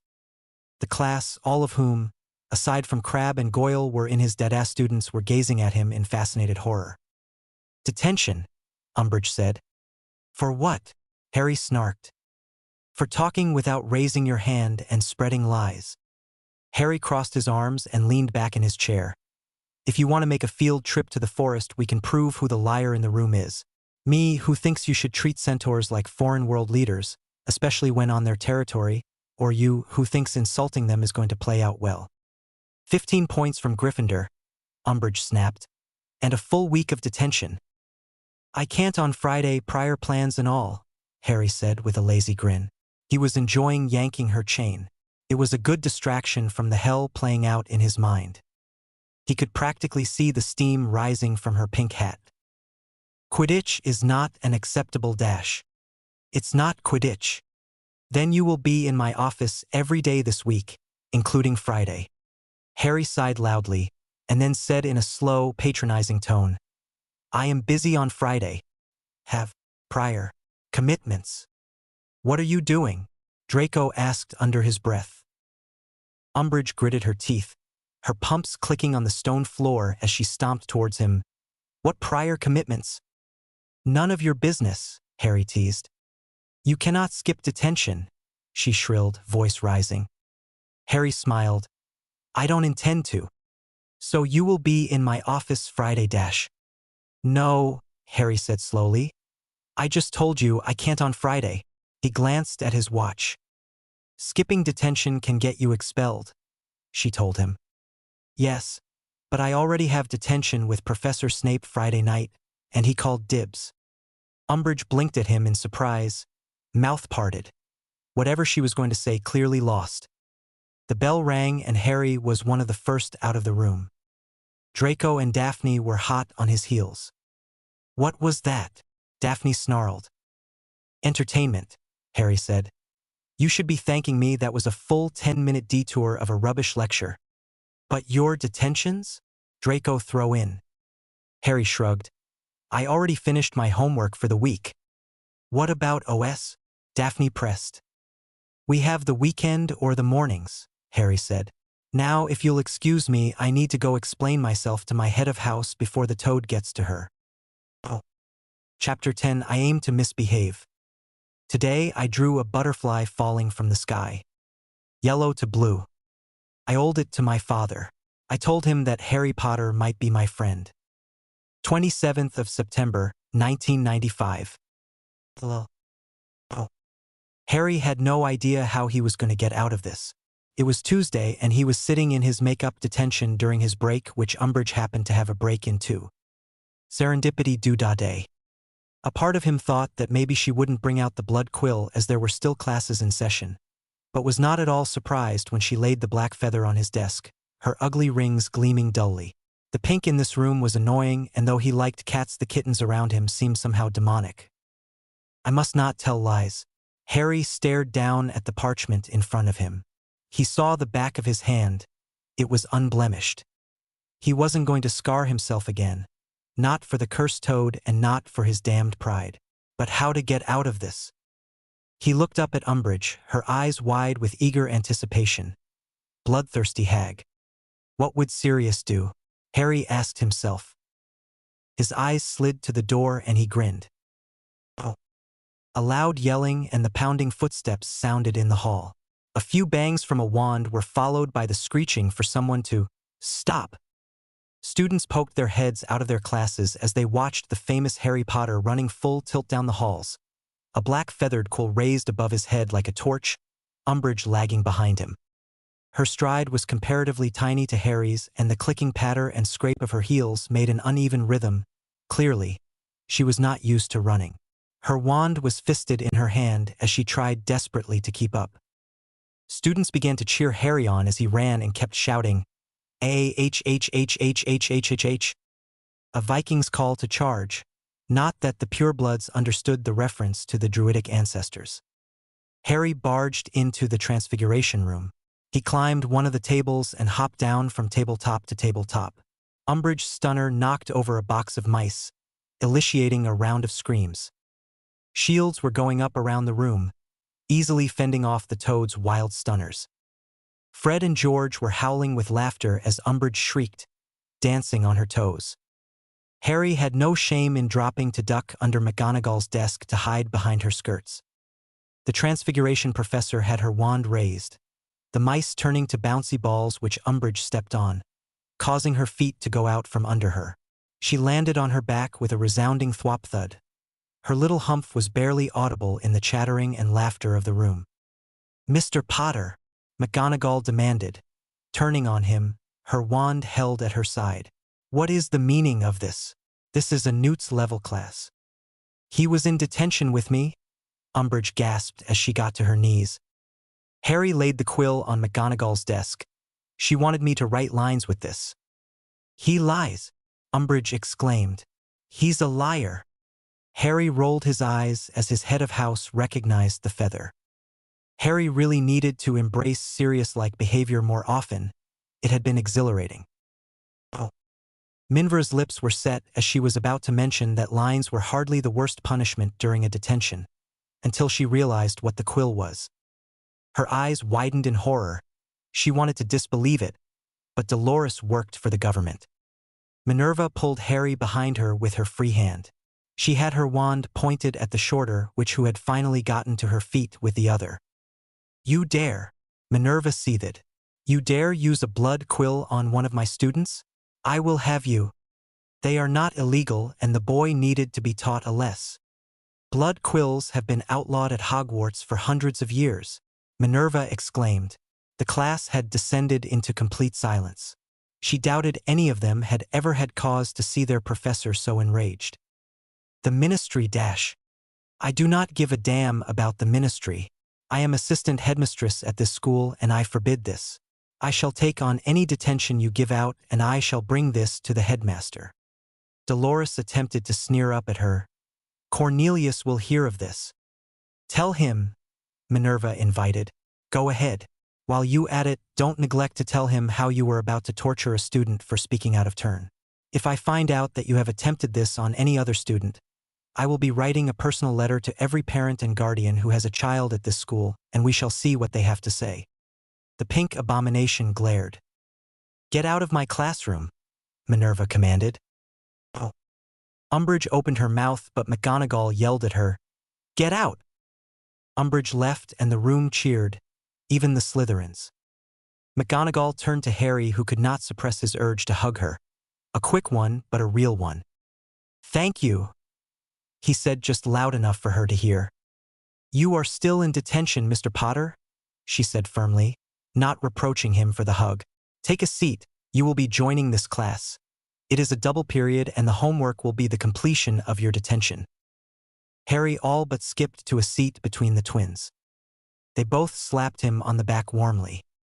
Harry didn't think he could manage being a trickster all of the time, but there were worse fates.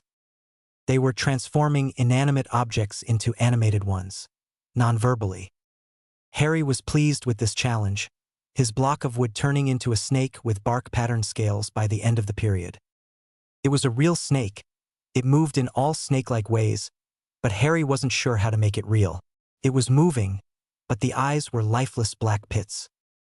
Maximilian, who sat a row behind them, had succeeded in creating life. His snake was sassing the class about how filthy humans smelled and how hungry she was. Harry summoned a tiny mouse from the box that McGonagall had fixed back to its original position. Harry turned and placed the mouse on Max's desk, and he hissed in Parseltongue, Here, food. Can you stop complaining now, please? It is distracting. The sassy snake blinked once at him. Speaker? She asked, then promptly ignored him in favor of devouring the mouse before it could flee.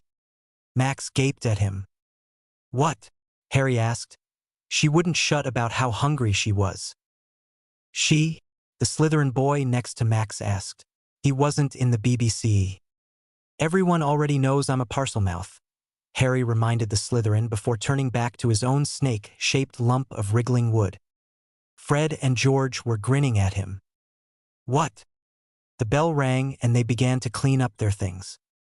Nothing, George started. Just you, Fred continued. George, out slithering dash. The Slytherins, Fred finished. Oh. Harry went to Flitwick's office after class. What's been going on? Flitwick asked without preamble. Harry plopped himself in a chair opposite from his professor. Umbridge tried to use a blood quill on me and McGonagall saved me. Flitwick crossed his arms. I heard. Now tell me what has been happening with you. I haven't talked with you since your meeting with Albus. How did that go? Harry sighed.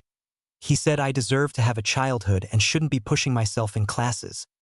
Flitwick was silent for a long moment before he asked, How did you like Minerva's new class? I didn't master the spell, but it was challenging and I liked sharing a class with Fred and George. They are helpful and light-hearted. Ron and Hermione are more competitive or disinterested or bickering. That was fine when I was younger, but now it seems overly childish and, well, hard. I don't know, just hard to be a part of, Flitwick finished for him. Harry sighed, able to verbalize more clearly what Flitwick had warned him about only a few weeks ago. It isn't that I don't like them or being around them, but yes, I feel like I don't fit in anymore. And yet you are getting along with the older students, Flitwick stated. Harry pursed his lips. Is age really such a big deal? Long blonde hair flashed through his mind's eye. It can be, especially with the sort of experiences you have had. That your two best friends have no memory of what you remember experiencing with them is another layer.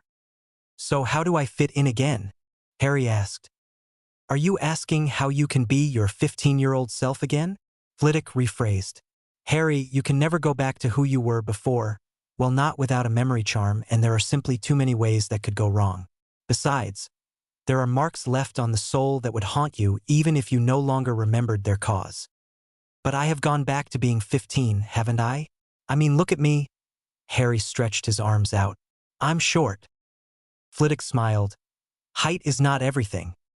Harry's cheeks reddened. Sorry. None taken, Harry. I just meant this isn't my body. Flitwick frowned. It is indeed your body, and you need to start taking better care of it. I've been eating, Harry said, affronted. You've been skipping lunch for almost a full week, and while stature isn't a paramount concern, you are short for your age in a way that isn't genetic. Did the Dursleys feed you properly when you were growing up? Harry didn't say a word. It was Flitwick's turn to sigh. Harry, why is it that in your narrative of your life, you leave out your family?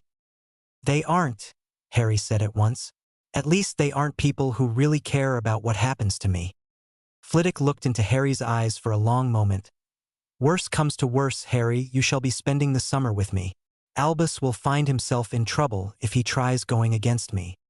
Albus always has a say in what happens to me, Harry said, making sure to let his unhappiness about that fact be understood. What would you say about entering Minerva's newt classes permanently? The professor asked, veering the conversation again. Harry's eyes widened. I am pretty far behind, aren't I? We are only entering the 4th week.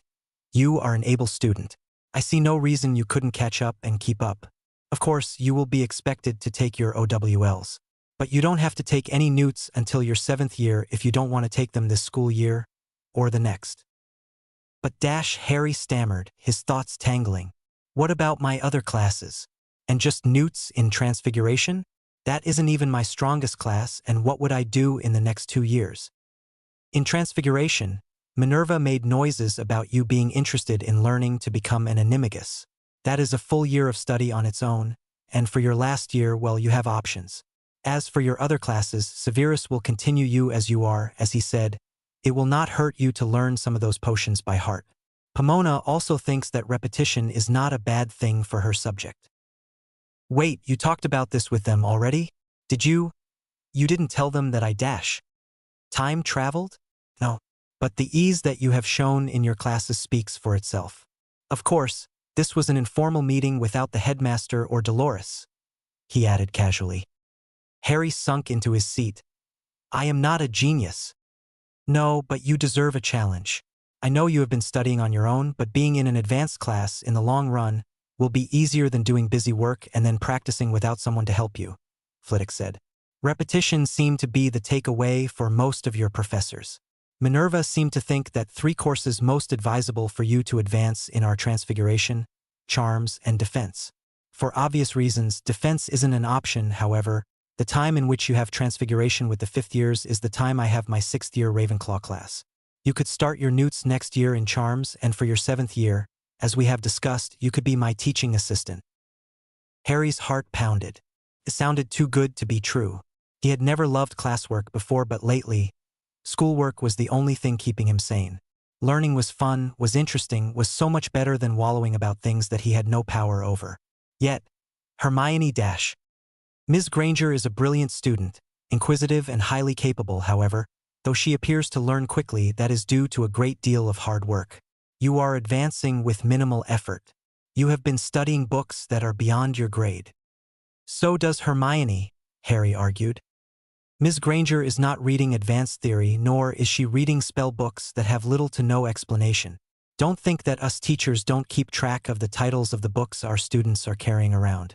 Harry, you have been reading things well beyond what most at Hogwarts or adults of any age pick up. Ms. Granger is reading textbooks, you are reading theoretical studies and field journals.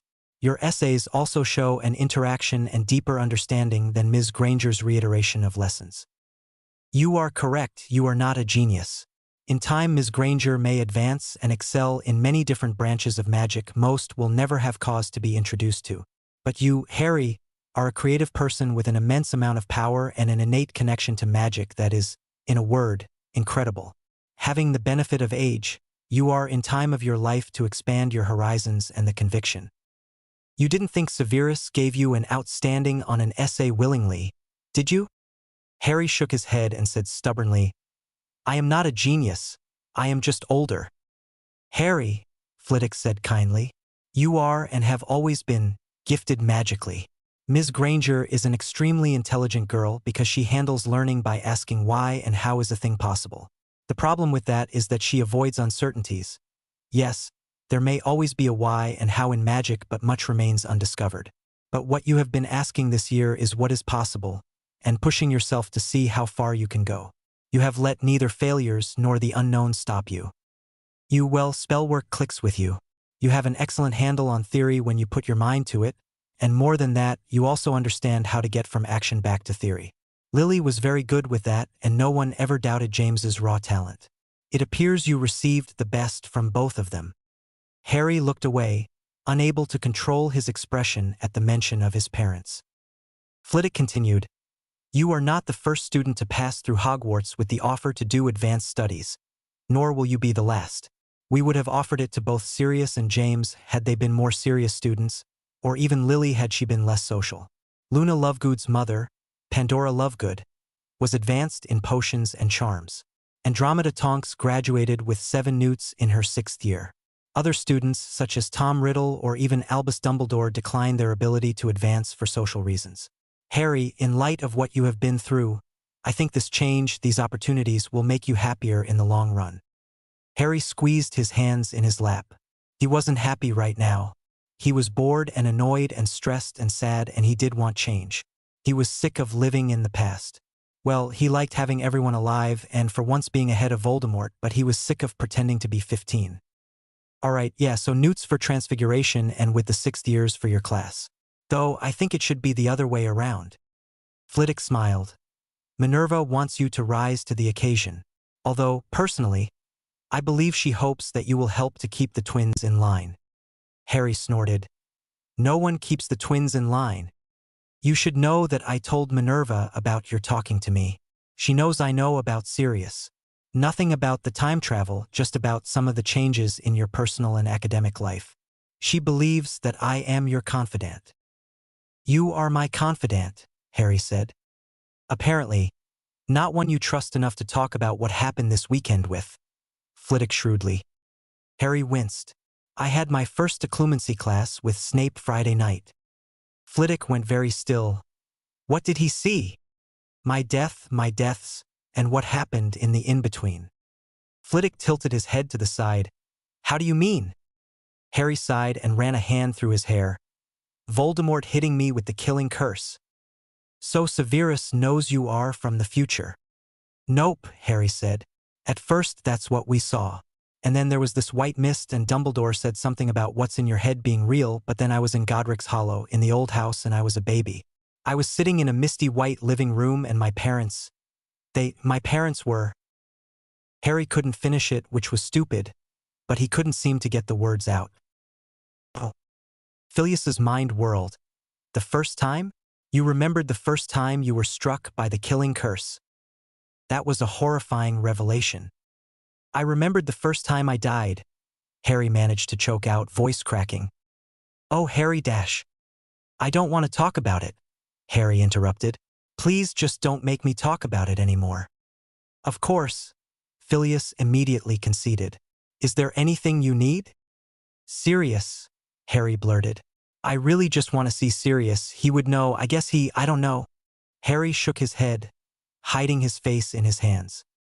He's your godfather and he loves you as you love him, Phileas said softly, his heart breaking all over again for this child. And he loves you and he knows your parents. I will talk to Minerva and see if there is anything that can be arranged. No one else gets to see their parents in the school year, Harry pointed. I don't want to be special. Harry, Phileas sighed, wondering how anyone, Severus, had ever described him as spoiled. No other student was purposely pitted against a Dark Lord with a terrorist following since your birth and made to fight him as 11-year-old and nearly every preceding year afterwards. I don't think being permitted to see your guardian over a weekend for emotional trauma would be considered coddling. Harry's mouth quirked. Yeah, suppose you're right. It is just last time I didn't really get to know him. I loved him, and he was there in a way that nobody else had been. But then he was gone and it was my fault. It was not your fault. Harry set his expression, not arguing but not agreeing. Phileas shook his head. Perhaps this is a conversation you must have with him then. I feel as though Sirius's death is more real to you than Sirius himself. If you make your memory and the real person confront, now that you have had time to settle some, you may be better able to handle this reality. The child blinked at him. Did anybody ever tell you that you're pretty wise?